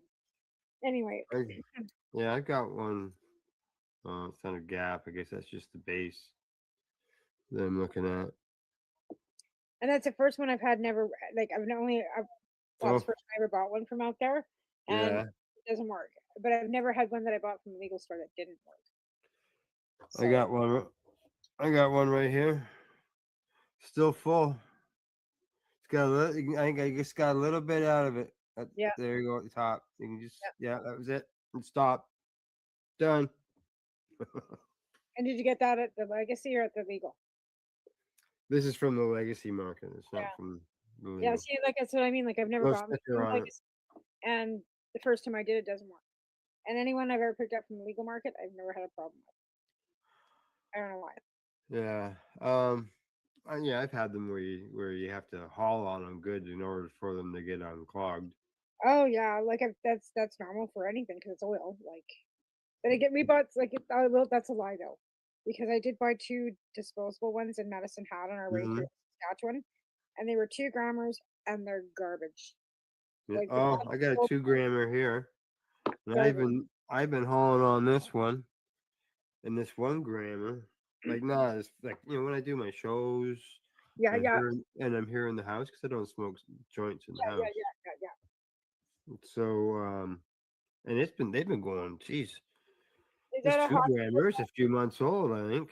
Yeah, that's a hot box, right? Yeah, but even it sat for a while. I took a break from it, right? Yeah, yeah. And that's about. I think I've had that for a while too. What flavor is yours? 1964. Oh yeah, I got one of those. Well, there you go. See, we're smoking the same stuff, Al. Isn't that weird? Now, what's your hot box? Your box hot, or however you get it. I get it backwards there. I think this is It's on the top. Peach OG. And I think this is the only. It's got to be the only cartridge I've seen with the strain on it, with the strain name on it. Most of mine I've got just got THC stickers on them. And this one here, this is Liquid Diamond, and it's from NSFW. Got that one. It doesn't have. It just says Liquid Diamonds on it. And then this one here is also a 1964, but it's got a pink top on it. It's different than this one. Oh yeah. And I can't remember what that strain was either. You know how you had your little thing? So I went to the Strong store, and this is what they had for, but it's not. It's a pencil holder. Like it's not specifically for these. But I was looking for something like you had shown me, like those silicone, the one you made with the wood. They didn't have anything. But like No way. But he wanted $20 for this. Like I'm not paying $20 for that. He goes, well, how about 10? I said, I'll take it for 10. But he wanted $20. Pencil holder. It's a pencil holder, or I don't know, maybe a holder for your dab sticks, maybe. Oh yeah. I wanted to hold my tips, right? Yeah. Anyway, but it won't hold the big fat one. Well, it does. No, those 2-grammers are a little wider. I haven't taken it off to try. But again, like I said, I need one with more holes because I've got like. Yeah, you need more than one then, or a bigger We one. already had one of those. And like I said, we have one bone store in town, so I don't know. Maybe I'll have to get creative. But I wanted a silicone or like something that Anyways, that was my one of my other quests too, was looking for something along the lines of that, and I was unsuccessful. But I did get myself. Oh, okay. Oh, you got a rolling box. All right, look at that. She's got some gift in the bottom of it already. All right, good stuff. Yeah. That made me Yeah, happy. actually, That that made me reminds me. Let me go. Keep talking. because like I said, I hadn't had one for quite a long time, and I was just looking at the tray and realizing and knowing how much keef I was wasting because I would grind that, like I would use that for baking. Like, you weigh it up, gram, 2 grams, you throw that in your baking with your butter, just gives it a little extra kick. Or Yeah. to your butter, right? Or you can, there's so many things you can do with it. So I was There quite you go. distraught that I was missing out on a lot. This is I my know. Right. And then That's fabulous. look at the mason jar. Woo! That's terrific. That's awesome. Yep, that's what you want to see, right? They got some good medicine, and that's it. Like people don't like they'll like not the weed, whatever. But that you need that. Yeah. Well, I'm looking at doing when I get time to get things all set up is to press that and Yeah. use it in my dewdrop. Yes. Yeah. Yeah. Right. Yeah. Exactly. Absolutely. See, and I've got a. It's funny. I've got a hash press, but then it's like hard. You can't use that in the dewdrop because you can't rub it together. Right? You have to. It's not. It's not. It's hard. It's not. Oh, it's too. It's a rock. Yeah. Is it something you got to heat up in order to peel it off? Well, like I said, it's a hash press. So you can take out your keef, right, and Yeah. put it in this little tube, and you screw it together, and you can leave it there for a couple days, and then you pull it out. You got this little puck of blonde hash. This is what they used to call it, right? Blonde hash. Yeah. Well, I'm sort of looking that if I don't, I've never. I think I've only used one of those once. And like, could you not? I guess it has to be really squished tight. You Yeah. can't just slack off on it to try to make it a little Yeah. pliable, right? Right. And I don't know. I know that like Alvin and his buddy used to make it more, but they take like oil, mix it with the Mhm. keef, and then make it into a hash ball. Right? But they'd add oil to it, like Right. take the RSO and kind of roll the keef with that and like make it into a square hash ball. It's because finger Oh. hash, right? They didn't have finger hash because we weren't when we were trimming. We had the Oh, finger. so you just take. So they were just taking a bunch of kef, put some oil in it, and just start Rolling it into a ball. rolling it into a ball, Yeah, forming it, and yeah. trying. Using the oil to cohese the keef together to make it into like a black ball. Yeah. Well, it's black because the oil's black, right? Your RSO. Yeah. Sure. Yeah. But yeah, Yep. that's how they went about doing that. But he had a friend in Lethbridge that had pretty much had like a bong store in his garage. And he wanted to open a storefront, but could just like back then paraphernalia was still illegal. Like there was Yeah. Yeah. still is. I Yeah. think you're not legally supposed to own a bong store unless they changed it with the Cannabis Act, right? Anyway, the yeah, so he had all the stuff in his garage. So anything you needed, you just went out to his garage, bongs and screens and like I said, hash presses and honey Turned bee it into a store. extractors. Anything you wanted, he would have in his garage. Never had to go to Bob headquarters, just had to go over to Buddy's place. Right. It was the same with Noreen up in Camrose. She had a bong store in Camrose, but she started her bong store. She was an activist with us back in before 2015, I guess. She started her little bong store in her garage too. Mm-hmm. Yeah. You start somewhere, right? Downtown Canmore or Camrose, sorry, right across from the MP's office. So when I went to the MP's office to go talk to him about cannabis, right?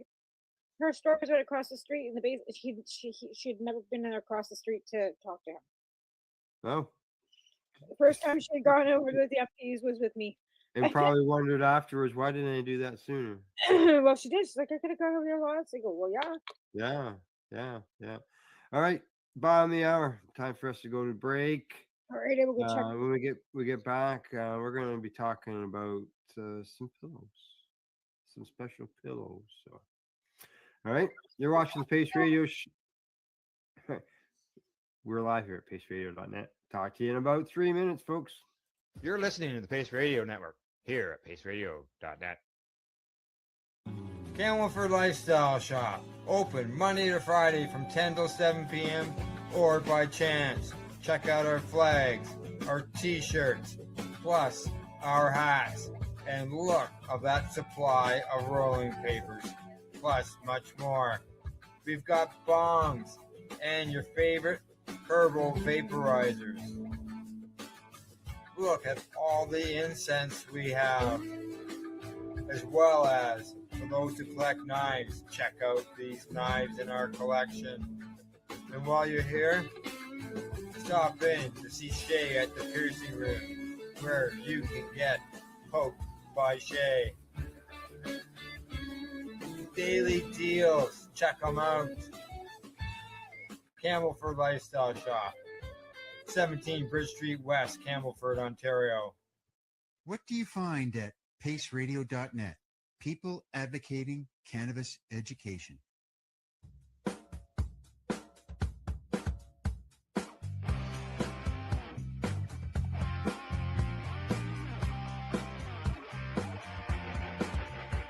I'm having an awesome day, and I'm gonna make sure it stays that way.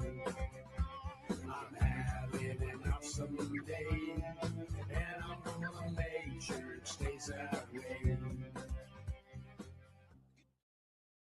Limestone City Hydroponics is Kingston, Ontario's hydroponics shop. Take your growing to the next level and create the optimal environment with a tent kit, or maximize your yield with an ebb and flow flood table kit. Either way, Limestone City Hydroponics has more sizes and options to fit your needs. Are you looking for the power of the sun that adapts to your budget? Then look no further, as they have professional grow lighting. They have indoor grow systems that are easy and cost effective, with many options to fit your living space and lifestyle. Cultivate your growing potential. We have everything you need to succeed. And if you can't make it to the store, they offer local delivery to the greater Kingston area. Remember, when you're looking for experts to help you grow, then look no further than the locally owned Limestone City Hydroponics, 105 Sunderland Drive in Kingston, Ontario. Call them at 613-548-0420. Rerolled Saturdays. Check it out. Nothing but non-stop cannabis and psychedelic programming. Find it at 420pace.ca. You're listening to the Pace Radio Network here at paceradio.net.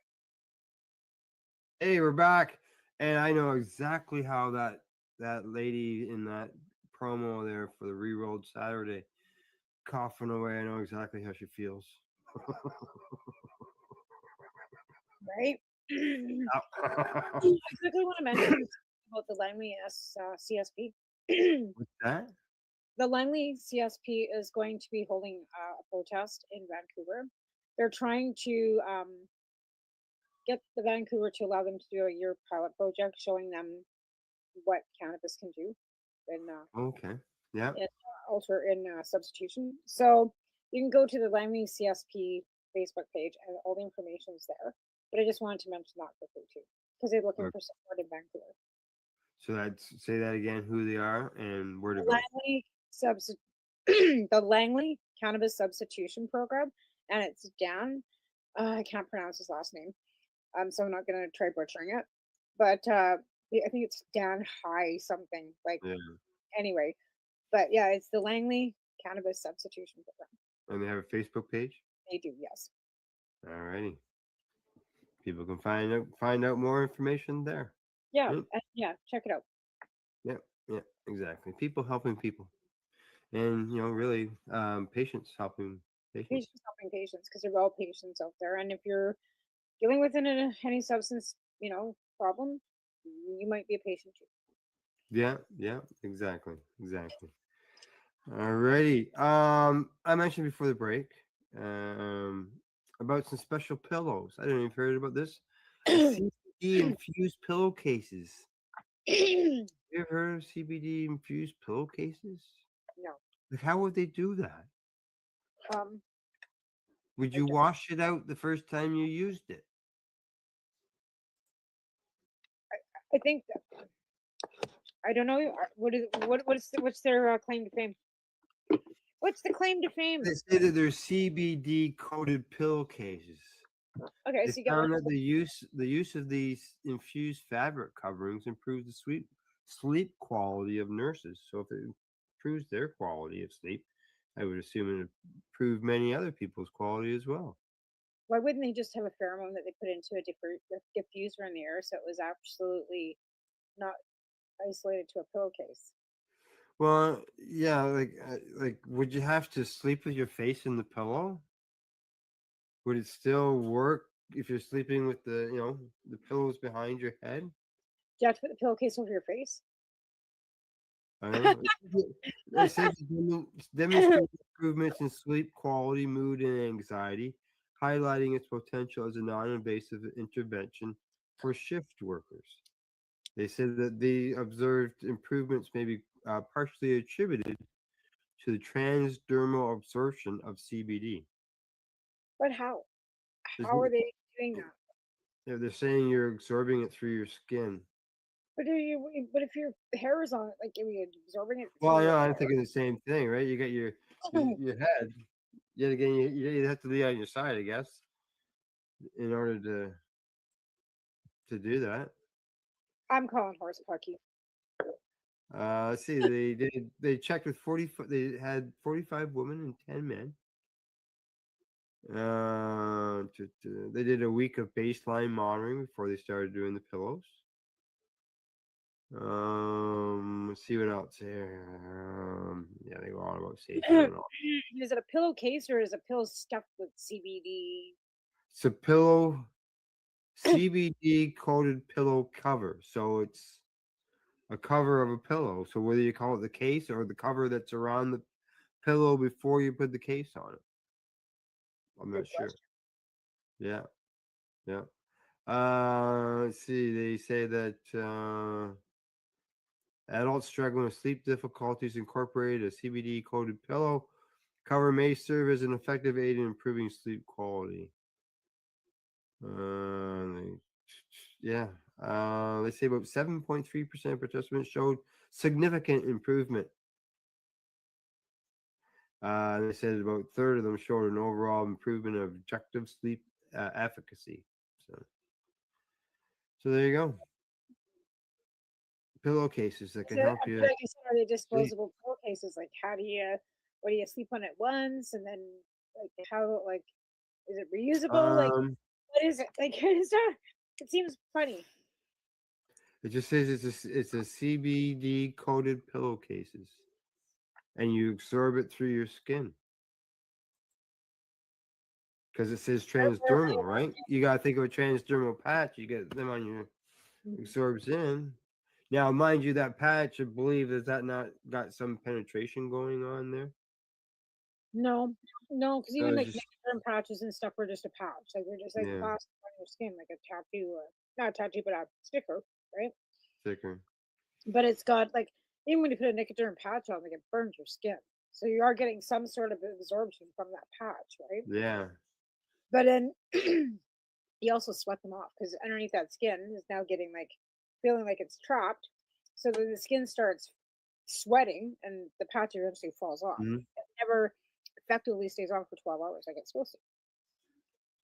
You'll sit. They just go on about a bunch of different studies and that separate studies and things, but yeah, Where they were the don't know studies? how. What's that? Where were the studies done at? Let's see. I gotta scroll back up. Marilyn Moment has a lot of long stories.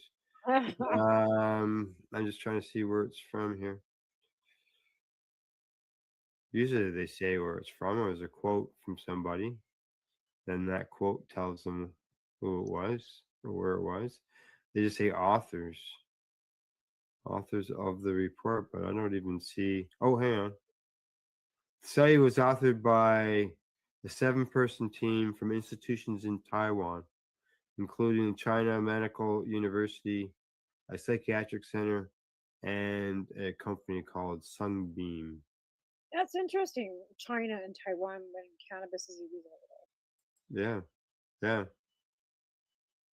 Like you can get yeah. It's not good over there.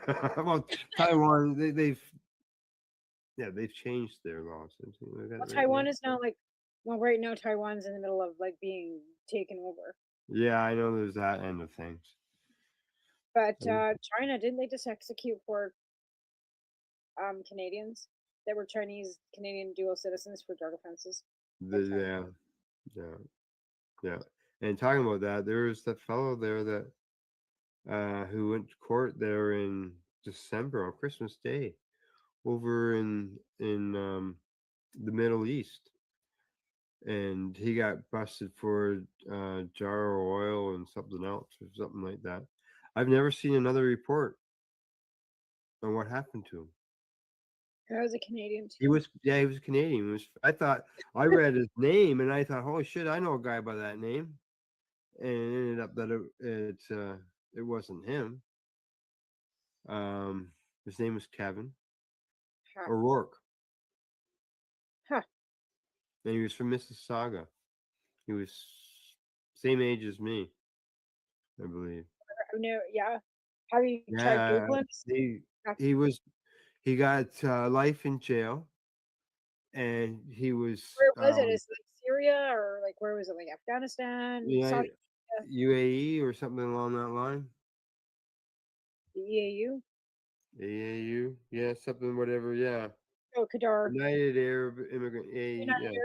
Arab, Qatar, Doha, Dubai. Yeah. Yeah, it's funny because when you watch Al Jazeera, they're always asking you like, "Come visit and come move here." Why would you want to move there if you're not going to be able to do what you want? Yeah. Yeah, I just searched his name, and the oldest article in there that I'm seeing is December the 28th, and which was after the Christmas court case. So it's by canoreporter.eu. Yeah, the UAE could face life in prison, 50 grams of cannabis and 60 grams of CBD oil. Yeah. Yeah. Yeah, they don't mess around over there. No, and I mean, I haven't seen anything since. Like, I just did the search for him, right? well, it's funny because usually then like he'll get consulate, whatever, Yeah. and usually you think they would just deport him back to Canada. You think? And I don't understand why our citizens who are charged with offenses aren't just immediately deported back to Canada into our authorities to deal with it, right? Over here, 50 grams of cannabis, they would just go home. You know, that could be one reason why they wouldn't do it, because then they know that they send him home, he's not going to be punished. We have different laws. We have different laws and different traditions. I know. Yeah. They expect us to act like they, within the rules and regulations there. Well, when they come here, but I mean, there's also countries that I think it's China, actually. Or is it South Korea?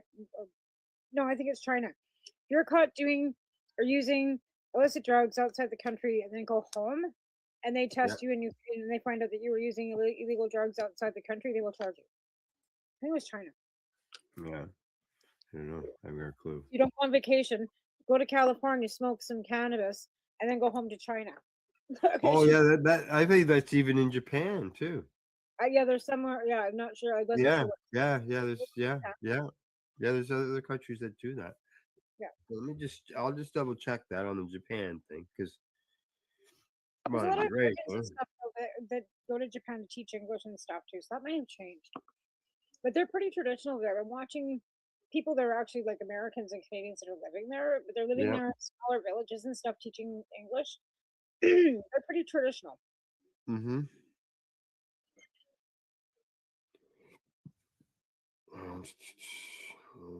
I guess that's odd to Canadians because we don't have the tradition. Yeah. Like we're like feral. Yeah, there's an article there on I see here on Reddit that says Japan has told citizens living in Canada not to partake. Yeah. Oh, trust me, the Korean government still has hold on their people here too. Mhm. So they immigrate here, but they still watch Korean TV, listen to Korean TV, and the Koreans have influence on what they do in Canada. Oh, And I yeah. And I I just find that odd. I just went to the news source and it is in Japanese, so I can't read that. Good Google. day, Scott. And earlier there was a fellow by the name of Joe stopped by, gave us some thumbs up. Nice. Um, I'm not eating dinner. I had to check my meat. I'm making adobo. You have to you're making a what? adobo. What's adobo? It's a Filipino meat over rice dish that so you take some stew meat or some beef and you make it like so that it's like almost like melt in your mouth like fall apart. So you like simmer it on low in beef broth and soy sauce and Worcestershire sauce with onions and garlic for like 5 hours. And then you make rice and you put it over rice and you cut up some cucumbers, a little bit of carrot and some sesame seeds on top with some bean sprouts and dinner. Yeah. Can you infuse that? Um, yeah, I could infuse the sesame oil. Yeah. Yeah. Wouldn't be very good though. You can use No. butter, I guess. No. No. Well, not really. 'Cause it's Um, just rice and meat. I see there's a company out there. Let me see where they are. Oh, they're in Germany.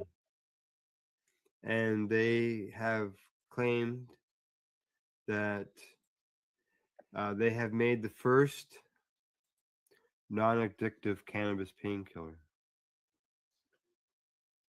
Cannabis isn't addicting anyway.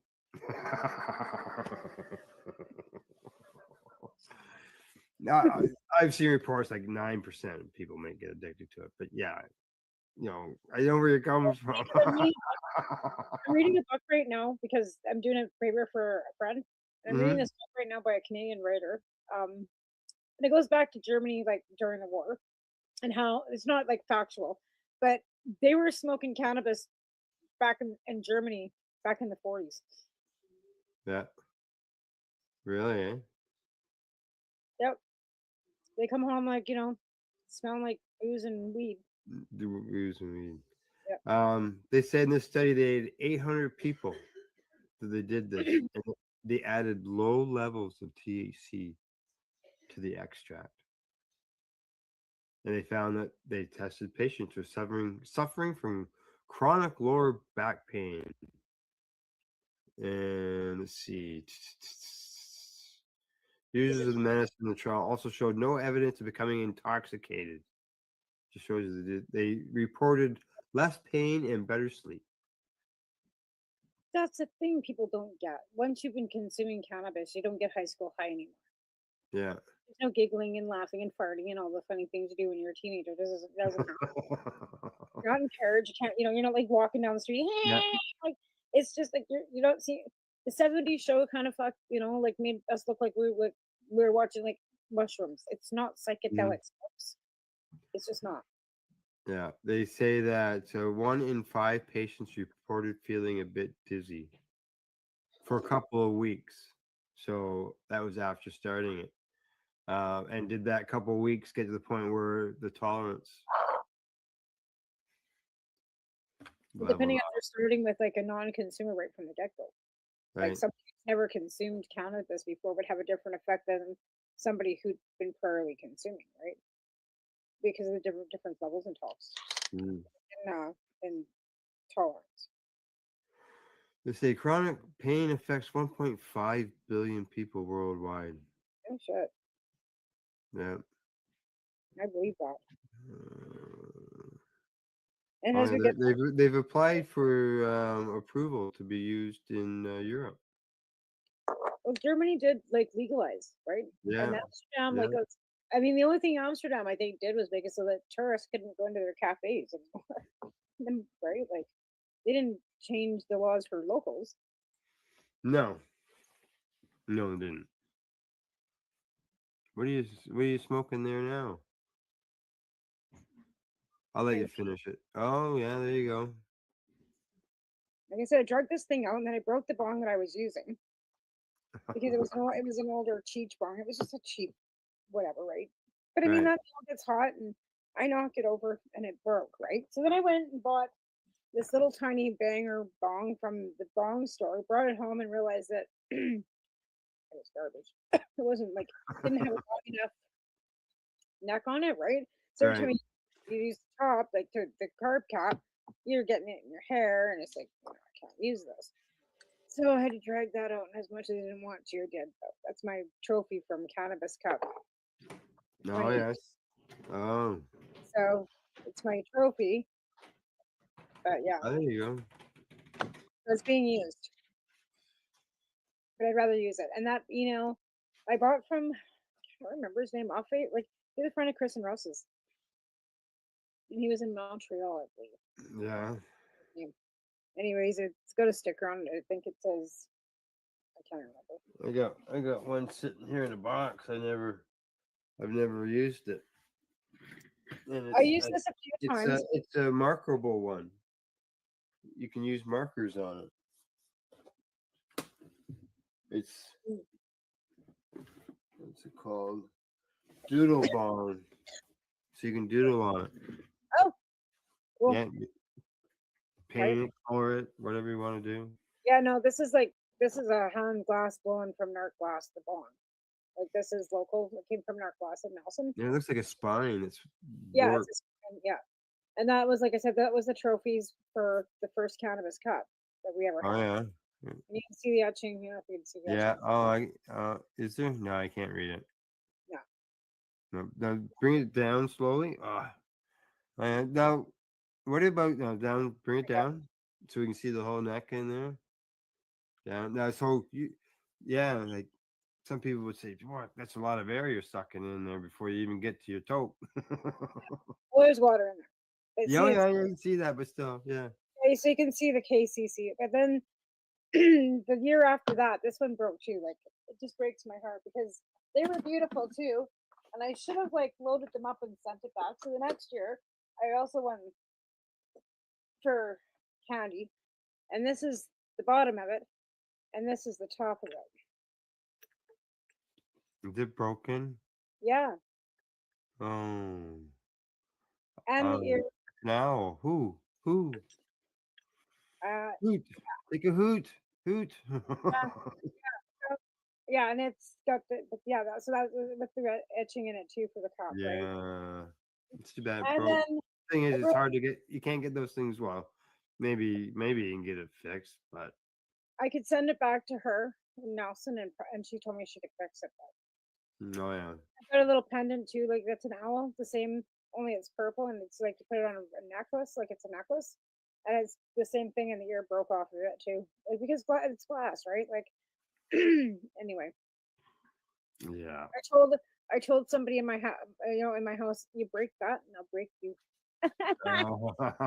And then you broke it. I broke it. I broke the last one. It was me. So if that gets broken and I break it, then it's my fault. That's your. Yeah, yeah. You gotta just give yourself But again, shit, right? it's not that like it's not that big of a deal. It's a piece of glass. Piece of glass. Yeah, would I be would I be heartbroken? Sure, a little bit. That I get over it. It's just Sentimental value. I got lots of pictures of it. Got pictures of me holding it. Like. Yeah, it's always nice though to be able to really show it. Yeah, but like I said, I've had them put in my tucked away in my buffet because I don't display that kind of stuff when you got a 15-year-old and his friends are coming in the house. You don't have your phones out in public. Not everybody can smoke weed. Now I don't know. I know across the country, the laws and the provinces and all that, they can have the differences. Like out there in Calgary and Alberta, they have events where they can have cannabis being sold or consumption and stuff like that. Where we don't have that here in Ontario, and a lot of other provinces don't have it. I haven't heard of anybody with this, but I'm seeing here of a place where they are approving a drive-through cannabis store. Have you heard of any drive-through cannabis stores? No, we've got to drive through liquor stores, so nothing Yeah, stops. why not? Well, yeah, I guess you know what you're going to pick up. I like to look at the packages. But we No, got but delivery. everybody knows what they want. I guess it's Or so they, different than delivery because I get mine delivered. Like yeah, yeah, they deliver. yeah. But if you're out and about doing running around, Yeah, right? that's right. Yeah. And you're gonna stop there. But Yeah, yeah, do you pay for no, they charge you for delivery? no, Oh. not over a certain amount. No, of course, it's always over that certain amount. Yeah. If you're gonna spend $10 Well, on I a mean, joint, not you're not gonna get it delivered. like the minimum I think is $60. It's not even like a lot. It's $60 I think. But yeah, like it floors me that Alberta's got that many stores and that much leeway Mm. because they sure the hell didn't before. No. But I thought drive-through, like, why are they worried? Like, they have drive-through banking, Yeah. so like somebody could run between the car and the machine and scoop up money if they're worried about someone doing that with cannabis, Well, yeah, yeah. right? But again, they drive through liquor too, like Drive-through liquor. I don't know of it around here, anyways. yeah. And the things. They do. Uh, Even in Calgary, Alberta, you can drive through liquor till 3 o'clock in the morning. Out here, really? oh yeah, but like Alberta, you can buy liquor up till like 2:50 a.m. Out here, 11 o'clock, you're done, right? Yeah. In Alberta, you can buy booze up till 3 o'clock in the morning. Now it says that for this drive-through place, you have to place your order ahead of time Oh yeah, yeah, in order to get it. that makes sense. Do it online, and then it's all ready for you. Well, why couldn't you just do like a drive-through at Timmy's? You just get a board there with all these things, Yeah. changing and all that, showing beverages or pre-rolls or Whatever. buns. I don't know. Is there any regulations against having a drive-through? Maybe that would fall under advertising. Advertising? Well, they're not supposed to advertise, right?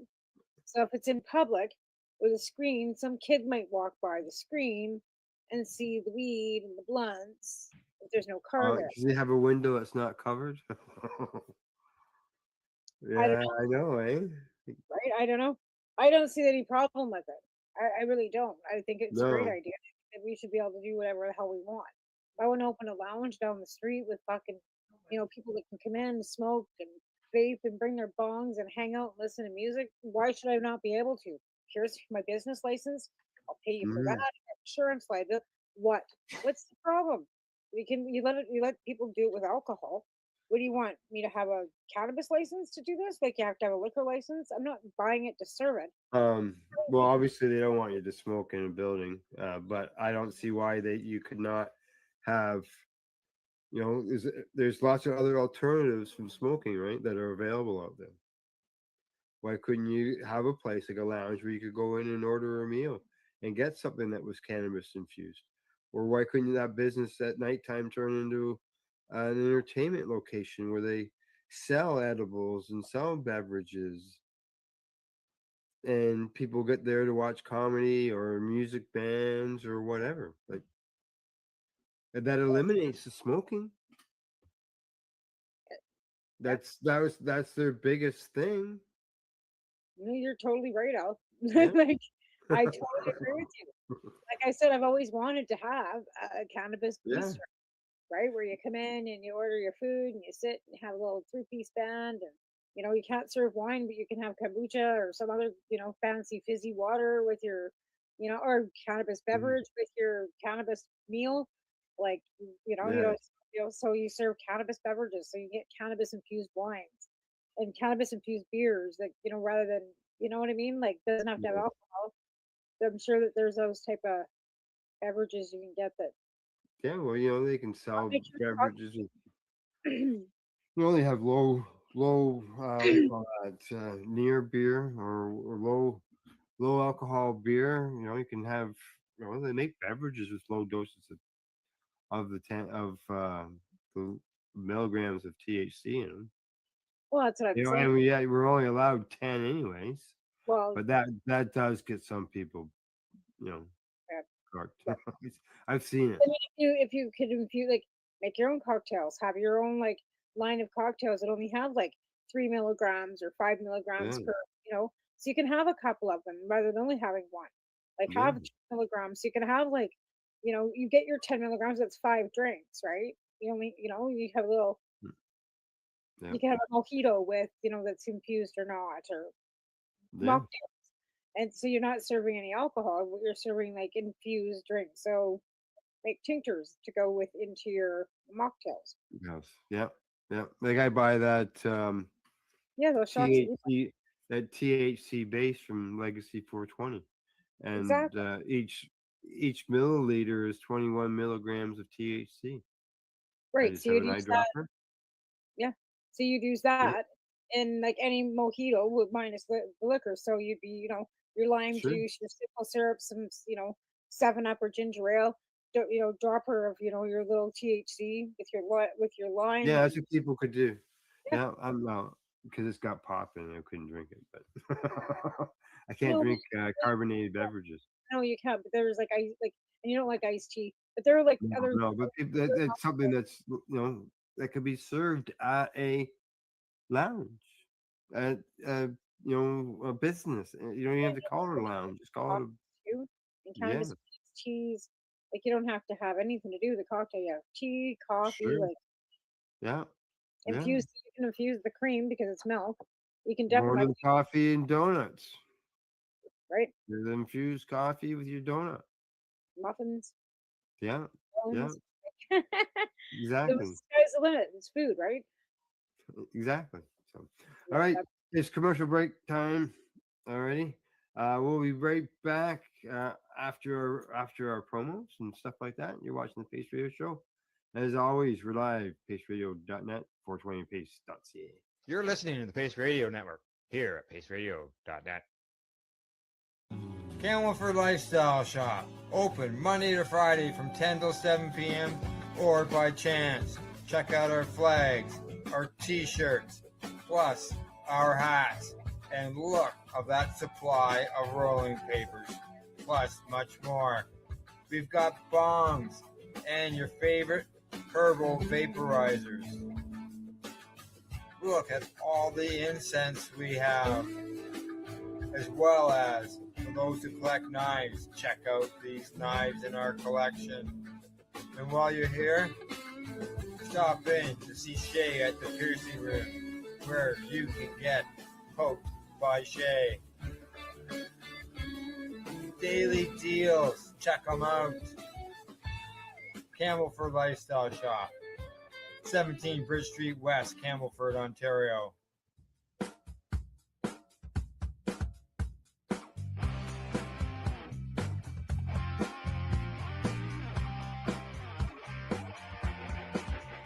I'm having an awesome day, and I'm gonna make sure it stays that way. I'm having an awesome day, and I'm gonna make sure it stays that way. Limestone City Hydroponics is Kingston, Ontario's hydroponics shop. Take your growing to the next level and create the optimal environment with a tent kit, or maximize your yield with an ebb and flow flood table kit. Either way, Limestone City Hydroponics has more sizes and options to fit your needs. Are you looking for the power of the sun that adapts to your budget? Then look no further, as they have professional grow lighting. They have indoor grow systems that are easy and cost effective, with many options to fit your living space and lifestyle.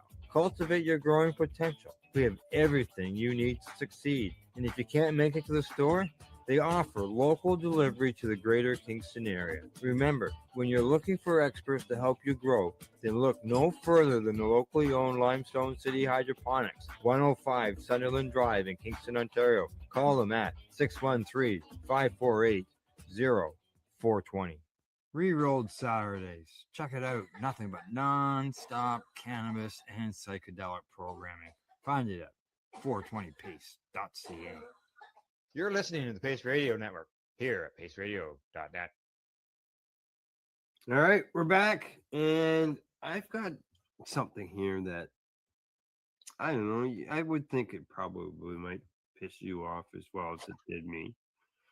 Oh, and that's so good and then. that is because you and I and many others fought for cannabis for patients and the rights for patients to get access to it and all that stuff. And so I seen this story on this situation where they busted some people, and oh, there it is. They busted some people here in Ontario. They found them with 17,000 plants. Well, it says 17,000 cannabis products were destroyed and seized. And what that doesn't piss me off. What pisses me off is the group allegedly, they say allegedly, applied for Health Canada authorizations to produce medicinal cannabis using the identity of individuals who didn't know that they were involved. The authorizations were used to obtain commercial licenses and expand production. People wouldn't even know that they were getting licenses put into their names. And then you wonder why the government's saying, we got to change the cannabis laws, or we're going to review the designated grower provisions in the licensing. And So who are these people that they got licensing for? Were they going to notify the people that they have names for? Like, who's the No. doctor that signed these? Like, who's the well, doctor? yeah, exactly. Like, and exactly like what Health Canada agent authorized them? Like, how deep does this corruption go? Yeah. Well, they I don't see any charges. Okay. Of course not. Well, yeah, hang on. There are charges for unlawful cultivation and conspiracy to cultivate and conspiracy to export it. But it says that there is one person who faces charges of identity theft. They used forged documents, would probably be signing the Health Canada documentation, and then proceeds of crime. So there's been at least one person charged with the charge of the forging of documents. But that doesn't mean that one person could have just signed all those documents with different names on it. Yeah. And then that, they scream and yell at us as patients. Well, that's the thing. There's always those bad apples. That's what I mean. Like, Yeah. there's always people that are fraudulent within our systems. It's like people that collect unemployment and then take jobs for cash under the table. You're not fucking the government. You're fucking your neighbor. And these people are doing the same thing. You're not fucking the government. You're fucking the patients. Because now Yeah, the patients especially with the go into your patients. program, right? It'll be the patients that suffer. It'll be the ones that actually follow the Oh bill. yeah. Yeah. And All it takes is a change in government, and they say, "Oh, we got to make a change in the cannabis laws because it's being abused." Right? And That's why Harper started this whole rigmarole to begin with, because they Oh, were yeah. finding abuse within the program, right? They were Yep. finding designated growers and looking at licensing for 200 plus grams, and like that all of a sudden started popping up. Why do you think we got? Why do you think they did what they did? Why do That's you why think? they did it. Yeah. Why do you think? Why do you think they didn't want us growing our own meds? Because they knew that there was people out there that were growing more than they should be for not what they should be. Someone's got a license for 5 grams, so that's 25 plants. And if they got a couple plants over, oh, whoopie doo. I know of a guy who had 200 plant limit, and he got busted for 2,500. Why would you do that? Read it in the paper. Town south of us. I thought, what the fuck? Yeah, licensed patient. Like, that's the thing. Like, and like I said, those are the people that make it harder for the rest of us. Yeah. I can see that you got your 5 grams, that's 25 plants, depending on what your setup is. Where you're cutting clones and trying to make sure that your numbers stay sufficient, you might end up with, because of your cuttings, you may end up with a little bit more in your 25 plants. But it's you eliminate the bad ones and you keep the good ones, and that dwindles the numbers back down where they're supposed to be. Yeah, but Yeah, that's unfortunate because it only takes and that's like the second big one I think I've heard in the last little bit. yeah. And I don't know what the numbers are anywhere else. Didn't we just talk about another one not too long ago? That was a fairly substantial one Yeah. down southeastern Ontario. I don't know. Maybe Yeah. I'm- Yeah, there was another one there. This one, seeing where this one was at. It just says there were 3 production sites in total, and they said it was being exported to the United States and Hong Kong. How could it get exported to the United States and Hong Kong? I don't know. That's what it says. That's what it says. And they called it they laundered the money through the Canadian banking system by a sophisticated identity fraud scheme. So who knows? Criminals, right? Right. Those are criminals. Those aren't Yeah. even patients. Those are just criminals. Those are people that are definitely. But again, those are the people that make it hard for the rest of us. Makes it hard for the rest of us. And then you hear the municipalities, you hear the police yelling, the loopholes, close the loopholes, close the loopholes in the program. And that's what they want. They want to get rid of that designated grower thing. Well, They they don't don't want- even want us growing our own plants. they don't even know. There's that too, for They don't sure. even want us growing our plants at all. Like I said, that's why the licensed producers were started to begin with, because Yeah. Harper figured that we should just be able to purchase it from Fine. licensed production, right? Yep. Yeah, and then we said no. We just and we spent what we were in court. The injunction's still there, like, but that could fall. Like it only takes the wrong government to make it fall. It's an injunction. Yeah. So it'll be see what happens down the road. But hopefully that's not, that just adds, unfortunately, to everything that piles up, right? Let's see, well, we got some good stuff here. France, they've launched regulated medical cannabis market. More in worried France. about What's something that? else. They're more worried about, I think, fentanyl right now. I think. Yeah, oh yeah, yeah. But you would think, well, they're just looking for that they would find cannabis. If they're taking X-rays of trucks, or if they're taking X-rays of your vehicle, or searching your vehicle because they just think that you look like somebody that could. Oh, you got your cannabis hat on over there, please. Yeah. That's all But it again, takes. yeah, I think there's like bigger fish to fry right now, and people look a little bit like, even if it's like 17,000 pounds, that's not killing people. No, it's not. But who No, knows? and in some cases, it's actually probably healing people, depending on who the receiver is on the other end. Eventually, Exactly. And it could be being like, it could be, who knows, right? It could be transactional, who knows? Maybe it's falling into something else, but tying the cannabis to that, I just feels yucky. Nicky. Well, it does. Like, even when we were like growing with our licensing and stuff, like I was Yeah. giving it away. I wasn't like making a pile of money off of it. I wouldn't be like sitting in a broken down house working for like, $20 an hour at a store. Like, Mhm. I didn't get rich off like anybody, not even my, so. Let's see. I got something here. I'm trying to think if it's I think it's one that we've already talked about. Anyway, gone. It sounds like there's been, quite a bit of something going on. Yeah, there is. There are.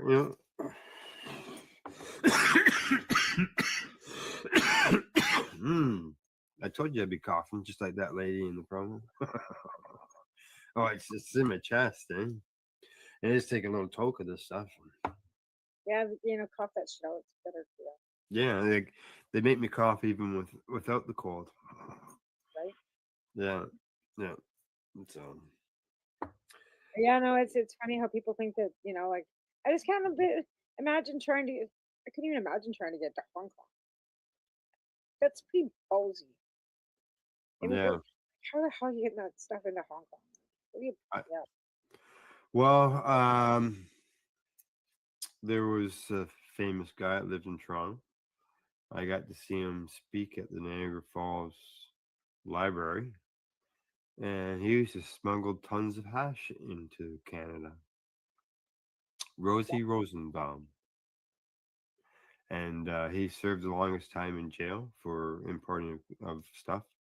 And he talked about it at one of his, like at that discussion with at Niagara Falls, on how he did it and paying off people in the process all the way through in Oh, order yeah. to get, in order to get the hash here. Yeah, they should have to, right? Like, People especially paid off at both ends. Right? You got to have the exporting place and the importing end of it. Everybody wants a little bit of the action, right? yeah, right. Yeah, I guess that'll always. I just. Anyway. Yeah. I just don't get it. There's a something that I found at the U.S. government's National Cancer Institute. And it says more people with cancer use medicinal cannabis, and oncologists face questions that they struggle with to find answers. You know, that could be solved by starting to train the doctors and educating the doctors on the benefits of cannabis when it comes to cancer. Start, really, Well, that's the thing. Like, there's train all them properly. information. Like, if they, I mean, if we can Google the information ourselves, why can't a doctor? Sorry, right? Well, yeah, but then the doctor that, if it's not given to them by the College of Physicians or so on and so But forth, I it's think not. there is an accredited course about CBDs and stuff through their medical accreditation, because I have to take so many courses. I can't remember who was telling me this, but there is an accreditation course that they have to take every year or something to maintain their licensing, right? So they have to keep getting themselves educated. It's not like you become a GP. Oh, and you yeah, they have to go. they It's, have to do so many mechanics can do the same thing too. Well, yeah, but you have to do, like I said, so many accredited courses a year when you're a doctor to keep your licensing, right? And I believe, like, I know that Jan was teaching a course on CBD, CBH, and cannabis before. Now, I Mhm. think Dr. Ira Price had mentioned something He, before, yeah, I remember he was educating doctors about medicinal cannabis. I and I remember. think he was attempting to, like, but I think that he had mentioned that there is an accredited course they could opt into taking, right? So there is, and apparently there's portion of the medical journal that does have a portion of a little bit of cannabis information, Mm, because there's apparently all these studies out of Israel, right? yeah. They say the first ever clinical guidance on cannabis use from the American Society of Clinical Oncology, which was published a year ago, March of 2024. Put it bluntly, cannabis and/or cannabinoid access and use by adults with cancer has outpaced science supporting their clinical use.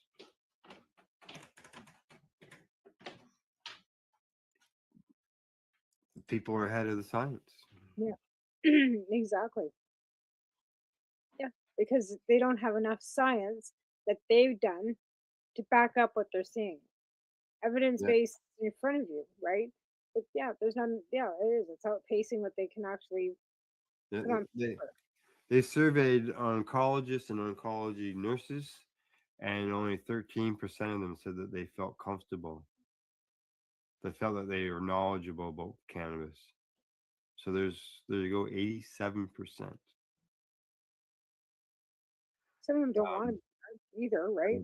Yeah. Now, some of that 87% said that they were comfortable giving guidance, but obviously the knowledge end was on the down end scale.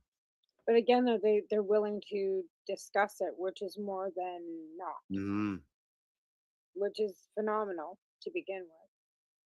But I think, like I said, as younger generations come up and they see that, cannabis is now going into a seventh year of being legal, and the sky hasn't fallen. No, They're exactly. this huge influx of, kids in the ER, and like, I mean, sure, we've had a few. There's been a few people that, let's face it, there's always going to be side effects to everything, no matter what it is, and that's just the facts of life. There are going Yeah. to be people that cannot consume it. There are going to be people that are allergic to it. Oh, Like, yeah. there are people that will get whatever cannabis hypercisis, whatever they call it, because Yeah. and that's the science that they've seen, right? Yeah. They're also not Um, anybody dying from it. Yeah, there was just recently, it just aired I think 2 weeks ago here on the network. The Veteran Action Council, the back roundtable. They air Sunday night 8 o'clock. They had an interview with a very knowledgeable cannabis doctor on that CHS or CMHS or whatever you call it, CHS, Dr. Ethan Russo. And he was talking about it on the show. So anybody's looking for information on that, that's a fellow that you want to listen to. Yeah, Dr. Russo is very knowledgeable. Yeah. And he's not like, and get as much information from you as you possibly can because, yeah, been around Yep. for a while. Like all Oh, of I us. remember those early days, just being a sponge, just whatever you could take, get in, you know. Oh, the old list, right? Like we had that old list. And Yeah, oh, yeah, the we had that, CCC. but, yeah, I love Yeah. that list. Oh, yeah, there was a lot of people on there. Yeah. Let's see. France and Czechoslovakia, they're getting medical programs, which is good to see. Expansions of those in other countries. Absolutely. I think with PTSD that people are, I think seeing all over the world right now. Yeah. The more gone to the better. We've been starting to call it on the news broadcast. We've been calling it PDSI. Instead of a disorder, we've been calling it an injury. Yeah. Right? It is. That come from originally in a discussion that I had with and another person had with a fellow by the name of Al Byrne. He started a group called Patients Out of Time. He's been involved in VAC. He's been involved in cannabis. He's written a book. He's been around for decades in this, and he thinks it is. He doesn't like the word disorder, because it's not a disorder. A disorder is something that you've had all along. Something along the line. It's just an injury. Yeah, it is. Right? There is a TBI, which is a brain injury, which would be from getting hit with something, right? Yeah. Different than post-traumatic. Yeah, it's a physical injury. Yeah, because this is like, well, you also get like physical trauma too that comes along with a lot of domestic violence, right? So you get a little bit of both. And it's hard to shake that off, even like I said, as you get older too. Like for myself, I mean, I survived, thank goodness, but my body's like throwing out places that were broken and injured before.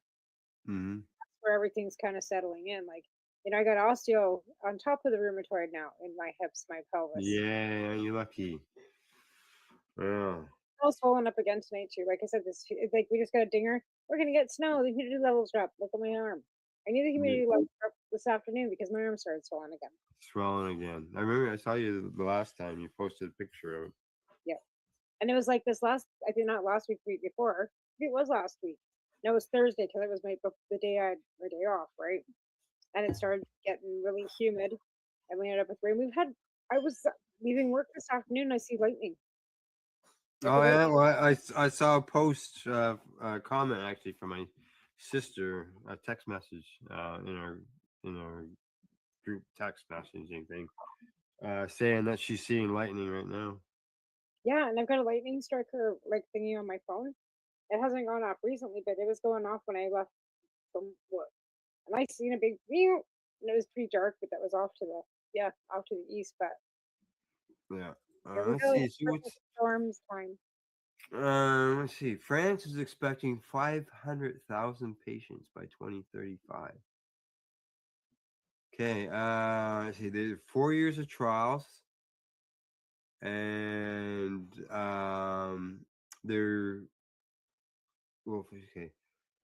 prescriptions are limited to trained doctors for specific conditions. Smoking remains banned. Only vaporized flowers and oils and sublingual solutions are allowed.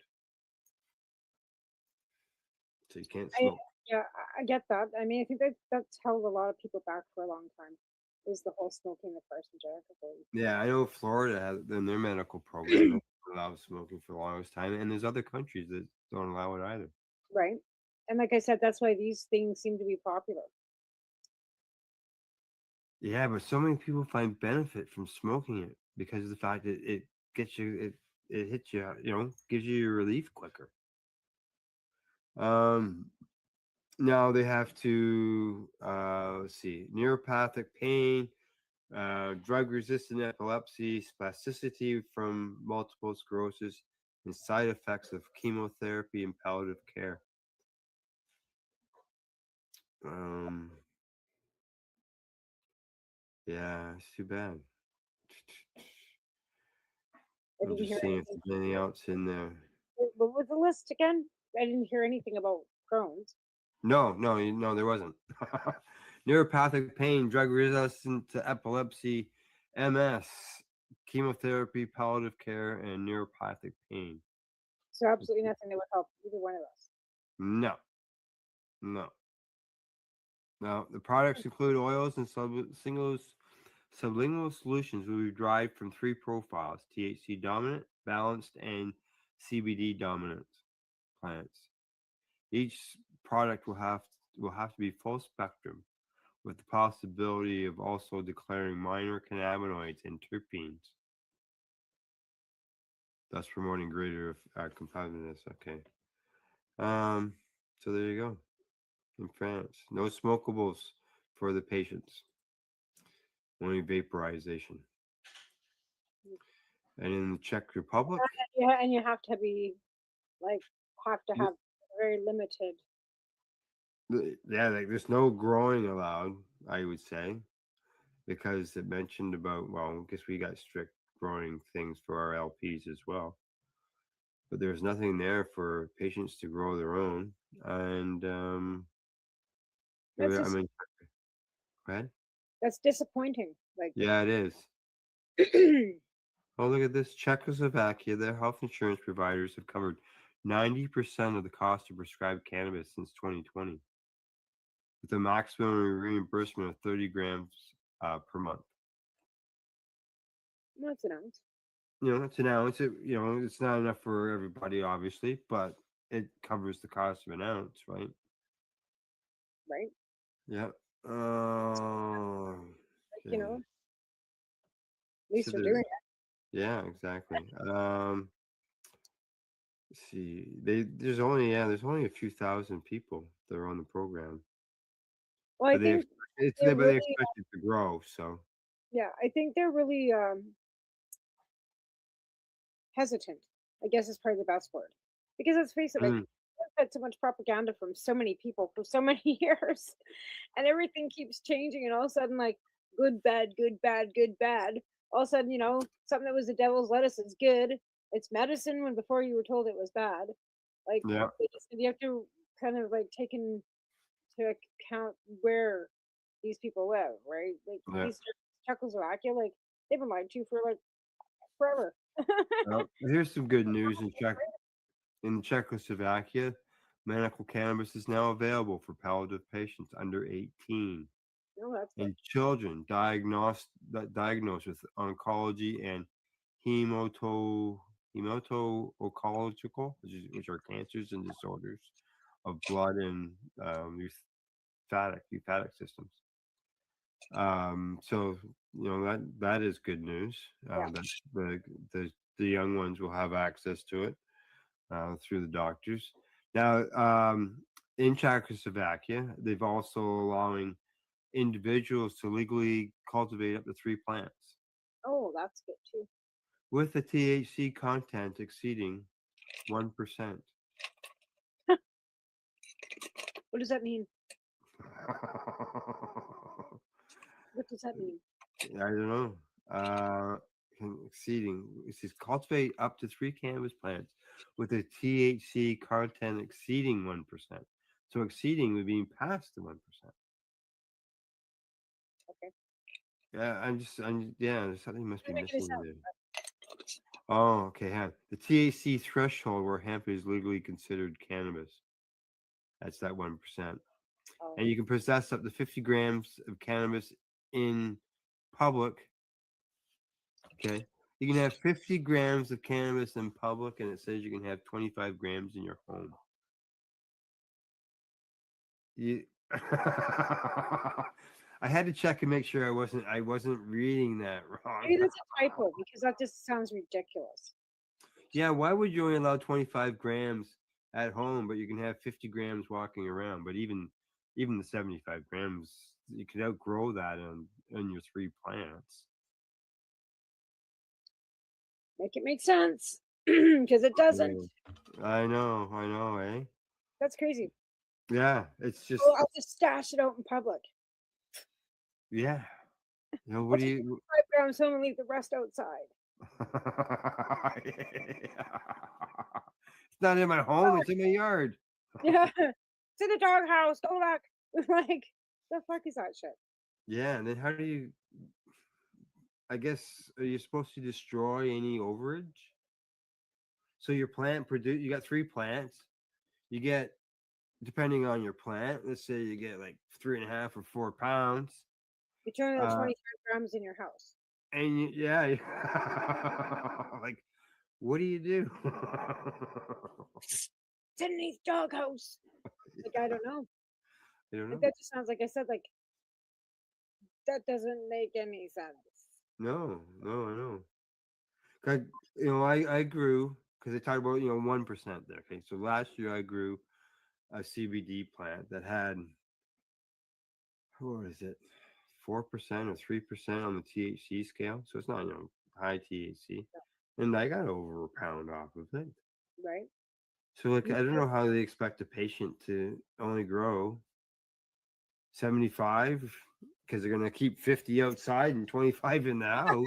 Oh, your neighbor can keep 50 over there and 25 in his and 50 in that neighbor's. Like, So I don't know. just sound like I said that this sounds so ridiculous. Like, what do you do? Dig a hole? Like, Yeah, like it's great to see that the countries are doing this, having a medical cannabis program, but obviously, just like our own here in Canada, there's maybe improvements ours that are. wasn't that ridiculous. Well, I guess it was at first. You That can't was at first. Remember the 100-centimeter height? You see, it has to have a barcode on it. Yeah. What the fuck does that mean? 100 centimeters. What's that? 50 inches? Yeah, how are they going to monitor that? Yeah. Like, what is it? What is it? Like, they You're a gonna little have the yellow tape stripe ruler. on their pants, right? A little yellow stripe. It's like No, added they're gonna send the inspectors. The inspectors would have been people who were 100 centimeters tall, and if they were taller than them, then they were too tall. That's what I can think of. I just can't even. It can be Yeah, ridiculous. well, I was glad to see the government threw that out. Even Well, yeah, there's still dirty laws. Some of them are still just are turds. correct. Yeah, oh yeah, there's still some laws that need to be turfed that they've got on there. Yeah. There's no doubt about that. Policies weren't. Yeah. Yeah. So, but yeah. I guess be grateful for what we do have is better than having nothing. But me, Yeah, well, just think, you used to serve, if you grew your 6 plants, you'd serve more time than sexual predators. we did. They were. They do. I don't know they were. I know. Mandatory minimums. Yeah. But, Private all jails. right. What they're doing in the U.S., where those people are being held in the U.S. by a private prison system, coming to you from downtown Texas. Like, you don't want that shit up here. Oh, no. All righty. Anything else? It's bottom of the hour. No, cannabis and coffee on Monday. We'll probably cut some pictures, hopefully, for the CASP on Friday. Other than that, have a good week. All righty. Other than that as well, thanks for sponsor Limestone City Hydroponics.ca, at ease.ca, and the Camelford Lifestyle Shop. And thanks to everybody for tuning in the program. Really appreciate it.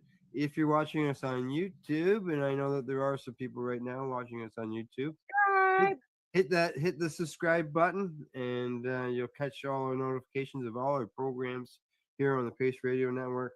Let's see. Shortly we're going to have 2 on Sunday. We've got 2 shows on Monday. There's 2 broadcasts that come out on the network on Tuesday. The Pace, we got the Pace Radio Show on Wednesday. Thursday, we've got 2 shows that come out. That's the new show. Plus, we got a brand new music show program that launched last week. Episode number 2 goes this Thursday at 9 o'clock. High Vibes with Dr. High. Catch all your cannabis tunes. And they're very educational in the process at the same time. Right? We had them on here last week. As It's pretty impressive. Yeah. Pretty impressive. Yeah, it was good. And I know that this weekend or tonight's or tomorrow night's broadcast, when I first watched it, because I get a sneak peek of it, right? Because Right. he's a content provider, so he sends it on to me, and then I get it all scheduled and programmed into the system in order for it to go out. And so I always take a quick check on it, and I can tell you there's stuff in there that should be big hits. Like, you know, if he still had the Cannabis Awards and Music Awards for marijuana, like we did at the TY Expo in 2010, the Global Marijuana Music Awards, I wouldn't doubt if there'd be some award winners there for sure. So, all right, and other than that, don't forget Saturday. We got Rerolled Saturdays. That's a combination of Pace Radio Network and 420 Radio. All our programming is combined. You get hours and hours of nonstop psychedelic and cannabis educational and informative information, as well as some discussions and so on and so forth, news. And let's see what else on that. We start at 9. We get things rolling at 9, and that's for the daytime edition. And then we spark up the nighttime edition at 4 o'clock, and basically we go for about 13 or 14 hours in there, nonstop. And the great thing is that I believe I have to double check, but you go to the Pace Radio Network's Facebook page, not Facebook, but website. You scroll down to the bottom of the schedule, Monday, Tuesday, Wednesday, go down to Saturday. You'll be able to click on Rerolled Saturdays, and you can just watch nonstop. It'll go from each show, so you can sit there for days, weeks, months, just watching nonstop psychedelics, cannabis education information. So, all right. Other than that, thanks for tuning in. Thanks for watching the show. We'll see you all next week. Bye bye.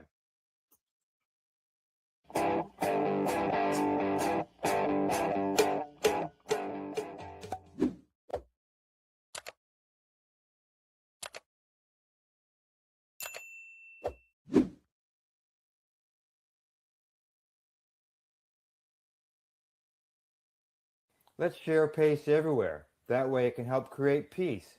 People everywhere advocating cannabis education. You're listening to the Pace Radio Network here at paceradio.net.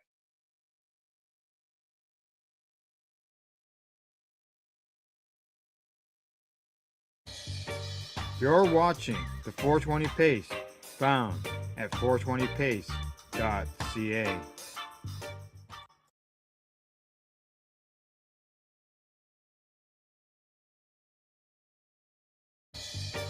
You're watching the 420 Pace, found at 420pace.ca.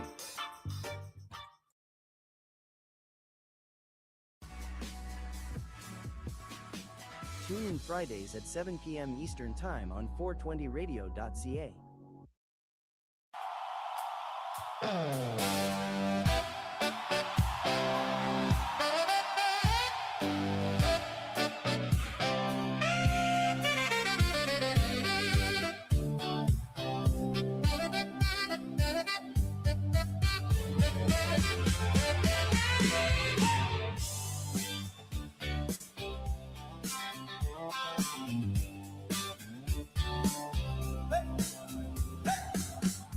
Tiny door on the stairs.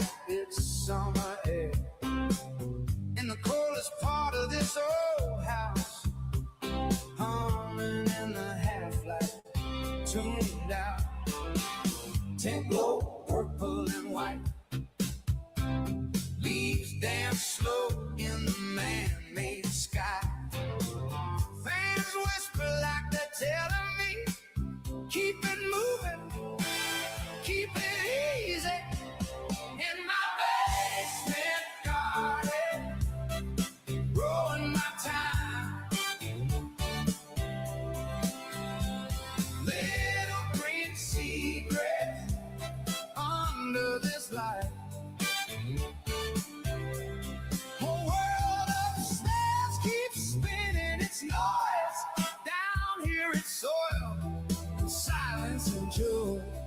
Oh, in my basement garden, I'm feeling alright.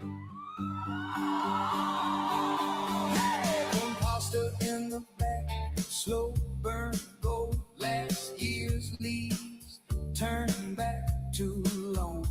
Old roots, new shoots, same old song. Turn it, learn it, pass it on. Rose and pressed park by the sink. Glass jars lined where the wall paint chips. Sticky dreams in a steel vice grip. Radio plays that outlaw mix. Hey, in my basement garden, growing my time. Little green secrets under this light. Whole world upstairs keeps spinning its noise. Down here it's soil and silence and joy. In my basement garden, I'm feeling alright.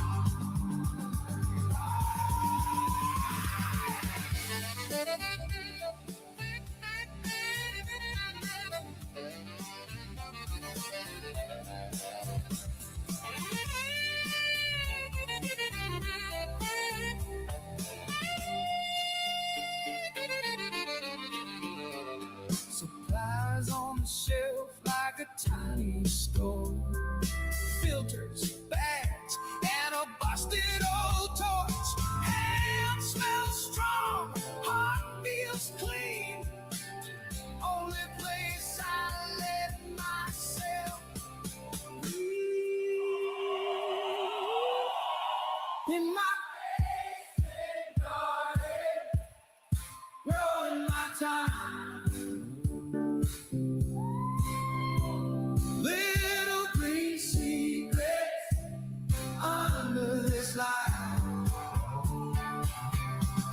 Whole world upstairs keeps spinning its noise. Down here it's soil and silence and joy.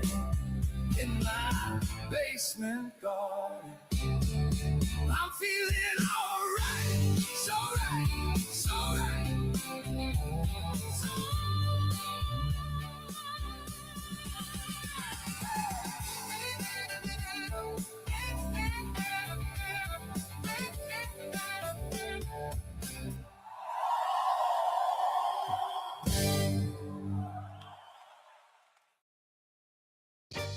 You're watching the 420 Pace Network, found at 420radio.ca and paceradio.net. The opinions of the individuals during this broadcast are their own and may not be the opinions of their group or other organizations they may be involved with. All medical advice during our broadcast is not a medical opinion and should be checked with your medical physician. Hey, everybody, and welcome back to another episode of The Newbie and the Doobie. My name is Timmy. I am the newbie. Mary Jane, I am the doobie. Today is Cotton Candy Day. That's right. It is. I feel really bad because I kind of ate the cotton candy. But you don't have to feel bad. Unlike the day that you ate the cookies. Well, no, Well, you I ate the cookies. We don't have to worry about what was fact and what was not. But I actually am not a fan of cotton candy. Okay. So it doesn't even matter to me. You would not have eaten this cotton candy. I wouldn't have eaten this cotton candy? No, and it's funny you said you shouldn't feel bad that you ate the cotton candy because it was because I was feeling bad that I ate the cotton candy. It was infused cotton candy. Oh. Cotton candy. I never even thought of all the things that I've heard that have been infused. I have never come across cotton candy. Infused cotton candy until you are now discussing it. So it was actually part of our gift bag when we had gone to the Oneida Okay. event that we had done out there Yeah. at the cannabis store there. Okay, let me just make a note. Okay. So as the newbie and doobie, we go to events. We hosted that event and did some interviews live on stage. That was a fun event. Shameless plug. Bring us to your event. Anyways, we get these gift bags every time we go to events. Yes. And it's so funny because I am. Well, we get one of two things. We either you get a gift bag and I get a gift bag. Mhm. Can talk about this scenario because this is what Okay, you're this going to talk about. scenario. I'm going to talk about the other scenario after. Oh, see. Okay. All right. So let's go back. So that scenario where we each get a gift bag, they're usually the same gift bag, but I'm a non-consumer. Yeah. So I've got this bag full of stuff that I'm not going to use. So then she gets double. I get double. I'm bags. not complaining. I like when I get And double. I'm not complaining either. If we come to your event, please give us each a gift bag. Or this is what happens. The second scenario happens, which I'm not a fan of because I don't get double. Because they look at you and you're like, oh, he's a non-consumer, so he's not going to use any of this stuff. It was like, there's like, yeah, here's for the doobie. And I'm like, but no, like the doobie, I do need a lot. I still want a gift bag. But that cotton candy was delicious. And I nibbled on it a little bit at a time every night before bed to help me sleep. So thank you. I am waiting though for the day that we get a gift bag with just CBD stuff for you. Yeah, that would be awesome. Where somebody goes, let's do something different. Like for what would the newbie like? Yeah, yeah, that like he could use. What would the newbie like? Like I don't mind like t-shirts. I got hats and some t-shirts. Yeah. By the way, I'm a small because I like to show off my yoga shoulders. And we got this rolling tray. Oh yes, from Leafy Things. I even kept one of those because it's a super cool wood You're going to use board. it for charcuterie, aren't you? I might just use it for charcuterie. I love my charcuterie. Well, and also anything extra that we get, because like obviously I can't use all of it. We do giveaways. We give things to people. We, whether it be our friends or fans or our enemies. Sometimes that's the stuff we really don't like. If you're nice to your enemies, it's like pouring hot coals upon their head. Actually, I think it's the kill 'em with kindness. Same principle. That's what Jackie does all the time. Right? Jackie Childs. I love she's killed so many people with kindness. She should be in happy prison by now. Yeah, I think somebody like slammed her for something or other. And what did she do? She went on Buddy's GoFundMe page for his dog that needed some sort of therapy, and she donated. Right? Kill them with kindness, everybody. Yeah. So we're at this event. Yes. And where does the cotton candy now come into the story? It was in the gift bag. I'm confused. Where does the cotton candy come into the story? Oh, that's right. That's right. I'm remembering now. So he was in the it was in the gift was bag. Infused. Yes. The story is which my is why shirt. I never saw any of the cotton story candy. Is my shirt. Cannabis is safer than pharma. So this is part of the Safer Than series. Okay. There's a gentleman who does, if you look up cannabis is safer, it'll be like, there's multiple things. I have marijuana is safer than the police. Cannabis is safer than and then alcohol, it's safer than pharma. Just basically trying to teach people that cannabis is not. Cotton candy is safer than hard candy. Oh, I would say yes, because you can choke on hard candy if it get lodged in the back of your throat. Can't choke on cotton candy, I don't think. You can choke on anything if it goes down the wrong pipe. Fair enough. Including saliva. I don't like cotton candy. What don't you like about cotton candy? I can tell you exactly what I don't like. Is it the texture? It's the fact. Okay, well, remember when we did trimming? The stickiness. Remember when we did trimming and you handed me that branch? branch? As soon as you said, yeah. And I went to touch it and that stuff, and it wouldn't come off my fingers. That's what it's like people, they grab it in, you pull it out and you're like, oh, look at this nice little soft thing. And then it turns into like this monster. And you've always had a problem with stickiness. Just like, and then like now you've got like this red stain on all your fingers and you haven't even eaten anything yet. And you've got like these little pink hairs. And like I pulled something this much out of the bag. Why are you eating that much? And a second later, well, you have to grab this much. No, we need by to the time it teach you shrinks and goes under my fingers, I have to go. I will teach you how to eat cotton candy. It's in very, very small pieces. But it's funny, as you're telling this story about stuff on your hands, it made me remember the video you did with Taste a House. Taste a House. Sorry, Taste House. Yeah, With go the on cake. YouTube, Taste House. With the cake decorating. Yes. Timmy did an excellent job at decorating this cake, As but usual. he did get a little bit of icing on his hands. And I know how he does not like to get messy. Even your mother told me that from like even a small. He's like, he your never mother liked to told get you his that. hands dirty and messy. Thanks, Mom. Which is funny because you don't look uncomfortable in the video. You look like you're super chill. Mhm. But if you look at your hands, They're covered in ice. they're like this, and he's constantly moving them. And I'm like, yeah, he wants to get that icing off his hands so bad. But for the sake of the video, for comedy, you did not. It's a good video. You definitely need to go check it out. Yeah, go to Taste House. I think it's called, I don't know. It's on Timmy. Or don't you have it? No, I don't have it. Oh, you might be able to find it at on upstandingcomedy.ca. I think if you go to the We're going to videos, post a link. We'll find the link. We'll find it. But yes, it's at Taste House, spelt with a U, Haus, and video I did with Melissa from drawing a blank. Do we remember her Instagram? Oh, forgive us, Melissa. Sweet cakes. Sweet cakes. Anyways, but yes, you're right. I don't like the messiness on my hands.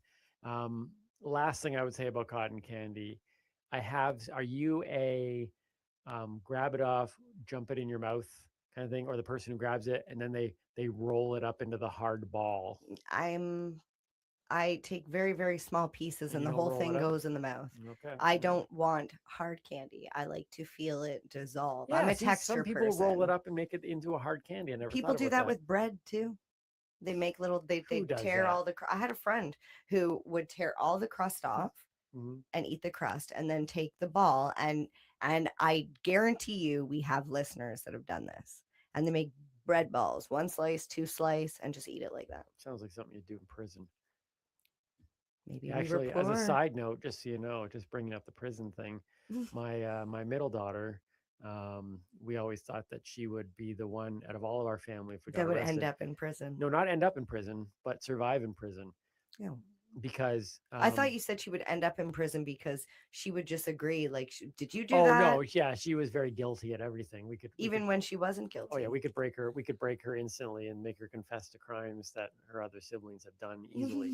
I don't play those mental games with her anymore. But she would survive. She would survive, which is good because she had a tendency issue, like a good interrogator, a bad interrogator could break her down pretty quickly. But she survived for years off of just bread and water. She would always just want bread and she would drink water. She didn't drink pop. She just wanted to drink bread and water. So I wonder if she made bread balls. I'll ask her. Hey, you ready to get this thing rolling? Yep. Oh. I threw her off. She's like, get what You did throw rolling?" me off because I was like, did we do birthdays? Oh, never mind. She threw me off. We haven't done birthdays. Okay. Because I was like, wait, are we doing intro, Yeah. outro, birthdays? We're doing birthdays. Okay. Well, I My didn't even fault, I didn't even everybody. cross check these birthdays yet. Okay. Oh no, I did. Sorry, I All right. apologize. What do we got? I meant the ages, but we did cross check the ages. For some, Right. I suck at math. If anybody doesn't know, you've probably heard me say multiple times, I know weed math, and that's not ages. Mhm. And I she- don't even know how old I am anymore. She taught me weed math. Yeah. It was on a So you know past all episode. math. I'm good at all math. Yeah. So Timmy helped me figure this out. All So for birthdays, we've got Aaron Carter, which Aaron is Carter Nick is- Carter's younger brother. And I don't know either of those Carters. Who are they? Nick Carter was the youngest member of Backstreet Boys. Oh, Backstreet Boys. Okay, I knew it was Yes. one of those boy bands. Yes, Okay, and Backstreet Aaron Boys. Carter actually was a singer as well. He just started after his brother, and just like So it's not real. It's not a real singer. just like the other Spears sister. Yeah. When you have a Jamie more Lynn. famous, exactly, when you have a more famous older sibling that hit the scene first, it's really, really hard to get your foot in there. Yeah. Maybe it's also because they're not as talented.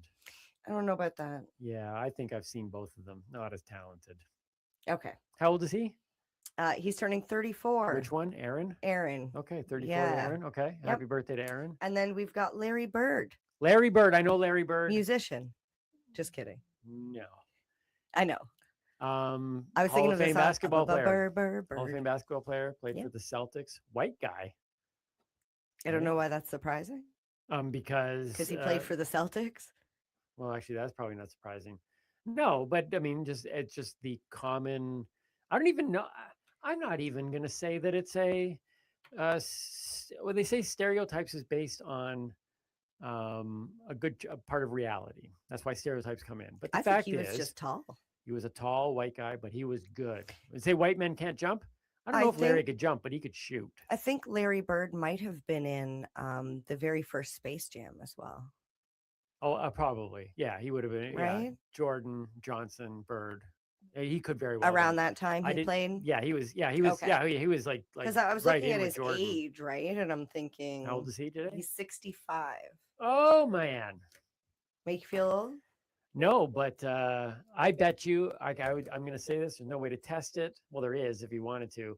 I bet you Larry Bird could probably be at least at 65 a number 5, like maybe a number 6, a 6th person off the bench on half of the NBA teams that are playing right now. That's how good he was. 65. You should just try for 1 year. Try to be the 6th man off the bench. Doesn't need to be a starter, but I bet you he could still pull that off. That's how good he was. And then very last birthday Mhm. is one of my personal friends. Todd Davis is celebrating a birthday today. 38. Happy birthday, Todd. I just want to point out, also a mini celebrity, played the role of elf number 3 in the very first Santa Claus. So happy birthday, Todd. Well, I would like to throw in. We're just going to throw these in. I would like to throw in a happy birthday to my oldest daughter, Jade. Oh, when is her birthday? Her birthday is a couple days from now. Well, it depends on when you listen and watch this. But as of the launch, her birthday is 2 days from when this gets released. Happy birthday, Jade. Happy birthday to Jade. Shall we get this thing rolling? Oh, I'm always ready for that. Roll it.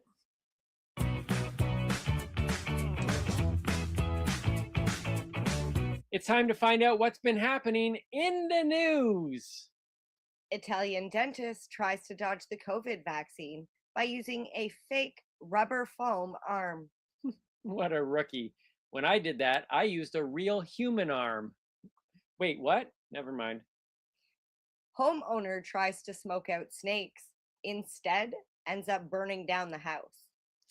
The snakes all survived, went to the neighbor's house. This guy went over and asked if they wanted his help. Yeah, burning down the house. New York firefighters rescue a man stuck in the bathroom wall for several days. When asked why he was in there, the man simply replied, "I thought this was Joel Osteen's church." Man builds wife replica Taj Mahal for their 27th wedding anniversary. Ladies and gentlemen, I'd like to introduce you to the most hated man in the world, Madhya Pradesh. Oh, you got me flowers? Madhya Pradesh got his wife a miniature Taj Mahal. Madhya Pradesh. Snowstorm leaves 31 people stranded at a Denmark IKEA. IKEA still refuses to publicly acknowledge their amazing, wonderfully elaborate labyrinth. It wasn't the snow. People get lost there all the time. I literally got lost there last time we were there. Goat steals papers from a government office in India. Government officials now are going to have to officially accept the goat ate my taxes as an acceptable reason for handing in your taxes late. It's a bad goat. Okay, that was a bad joke. And that has been what's been happening in the news.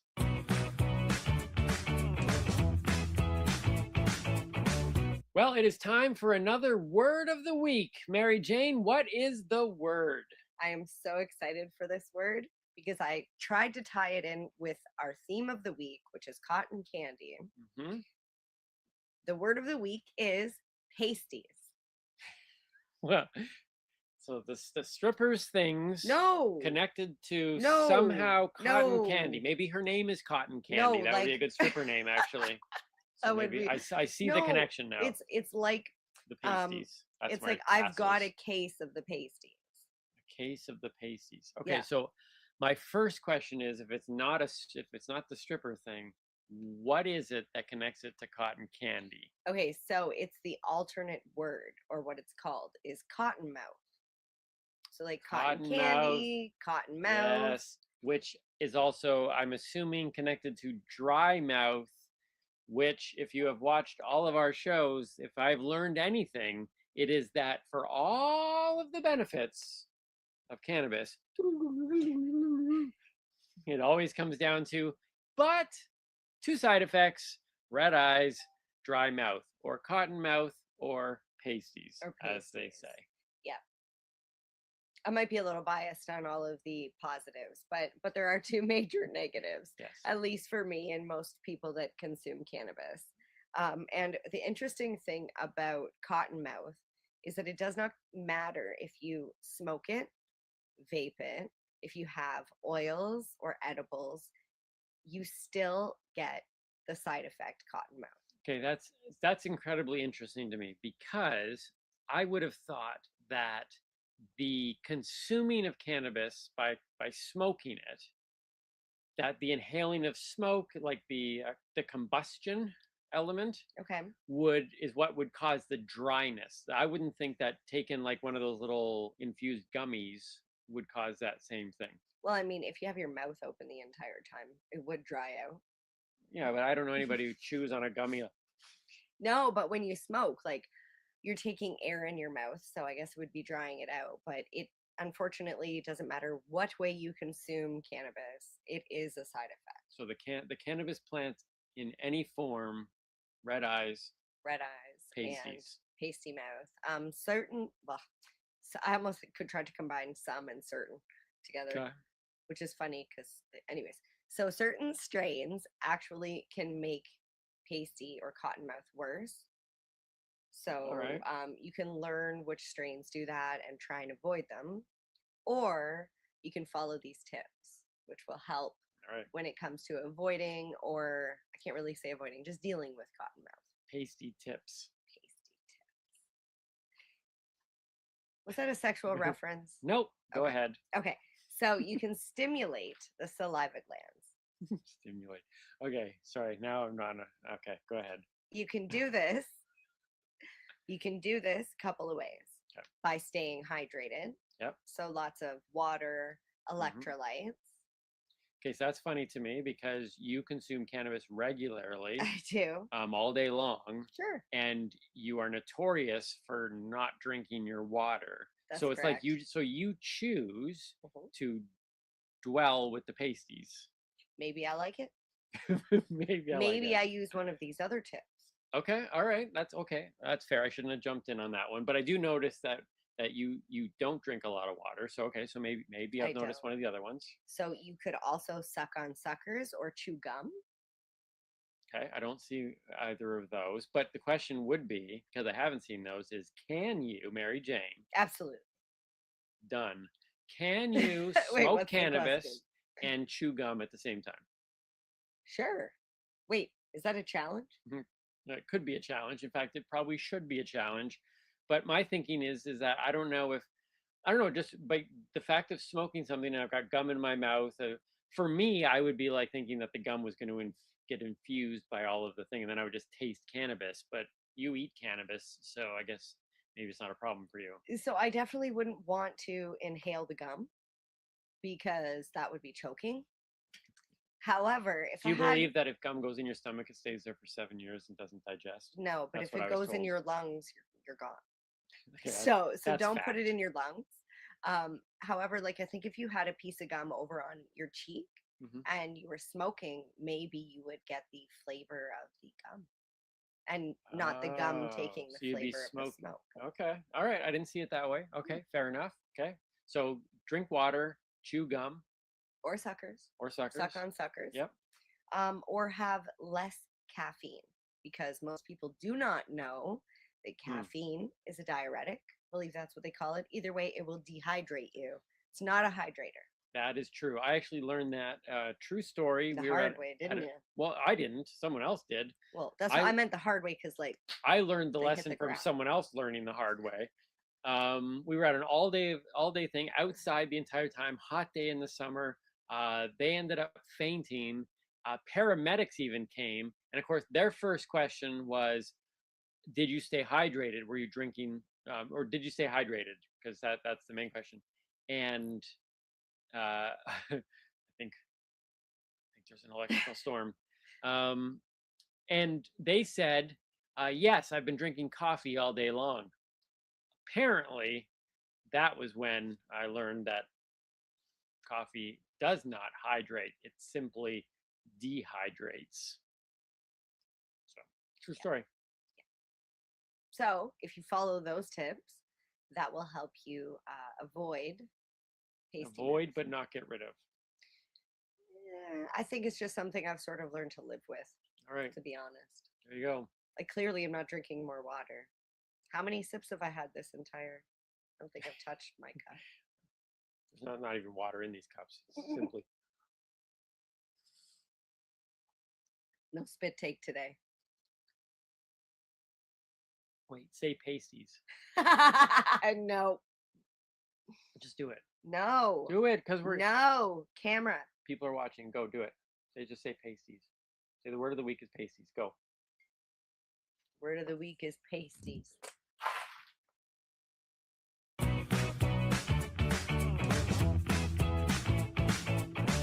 And it is time for another high five list. High five. Today's high five list is connected to our theme of the day, cotton candy or candy floss. I call it candy floss. In fact, right before we went to put this segment together, I mentioned to Mary Jane candy floss, and she looked at me blankly. And then I said cotton candy, and then we realized they were the same thing. Now, one of the things that I discovered very early on here, which I knew, but I just needed to confirm, it was one of those things of going, wait a minute, hold on, and then you want to fact check it. Candy floss, or cotton candy, Yes, cotton candy. is made out of air and candy. No. Sugar. Sugar. That's it. Air and Sugar and sugar. air. It literally, they are selling you air that is sweetened slightly. So it's like blown sugar? It's a ripoff of what it is. It's delicious, if you ask I me. hate it. I hate it. I could have gone multiple ways with this list. You just don't like sticky fingers. I do not, and that's one of the ways I could have gone. I could have gone with the stickiest, most annoying things in the world.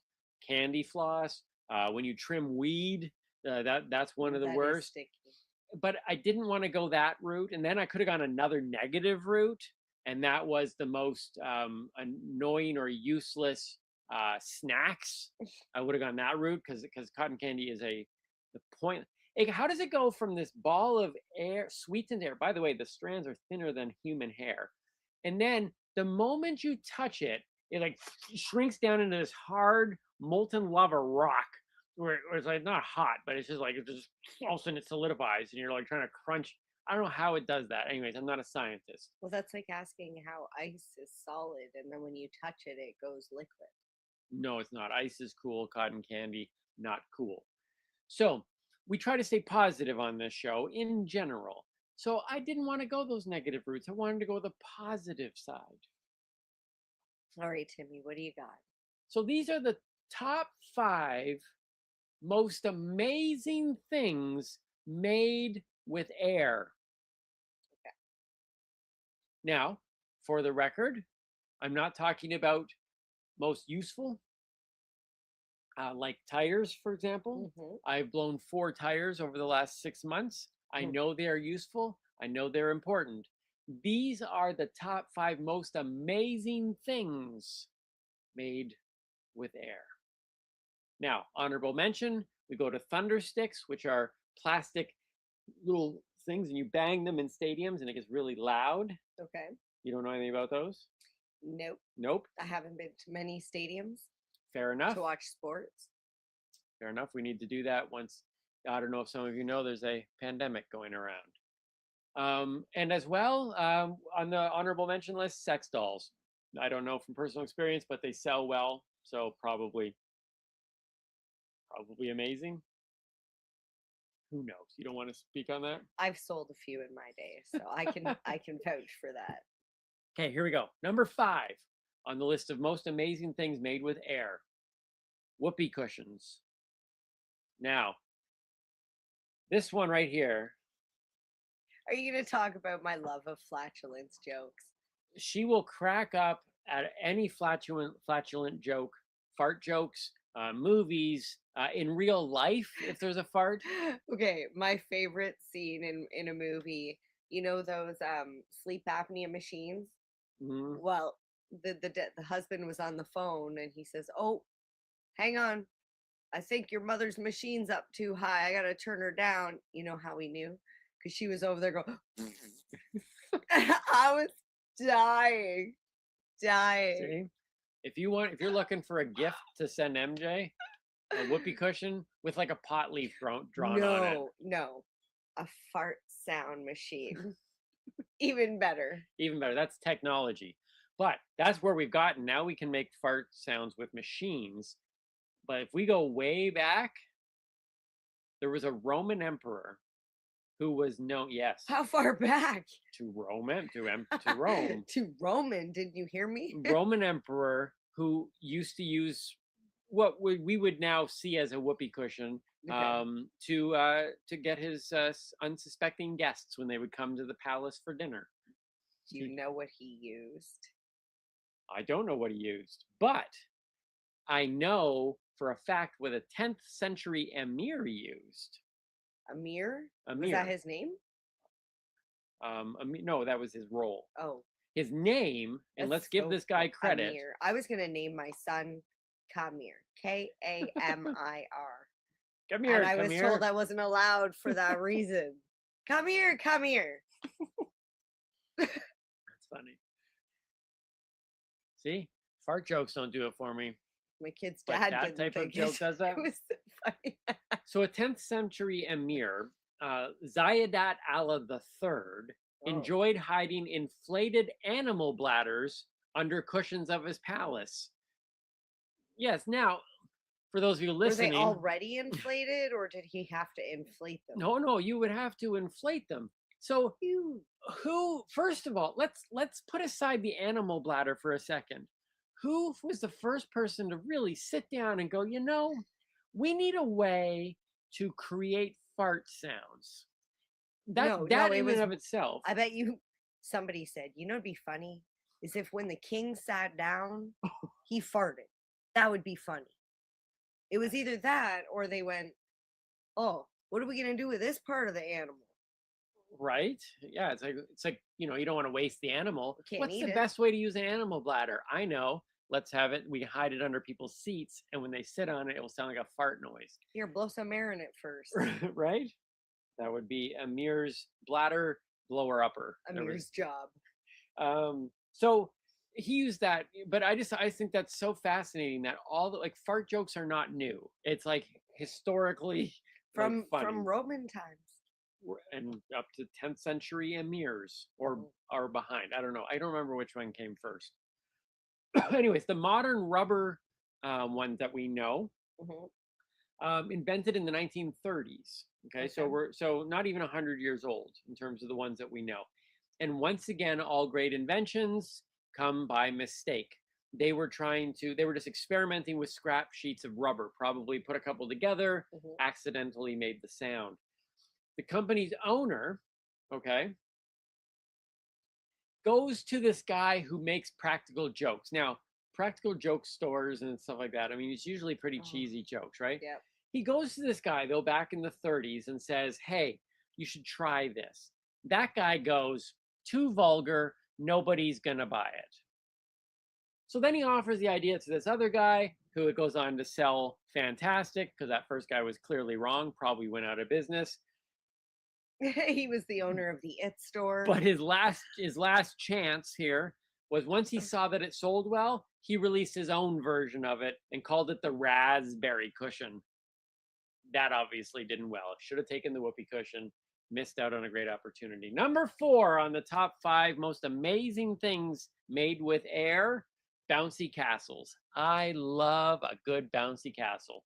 They are dangerous, Very dangerous. especially on a windy day. You want to know how dangerous? I actually have that information. How many people died? And some of you are thinking, wait a minute, they all know. That's not a coincidence. Truly a coincidence. She does not know the stuff I prepared, just like I don't know the stuff she prepares. I was not allowed to go on bouncy castles, thank you very much, because they are so dangerous.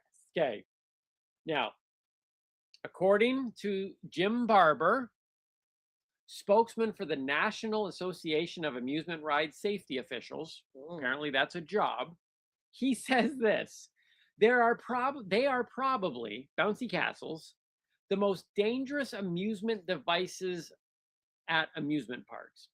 You see more injuries on inflatables, including bouncy castles, than any other amusement ride you can think of, more than roller coasters. In 2010, as many as 31 US children per day were treated for injuries sustained in a bounce house. 31 a day. Right. That's one child every 46 minutes in the United States of America gets injured in a bouncy house. Well, it's actually more because that's within a 24-hour period. Huh? The kids are sleeping. The park is only open. And well, how many of those kids really are sneaking out at 3 a.m? I would be sneaking out if I had a bouncy house. I'm just saying. And an estimated, because they don't know the exact number, 65,000 children under 17. We're not talking adults, because I have taken over bouncy houses as an adult. I will push the children out and go enjoy the bouncy house.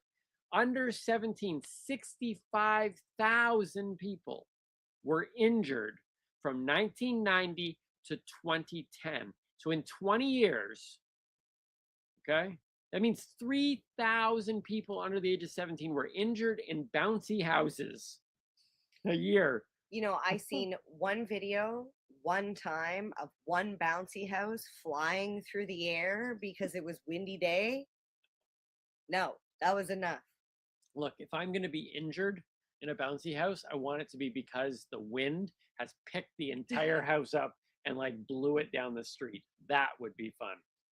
Number 3 on our list of most amazing things made with air, the water blob. What? The You water said air, blob. that's water. What is this? The water blob is that thing, you know, the thing out in the water, the big like inflatable mattress of thing where people jump onto it to send their buddy like flying into the water. That's so a trampoline.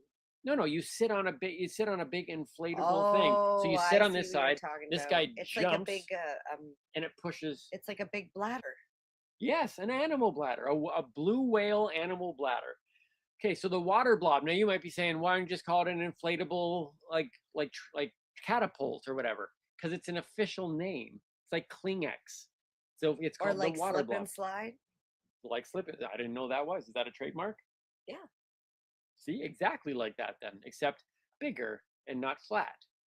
So, okay, so the water blob was invented by a guy in Texas named Tex. Come on, A seriously? Texan. Hey, Tex. That's Who funny. who used Army surplus fuel bladders? People love bladders. See, she literally laughed. Not even at a fart joke, at a bladder joke. His bathroom still counts. So an Army surplus fuel bladder as a waterfront toy. A guy named Spike White, come on, who's making up these names? Falls in love with the idea, brings it to the creators who are now the original American-made high-flying water inflatable, also known as the water blob. For the record, there's a classic blob and a weekender blob.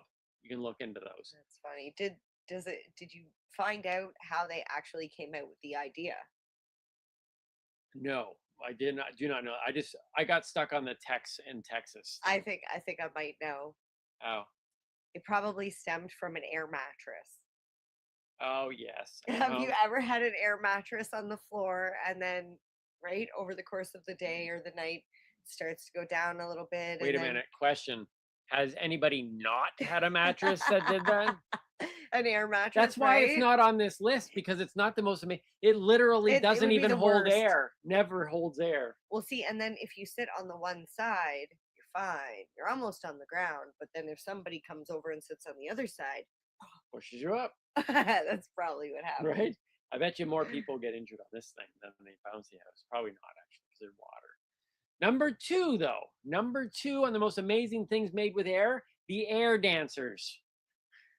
The wacky, You know those wavy, guys? inflatable arm dude. Yeah, those guys that are like always waving Yeah, around. Okay. So Peter Minshall, again, I'm going to give these people credits because they go. He was an artist from Trinidad and Tobago. He comes up with the concept for the 1996 Summer Olympics. So these things have only been kind of around in their regular form Okay. since 1996. So we're Okay. talking what, 15? 25 years. Ooh, 25 years. long Okay. time. It was originally invented called the tall boy because it's right, Okay, tall. okay. But now look at this. The concept of an inflatable dancing human-shaped balloon has been officially patented. So all of those ones that look like this guy, but they're maybe a little bit different, different colors, that has been licensed to other companies to create and sell those things. But somebody is making money as the patent owner for anybody who looks kind of human doing this, like Wow. me. Somebody's making money off this probably. I love those guys. We should be making money off you doing this, Right? or else why do it? I should go stand outside a store and do that. Here we go. Last one. Number 1. Top 5 most amazing things made with air. We had the whoopee cushions, the bouncy castles, the water blob, the air dancers, and bubble wrap. Oh, I agree. I like Right? that one. Wait, are you gonna say because it's fun to pop? Exactly. Okay. Bubble wrap is also a generic trademark. So any of that stuff where it's got the air inside it, we call it bubble wrap. It's not always bubble wrap. That's an actual name for something. In 1957, 2 inventors were attempting to create 3-dimensional plastic wallpaper. That's what it was originally done. Once again, the best ideas come from people having other ideas. So Which is funny because they have 3D plastic wall tiles now, and you can put them together and make like a feature wall. I don't even know if this is available right now, but if this ever did get invented after these guys tried it, moved it to some other product, and someone said that's still a good idea, it would be on the list. If I knew that there was 3D inflatable wallpaper, I would have put that on the list. So it started off to be this plastic wallpaper. The idea failed, and then they realized it could be used for packaging material. And who doesn't, get this stuff out of the thing? It's way better than those. What are those little nuts? Those packing the packing packing shells. peanuts. No, those are horrible. Mhm. But this stuff I thought you were here. gonna say then the pillow pack. Have you ever danced on this Because now stuff they before? have pillow packs. Have you ever danced? Yeah. Like It actually makes really good insulation. Does Can it? keep you warm if you go camping a lot. You just bring some bubble wrap and lay it down underneath your air mattress, and it helps keep the moisture away. Does it help keep the air in the mattress? No. There's an invention for somebody. So there you go. That's the top 5 most amazing things made with air. Any thoughts on this list? Nope. I like number 1. The whoopee cushion? I didn't. Or no, wait. Number 1 or didn't- number 5? Number 2.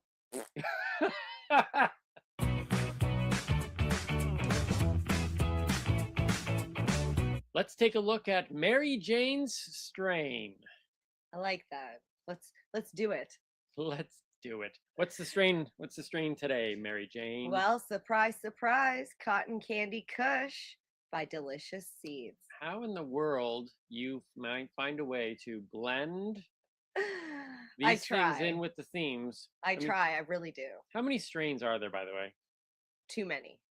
Okay. No, I take that back. There's never too many strains. There can never be too There's many too strains. many to name. Because you've done an amazing job at occasionally being able to blend the strain name with a theme. Thank you. And so clearly there's a lot of choices. Anyways, point is, Cotton Candy Kush, talk to us about it. Thank you. Cotton Candy Kush by Delicious Seeds is a hybrid cross between Power Plant and the lavender strain. So if you've ever had Power Plant strain before, it is a very, very powerful, high THC. It's a heavy hitter. If you like it, you'll probably like this one as well. I'm a little bit confused by the blend of bringing in Power Plant in because I don't know what you know about cotton candy floss, whatever it may be, but it is not exactly a powerful snack. In fact, it literally is just sugar and air. So not the symbol of power. So it's interesting that somebody took Power Plant and went, let's call it cotton candy. Well, there's a reason why they call it cotton candy, and it's because of the aroma that's given from the flowers. So it's a very sweet smelling strain. So the power is connected to the high THC because it's a powerful strain. Yeah, THC levels can reach up to 25%. CBD under 1%.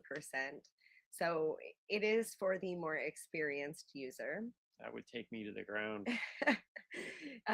Users have experienced and described the following effects: happiness, relaxation, as well as a feeling of euphoria. Can you give us the side effects? The side effects probably are red eyes and dry mouth. Yes, or also known as cotton mouth. That's right. Or pasties. Yes, having the pasties. I like how you did that. Pasties. The terpenes found in the Cotton Candy Kush strain are myrcene, pinene, and limonene. So it's a nice little blend there. All right, Cotton Candy Kush. Yes. Get it at your local dispensary. No, get it from Delicious Seeds. Get it from Delicious Seeds. Newbie. Sorry, that's what the doobies are here for.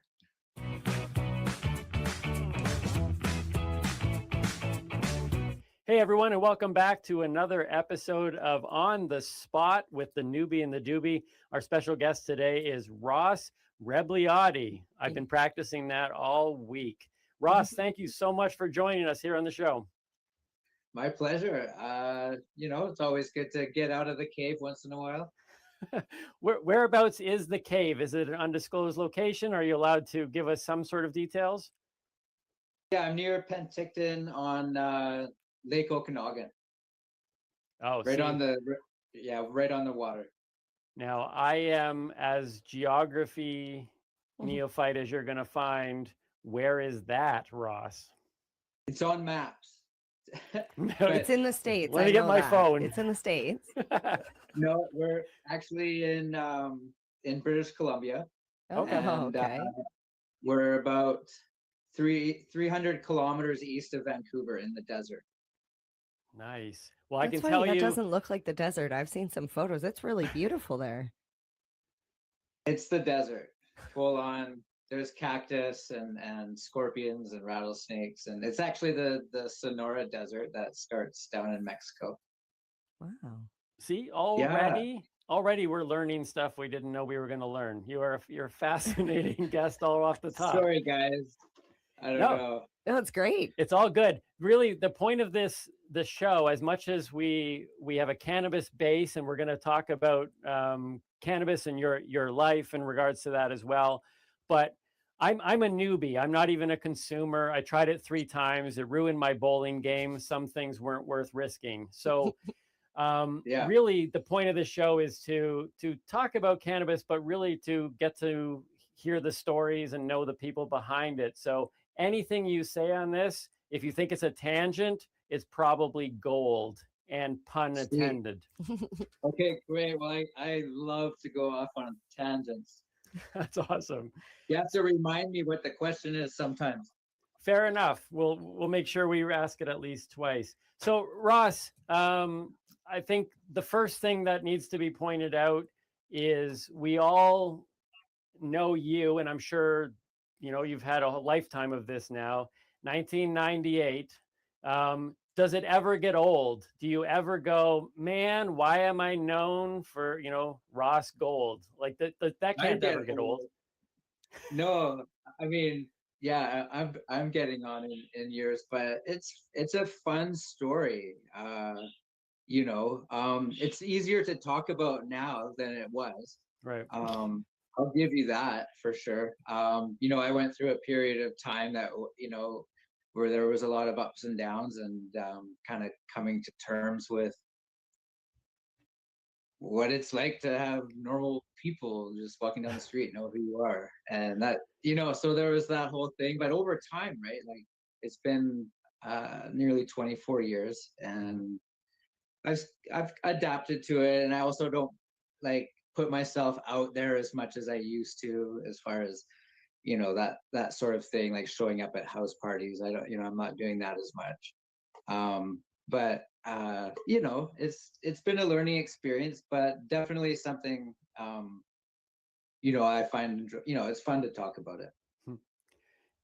Is that something like, obviously your story connected to winning the gold, having it stripped, all of that creates a narrative that usually if you win a gold, it's just you win the gold and everybody's like, yeah, gold medal winner. And yours has this narrative that has, you know, becomes a life of its own, becomes bigger.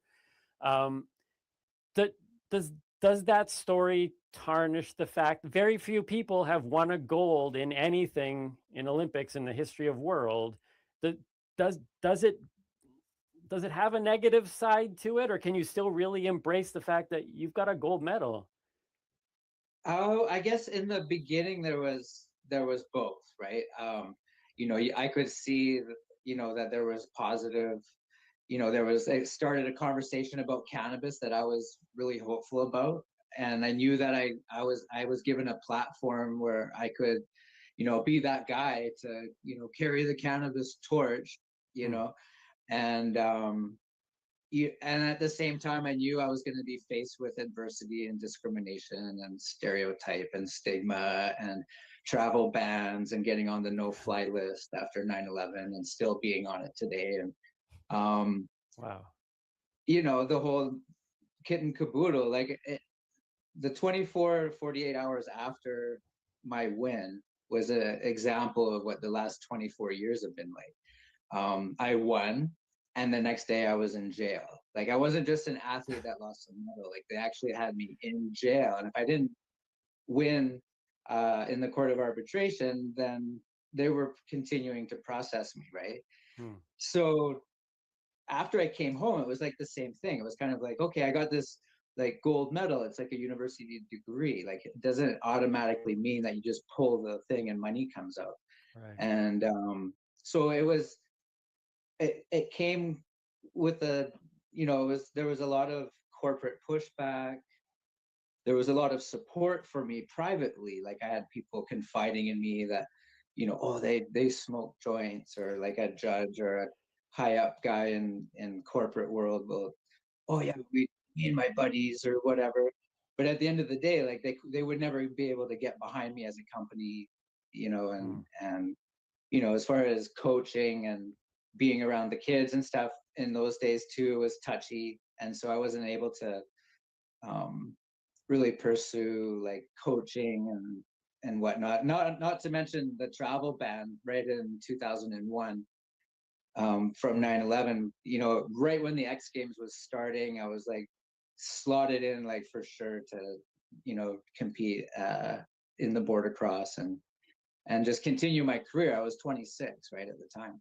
So there was just a lot of like things like that I had to sort of face, not to mention being like super well known and having to, I didn't have to, but I felt like I had to project a certain amount of positivity and success in some way, like even though I wasn't able to like earn a living.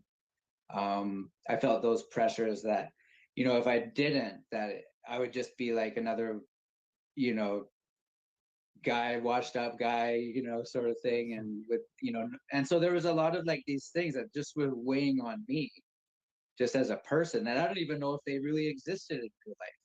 You know, it's only how you see the situation at the time. But as we've seen legalization, like, and getting closer and closer to, you know, what the dream is as far as, you know, cannabis coming in to our lives as a normal substance and totally destigmatized.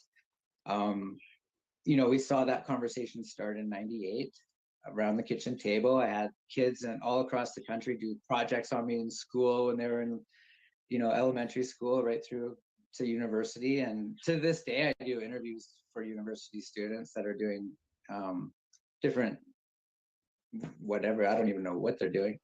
And yeah, and you know, but it's changed the conversation, and it's gotten to the point where, you know, in 2013 we launched a cannabis brand, Ross's Gold. In 2015 or 16, 17, somewhere in there, we opened the Ross Gold dispensary in Kelowna. We won best dispensary in BC 2 times by Leafly out of Seattle. And you know, we had Ian Adamansing come to the store and do a special on the National. TSN did a special documentary on myself in the store called Higher Ground. It's definitely worth a watch. And you know, and that was pre-legalization, right? That was during Prohibition, and I really wanted to be not just somebody who's like talking the talk, right? Like, oh, anybody can get behind cannabis. Like Tommy Chong, for example, was in jail for the whole time he was doing that 70s show, and for having glass, for having a line of bongs in the States. Wow. And just so you know what I did, literally the same month that he was released from prison after like 5 years or something for having glass, I launched my glass. And so I'm like, okay, here we go. Like, what are they going to do? What's going to happen? I don't know. It's not America. I'm in Canada, but still. And then I put my name on the store, right? And all over the inside of the store, and pictures of me, you know, racing and you know, TVs, YouTubing, like all different like videos of me like doing all different sports or whatever. Just kind of showing like what a beautiful store could look like in the future. And then, you know, we saw legalization coming, you know, when Trudeau was running, and we shut down 2 years before legalization. Like, we didn't have any issues with, you know, we had city council, we had the fire chief, we had the police chief, we had everybody go through the store just like a normal retail store that you have to do those sorts of things. And no problems. And so when legalization came, we shut her down over a year before. And we've just been, as a company, sort of weathering the storm. Like, not too many companies have to go through a period of prohibition and then federal legalization. And like, so this is a definite, you know, was a kind of a, not so much a showstopper, because, you know, I was doing lots and lots of these sorts of things over the years, and continue to do so. And so it just keeps lending itself to, you know, more fun, and getting to know and making more connections in the industry, and getting to know like who the people are. And when we're able to launch, which I'm literally just doing a deal with a micro who's asked me to come in and take over their growing operation and start producing for Ross Gold. We've got new merchandise just about to hit the airways. This is a nice pipe, and it comes in a sweet little recycled paper like drawer box, like a jewelry box with the cool Ross Gold embossed on the That's on awesome. it. Anyways, That's nice. I like that you're product testing too. Yeah, right.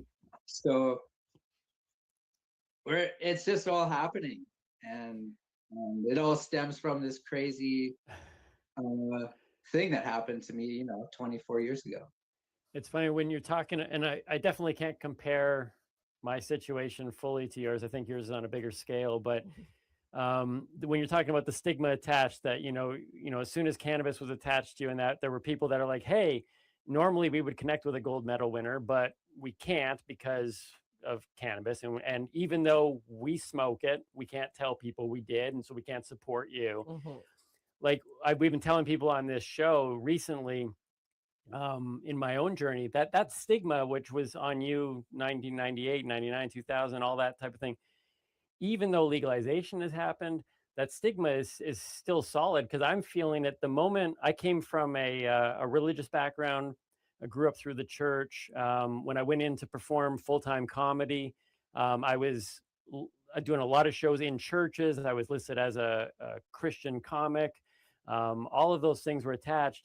And as I moved away from that world, and as I entered into this one and saw that there were functional people like Mary Jane, and I started to learn a whole lot, and I was on my own explorative journey. When we started this podcast, I think people would be amazed to hear how many friends, fans, relatives, supporters, people who used to book me, I don't even consume. I'm just talking about it positively on an advocate side, having the conversation, and I'm already getting those cutoffs. And I'm amazed to see when COVID finally releases me to start to perform again, and I finally see the full damage of people who used to book me regularly who now won't. It's just when I hear you tell that story, I'm like, all these years later, even with legalization, someone just deciding that they're going to advocate on behalf of cannabis, that stigma is still so deeply rooted, and it's disheartening. I didn't know that from the other side until I stepped into it, and then I was like, oh my goodness, what's been happening all these years? Yeah, they treat us like we're criminals, like we're doing something terrible. And honestly, Yeah, Ross, and I didn't find out about you until after you launched your glass line, because I was like one of those teenagers. I was off in my own little world. I was busy smoking weed and hanging out with the boys, and then I got a job at a glass store, or a head shop as they used to call them, and your products hit the shelves, and I was like, what is this? First of all, beautiful, like right down to the logo and the gold color. I was like, what is this? I got to find out more. Like, why is this Ross Gold? And I was like, wait a minute. They thought that like cannabis is a drug, and like a performance enhancing drug, but everything they told us our whole lives, it slows people down, it makes you lazy. Dude, give him 2 gold medals because he won a gold medal with cannabis in his system. I was like, none of that made sense to me. Like, right. It's like, okay, this is, yeah, there's a lot of stuff in cannabis culture that, yeah, you should have gotten to, in my opinion. It was definitely a double win. Like I had to win it again back. Like I lost my first 2 appeals, right, and then went to the court of arbitration. So I literally did win it twice. But yeah, I got a medal from Italy. Actually, gave me a medal, and being that I have some Italian heritage, and I actually got it tattooed on my hand. Well, it is that time again. Time for a smoke? No, unfortunately, it's time for us to say goodbye. Okay. Well, we'd like to thank you for joining us today. And we'd like to encourage you to please check out our Patreon account. Become a patron. For a little bit of money every month, you can get a chance to help support what we're doing here, and the things that we want to, not just to where we want to go, but what we want to grow. And that will help us do that. Also, though, you will have access to the full interviews of the guests that we have on this show. So you hear partial of those interviews on our episodes, but you can hear those full interviews over on our Patreon account, as well as some other bonus extras are available there. So please check us out at Patreon at The Newbie and The Doobie. And feel free to connect with us on Facebook and Instagram at The Newbie and The Doobie.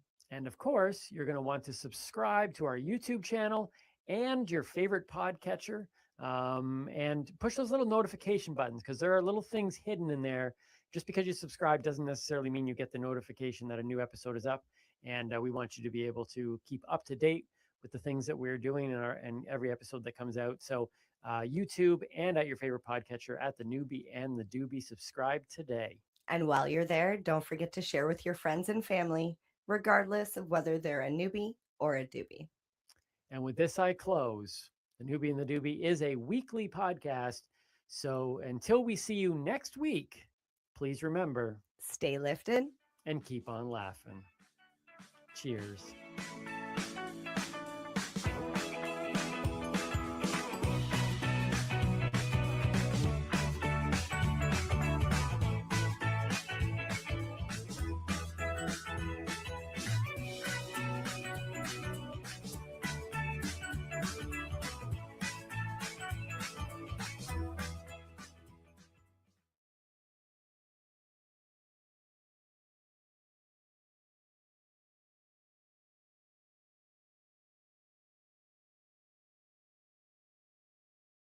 Are you looking for non-stop, continuous cannabis and psychedelic programming?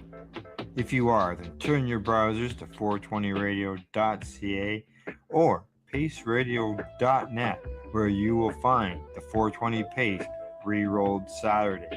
Everything gets started at 8 a.m. Eastern Saturday morning. Hi, I'm Timmy. And I'm Mary Jane. He's the newbie. She's the doobie. And this is the show where we toke cannabis. Talk. From both sides. Is that even possible?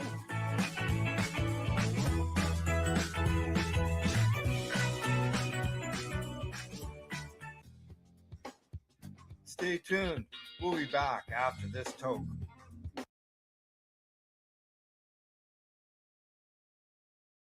Is marijuana medicine or menace? Trump officials seem split, they say. Well, the Trump administration appears to be sending mixed signals on cannabis policy. Even as the administration signals support for cannabis rescheduling, officials continue warning about cannabis-related crime, health risk, and federal illegality. The contradiction has become more apparent in recent comments from White House officials and health leaders. On one hand, the administration's move to reclassify certain medical cannabis products as Schedule 3 suggests a federal shift towards recognizing cannabis potential in medicine.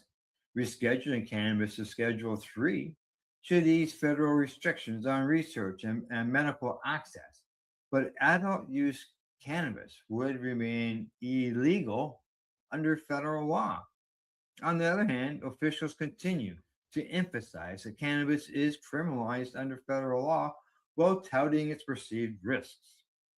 For example, a White House fact sheet said rescheduling aligns with the Department of Health and Human Services position that cannabis has accepted medical use, a major departure from Class 1 classification, and something that we don't even have here in Canada yet. So they say, but the White House's 2026 National Drug Control Strategy also included cannabis in its broader plan to defeat the scourge of illegal drugs.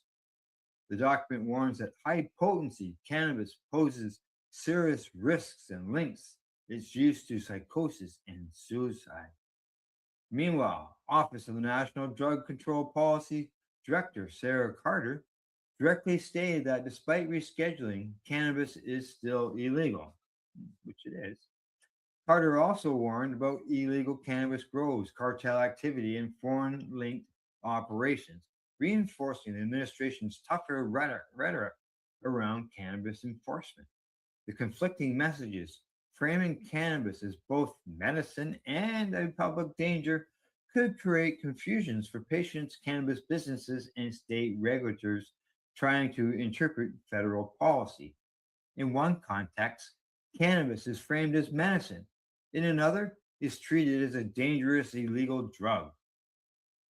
The result is not a simple pro-cannabis or pro or anti-cannabis position. Instead, officials appear to support limited medical access while maintaining traditional tough on drugs posture. Ooh, yeah. Ooh, yeah.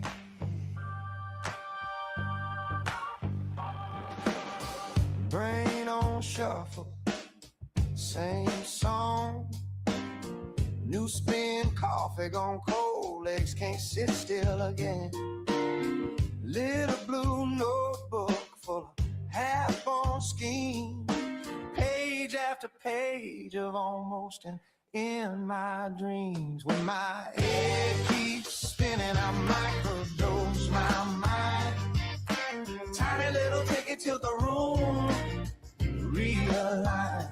Take a slow, sweet drag, let the static unwind.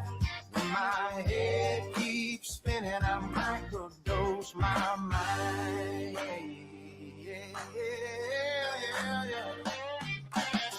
To-do list tangle, knots behind my eyes.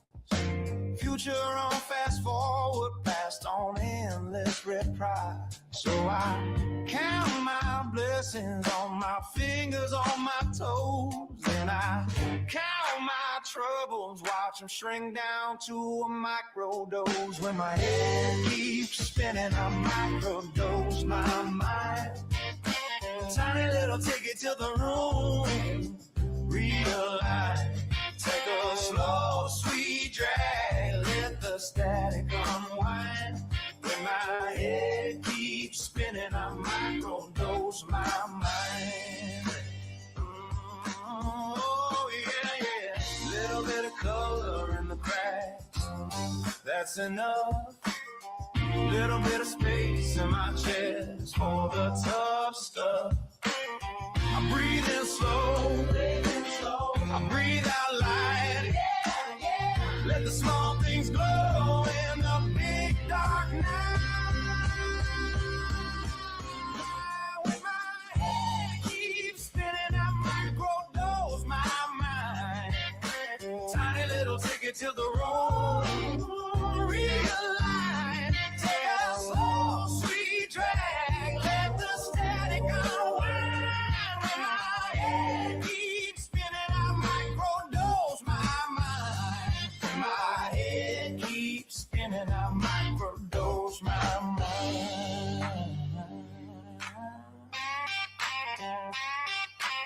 Ooh.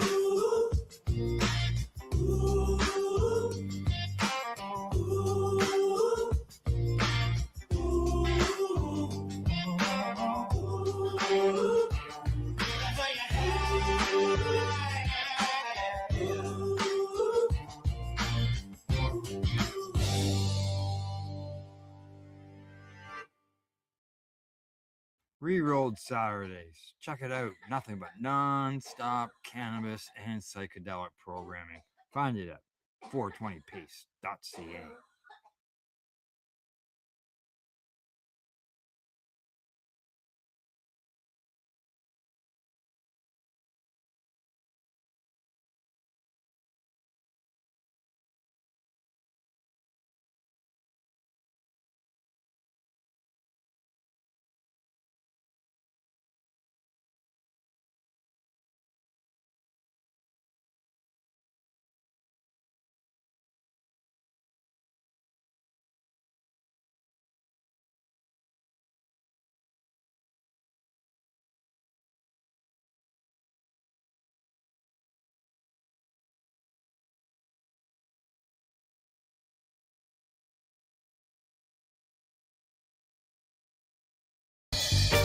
You're watching the 420 Pace, found at 420pace.ca.